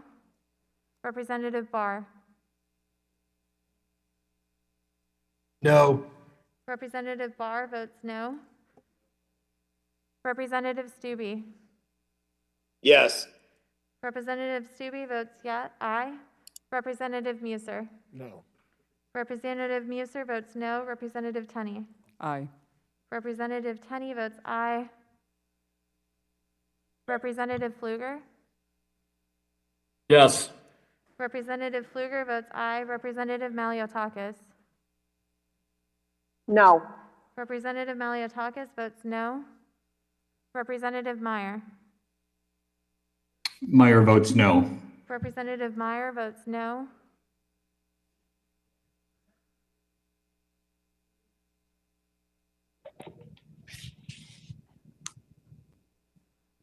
I don't see Representative Jackson.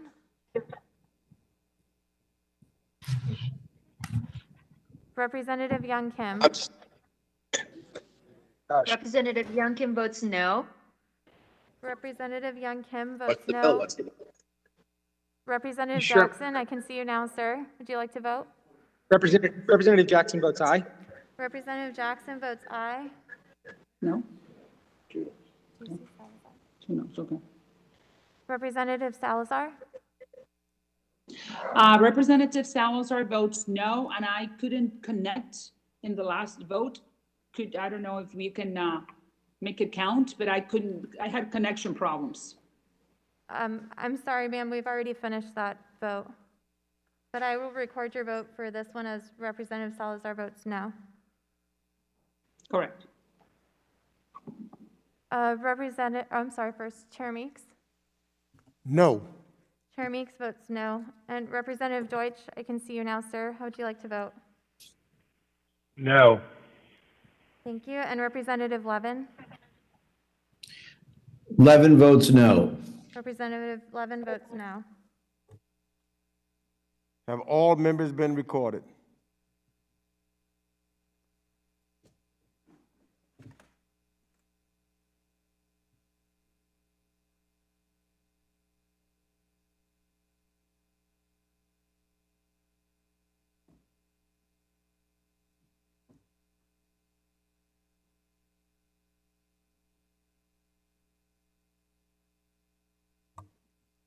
The clerk will report the tally.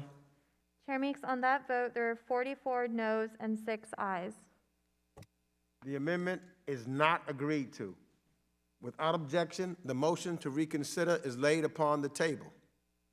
The question is to report H.R. 2785, the Energy Resource Governance Initiative Act of 2021, to the House with the recommendation that the bill do pass. We're going to take a vote by voice. All members, please unmute your microphones. All those in favor say aye. Aye. Aye. Aye. Aye. Aye. Aye. Aye, aye.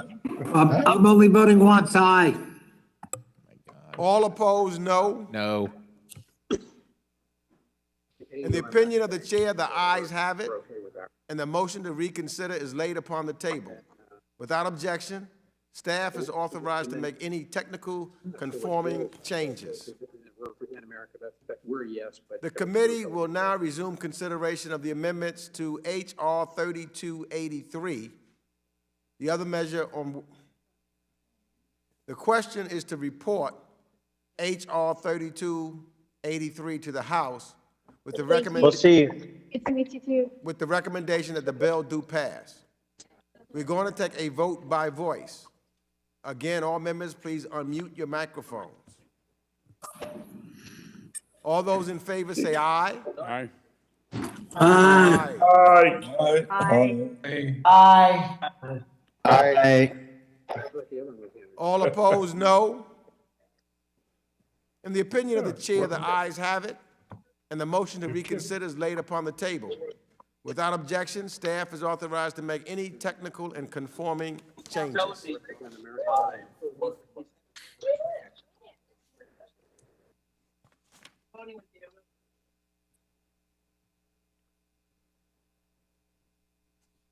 Now moving on to the Perry Amendment. The question is on the Perry Amendment to the amendment in the nature of a substitute designated number 78 to H.R. 1096, the Represent American Abroad Act of 2021. A recorded vote is ordered, and all members, please make sure you are visible to the chair and unmute your microphones when your name is called. As you cast your vote, please be sure to say your name for the record first and then your vote. The clerk will please call the roll. Representative Sherman.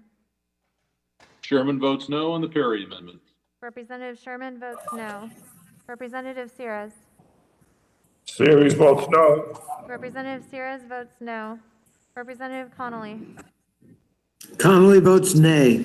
Representative Connolly votes no. I don't see Representative Deutsch. Representative Bass. Bass votes no. Representative Bass votes no. Representative Keating. Keating votes no. Representative Keating votes no. Representative Cicilline. 3 months. Cicilline votes no. Representative Cicilline votes no. Representative Barra. Barra votes no. Representative Barra votes no.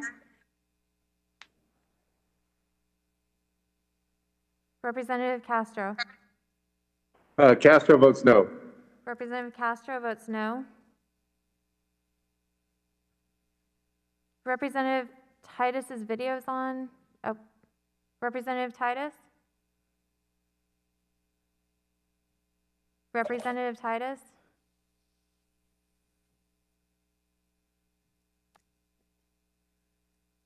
Representative Liu? Lou votes no. Representative Liu votes no.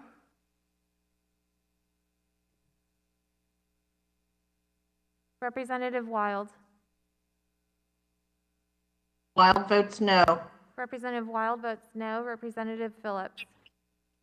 Phillips votes no. Representative Phillips votes no. I don't see Representative Omar. Representative Allred? Allred votes no. Representative Allred votes no. Representative Levin? Levin votes no. Representative Levin votes no. Representative Spanberger? Spanberger votes no. Representative Spanberger votes no. Representative Houlihan? Houlihan votes no. Representative Houlihan votes no.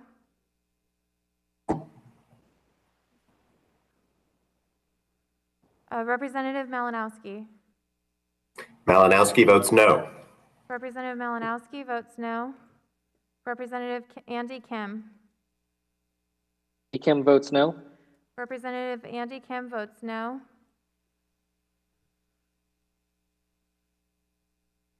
Representative Jacobs?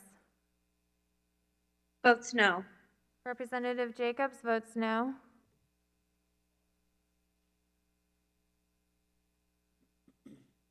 Representative Manning? Manning votes no. Representative Manning votes no. Representative Costa? Representative Costa, would you like to vote, sir? No. Sorry, one more time, sir. Costa votes no. Thank you. Representative Costa votes no. Representative Vargas?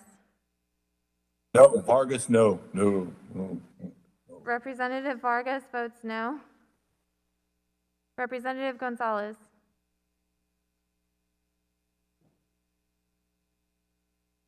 Representative Gonzalez votes no. Representative Gonzalez votes no. Representative Schneider? Schneider, no. Representative Schneider votes no. Ranking Member McCall? McCall votes aye. Ranking Member McCall votes aye. Representative Smith? Smith votes no. Representative Smith votes no. Representative Shabbat? Shabbat votes no. Representative Shabbat votes no. Representative Wilson? Wilson votes aye for Perry. Representative Wilson votes aye. Representative Perry? Aye. Representative Perry votes aye. Representative Isa?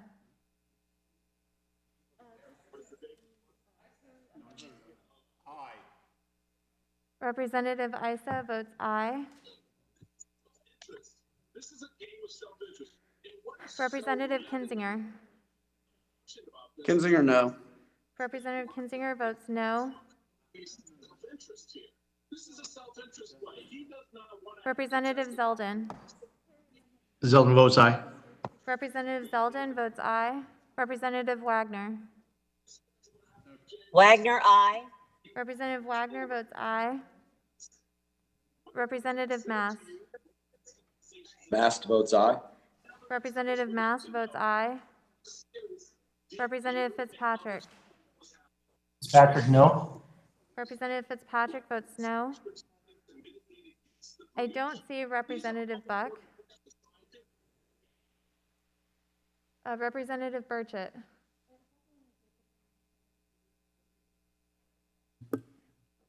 Aye. Representative Burchett votes aye. Representative Green. Green votes aye on Perry. Representative Green votes aye. Representative Barr. Aye. Representative Barr votes aye.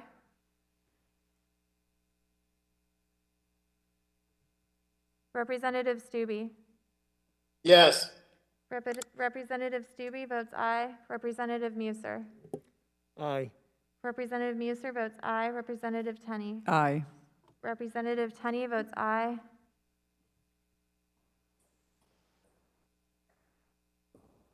Representative Pfluger. Aye. Representative Pfluger votes aye. Representative Maliotakis. Maliotakis, aye. Representative Maliotakis votes aye. Representative Meyer. Meyer votes aye. Representative Meyer votes aye. Representative Jackson. Representative Jackson votes aye. Representative Jackson votes aye. Representative Young Kim. Representative Young Kim votes aye. Representative Young Kim votes aye. Representative Salazar. Salazar votes aye. Representative Salazar votes aye. Chair Meeks. No. Chair Meeks votes no. Representative Deutsch, I can see you on camera now, sir. Would you like to vote? No. Representative Deutsch votes no. Titus votes, yes, Titus votes no. Representative Titus votes Sorry. no. Omar votes no. Representative Omar votes no.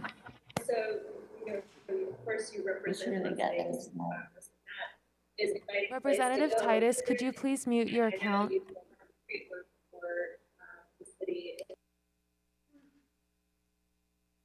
Have all members been recorded?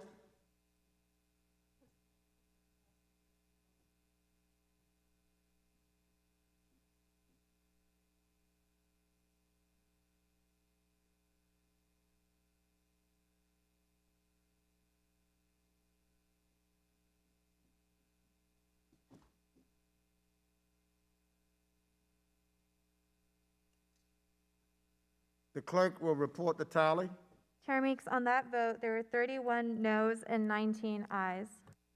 The amendment is not agreed to. Without objection, the motion to reconsider is laid upon the table. The question is now on the amendment in the nature of a substitute. We're going to take a vote by voice.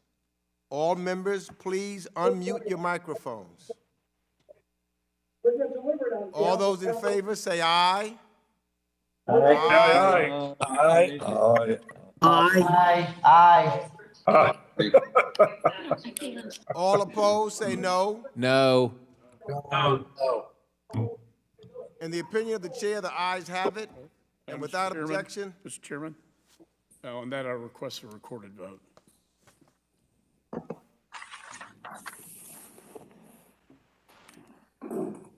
one second.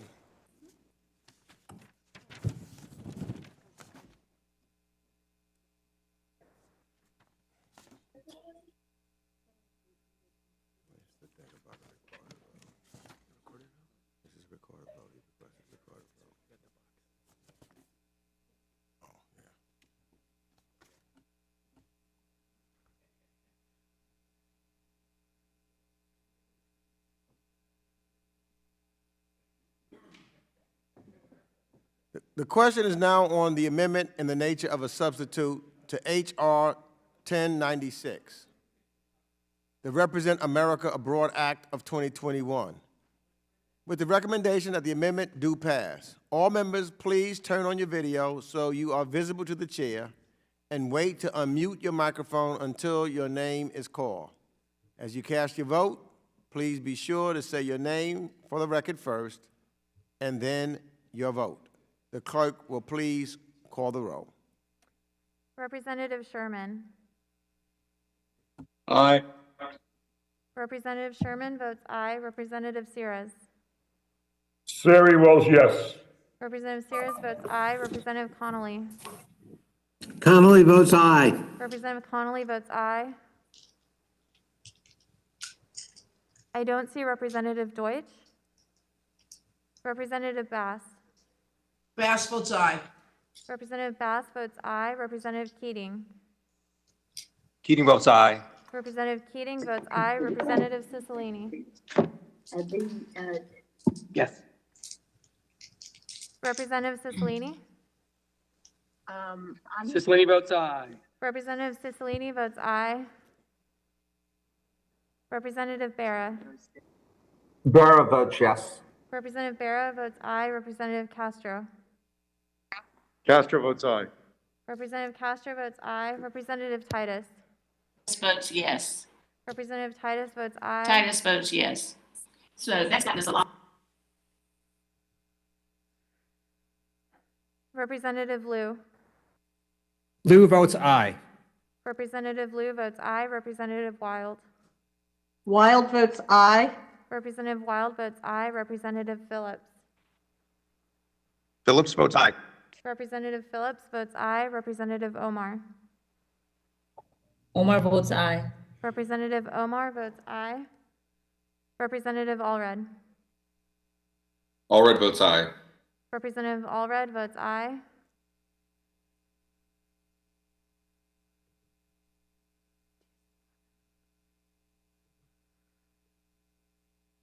I don't see Representative Levin on camera. So Representative Spanberger. Spanberger votes aye. Representative Spanberger votes aye. Representative Houlihan. Houlihan votes. I'm sorry, one more time, ma'am. Houlihan votes aye. Representative Houlihan votes aye.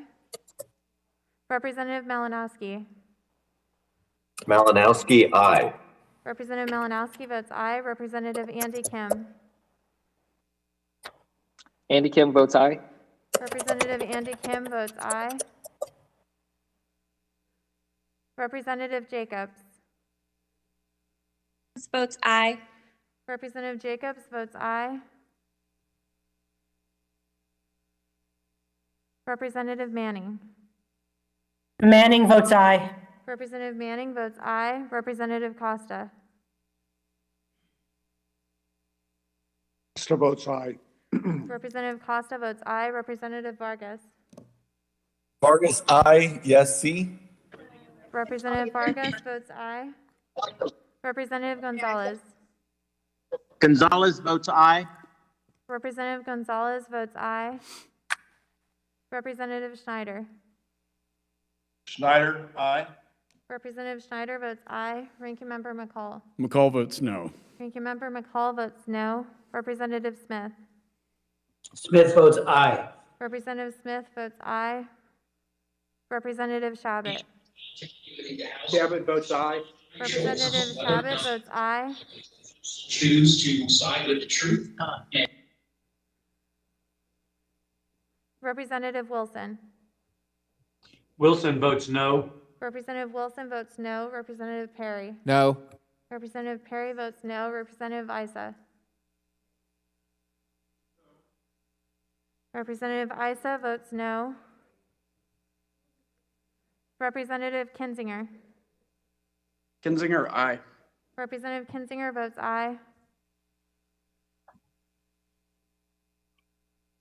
Representative Zeldin. Zeldin, no. Representative Zeldin votes no. Representative Wagner. Wagner, no. Representative Wagner votes no. Representative Mast. To clarify, this is the underlying bill? Yes. Yes. Representative Mass votes no. Representative Mast votes no. Representative Fitzpatrick. Fitzpatrick, no. Representative Fitzpatrick votes no. I don't see Representative Buck. Representative Burchett. Burchett votes no. Representative Burchett votes no. Representative Green. No. Representative Green votes no. Representative Barr.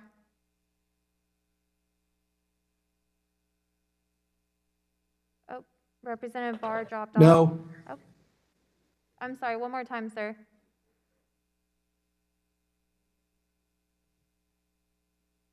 Representative Barr. No. Thank you. Representative Barr votes no. Representative Stube. No. Representative Stube votes no. Representative Muser. Muser votes no. Representative Muser votes no. Representative Tunney. No. Representative Tunney votes no. Representative Pfluger. No. Representative Pfluger votes no. Representative Maliotakis. No. Representative Maliotakis votes no. Representative Meyer. No. Representative Meyer votes no.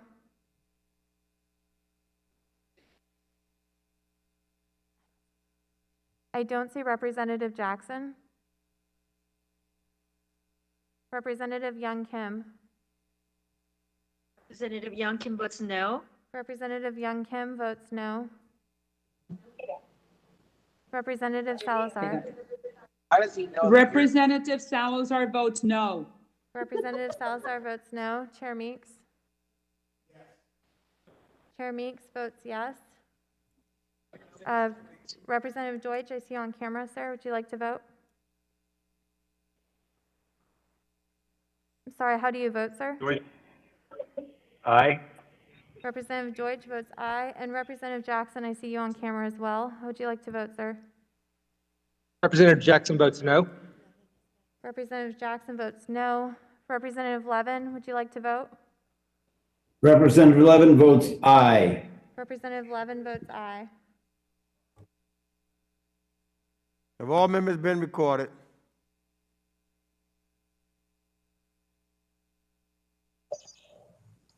Mr. Chairman, how am I recorded? Fitzpatrick?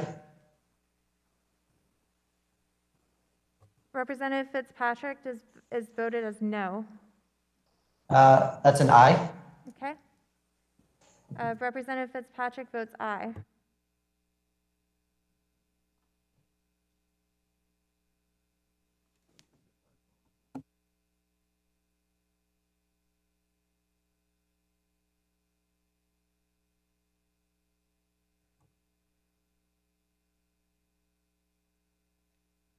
The clerk will report the tally. Chair Meeks, on that vote, there are 31 ayes and 19 noes. The ayes have it, and without objection, the motion to reconsider is laid upon the table. The amendment in the nature of a substitute is adopted. Without objection, staff is authorized to make any technical and conforming changes. The question is now to report H.R. 1096, the Represent America Abroad Act of 2021, with the recommendation that the bill do pass as amended. We're going to take a vote by voice. All members, please unmute your microphones. All those in favor say aye. Aye. All opposed say no. No. In the opinion of the chair, the ayes have it. And without objection, the motion to reconsider is laid upon the table. Without objection, staff is authorized to make any technical and conforming changes.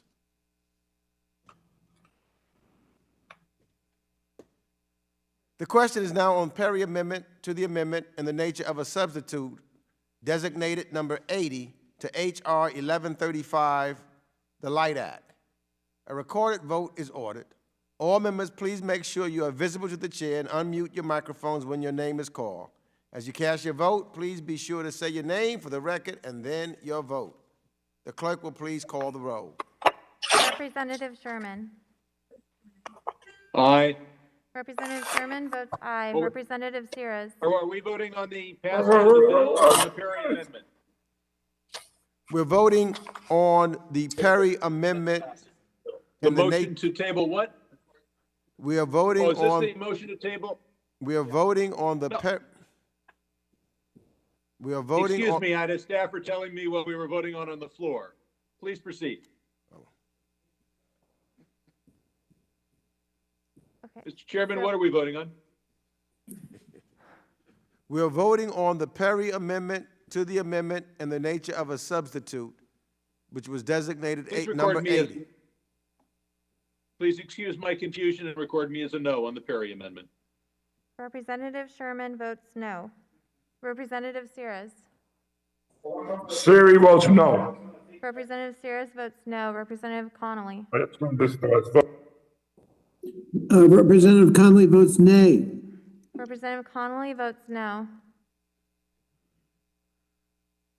Representative Deutsch. Deutsch, no.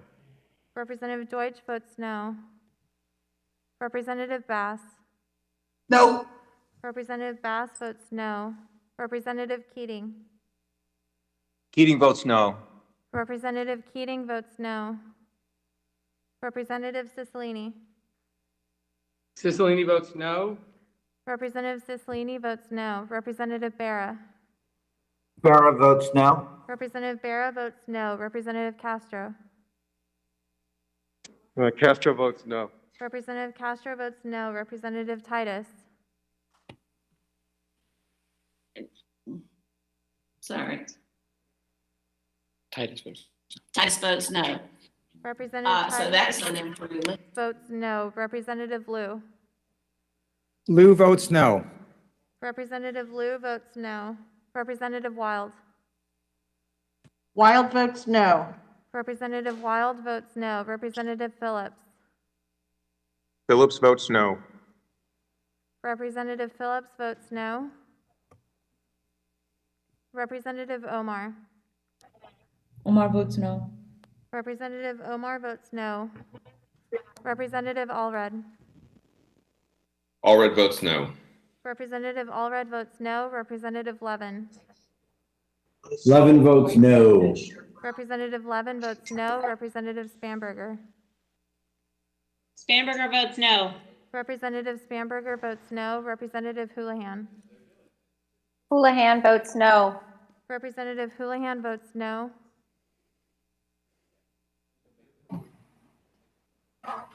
Representative Malinowski.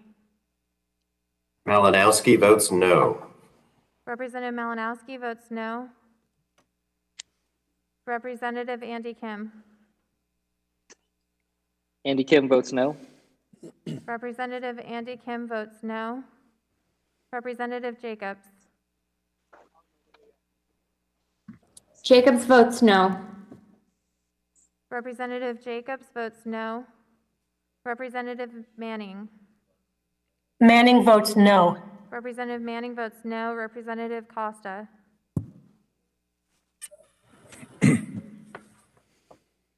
Representative Costa? Costa votes no. Thank you. Representative Costa Costa votes votes no. no. Representative Vargas. Vargas, no. Representative Vargas votes no. Representative Gonzalez.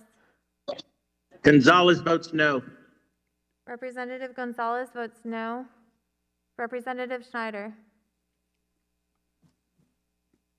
Schneider, no. Representative Schneider votes no. Ranking Member McCall. McCall votes aye. Ranking Member McCall votes aye. Representative Smith. Smith votes aye. Representative Smith votes aye. Representative Shabbat. Shabbat votes aye.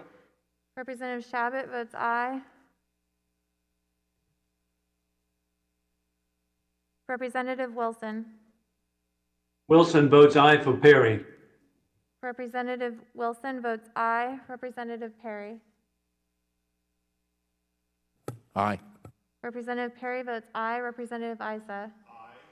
Representative Isa votes aye. Representative Kinzinger. Kinzinger, aye. Representative Kinzinger votes aye. Representative Zeldin. Zeldin votes aye. Representative Zeldin votes aye. Representative Wagner. Wagner, aye. Representative Wagner votes aye. Representative Mast. Representative Mast votes aye.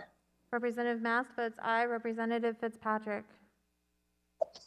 Fitzpatrick, aye. Representative Fitzpatrick votes aye. I don't see Representative Buck. Representative Burchett. Burchett votes aye. Representative Burchett votes aye. Representative Green. Green votes aye. Representative Green votes aye. Representative Barr.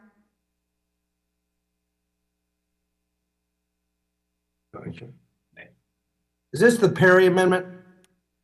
Yes, sir. This is Perry Amendment number 80. Aye. Representative Barr votes aye. Representative Stube. Yes.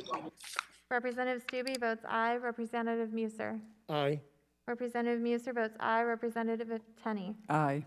Representative Tenney votes aye.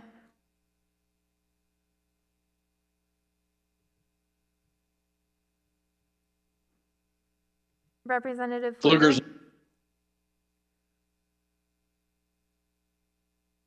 Representative Pfluger. Pfluger's an aye. Representative Pfluger votes aye. Representative Maliotakis. Aye. Representative Maliotakis votes aye. Representative Meyer. Aye. Representative Meyer votes aye. Representative Jackson. Representative Jackson votes aye. Representative Jackson votes aye. Representative Young Kim. Representative Young Kim votes aye. Representative Young Kim votes aye. Representative Salazar. I vote aye.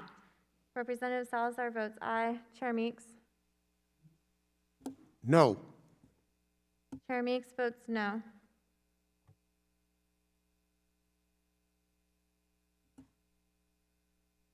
Have all members been recorded?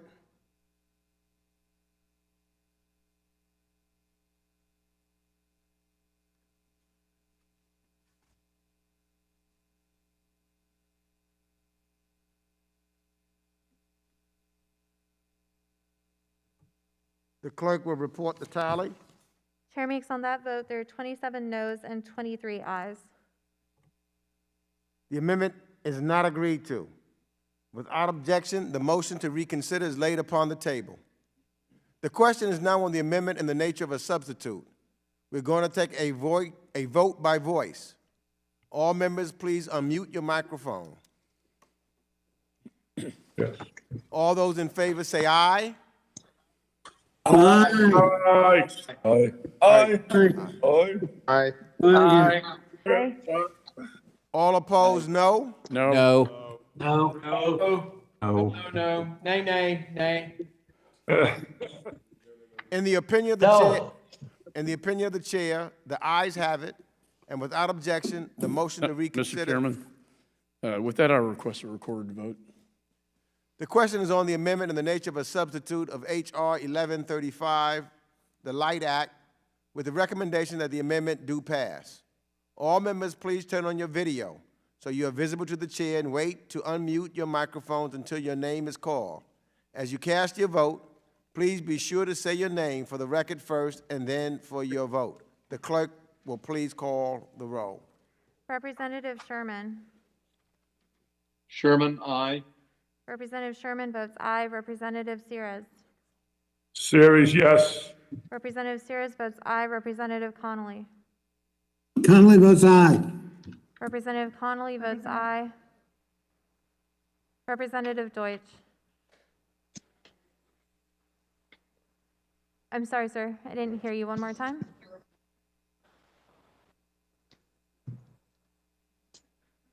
So your audio is not coming through.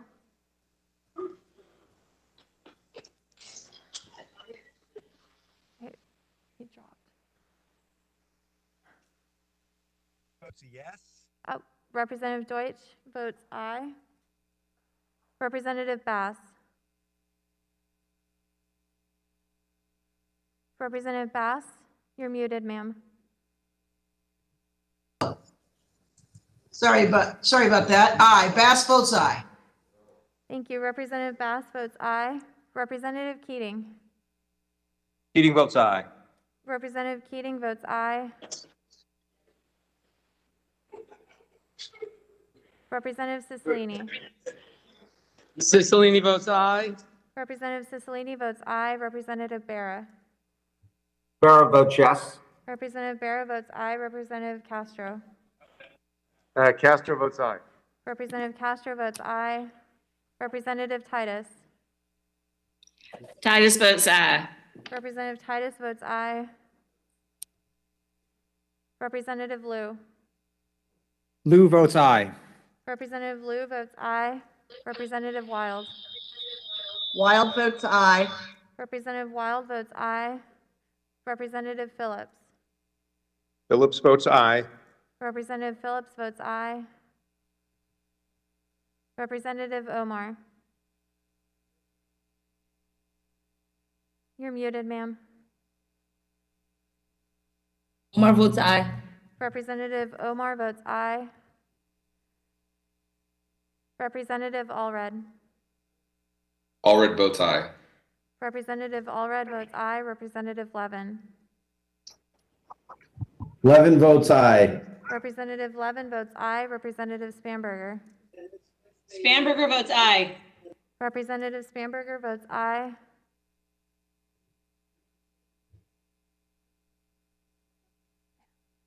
I don't see Representative Houlihan.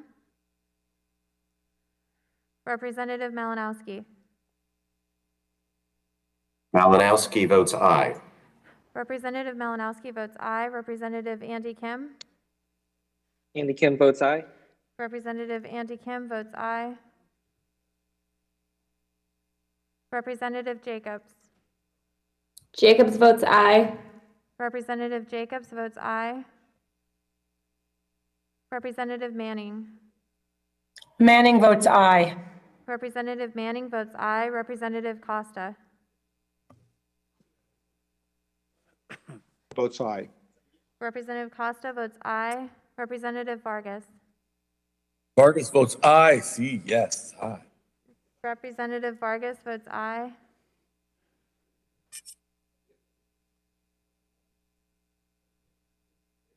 I don't see Representative Gonzalez.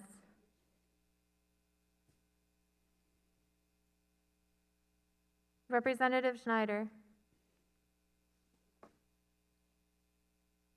Schneider, aye. Representative Schneider votes aye. Ranking Member McCall. McCall votes no. Ranking Member McCall votes no. Representative Smith.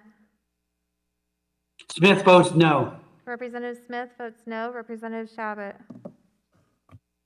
Shabbat votes no. Representative Shabbat votes no. Representative Wilson. Wilson votes no. Representative Wilson votes no. Representative Perry. No.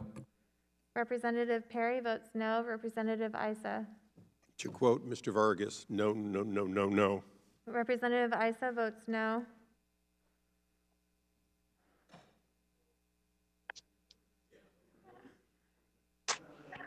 Representative Kinzinger. Kinzinger, no. Representative Kinzinger votes no. Representative Zeldin. Zeldin votes no. Representative Zeldin votes no. Representative Wagner. Wagner, no. Representative Wagner votes no. Representative Mast. Representative Mast votes no. Representative Mast votes no. Representative Fitzpatrick. Fitzpatrick, no. Representative Fitzpatrick votes no. I don't see Representative Beck.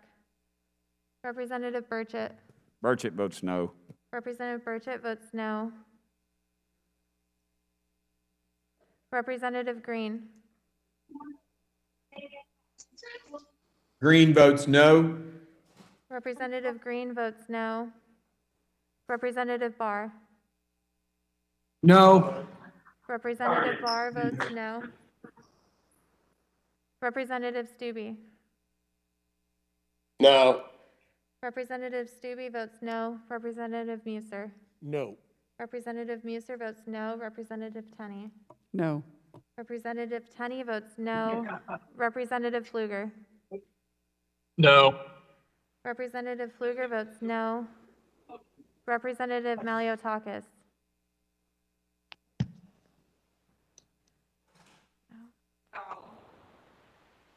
Representative Maliotakis.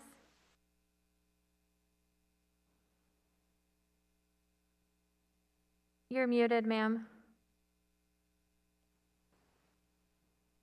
Okay. Representative Meyer. Did you call my name? I'm sorry, Votes no. Youngkin votes no. Representative Meyer. Meyer votes no. Representative Meyer votes no. Representative Jackson. Representative Jackson votes no. Representative Jackson votes no. Representative Young Kim. Representative Youngkin votes no. Representative Young Kim votes no. No. Representative Salazar. Salazar votes no. Representative Salazar votes no. Chair Meeks. Yes. Chair Meeks votes aye. Representative Maliotakis, would you like to vote? Yes, I'm voting no. Representative Maliotakis votes no. Representative Houlihan, would you like to vote?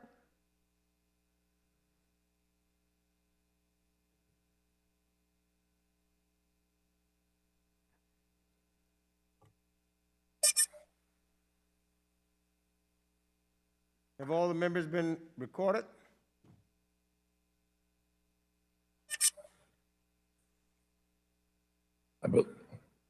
This is Vargas. I believe I was recorded. Hope I was. You were. But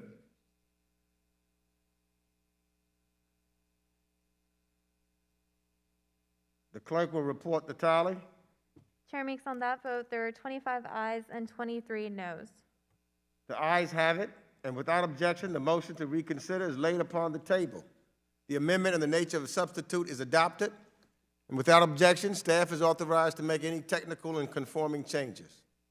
The question is to report H.R. 1135, the Light Act, with the recommendation that the bill do pass as amendment. We're going to take a voice vote. All members, please unmute your microphones. All those in favor say aye. Aye. Aye. Aye. All opposed, no. No. No. In the opinion of the chair, the ayes have it, and without objection, the motion to reconsider is laid upon the table. Without objection, staff is authorized to make any technical and conforming changes. This concludes our business today, and as usual, I want to... Oh, go ahead. I just had a request, Mr. Chairman. Pursuant to House rules, I request that members have the opportunity to submit views for any committee report that may be produced on any of today's measures. Without objection. This now concludes our business for today. And as usual, I thank Ranking Member McCall for the spirit of which we work together on this committee, and all of the committee members for their contributions and assistance to today's markup. This markup is now adjourned.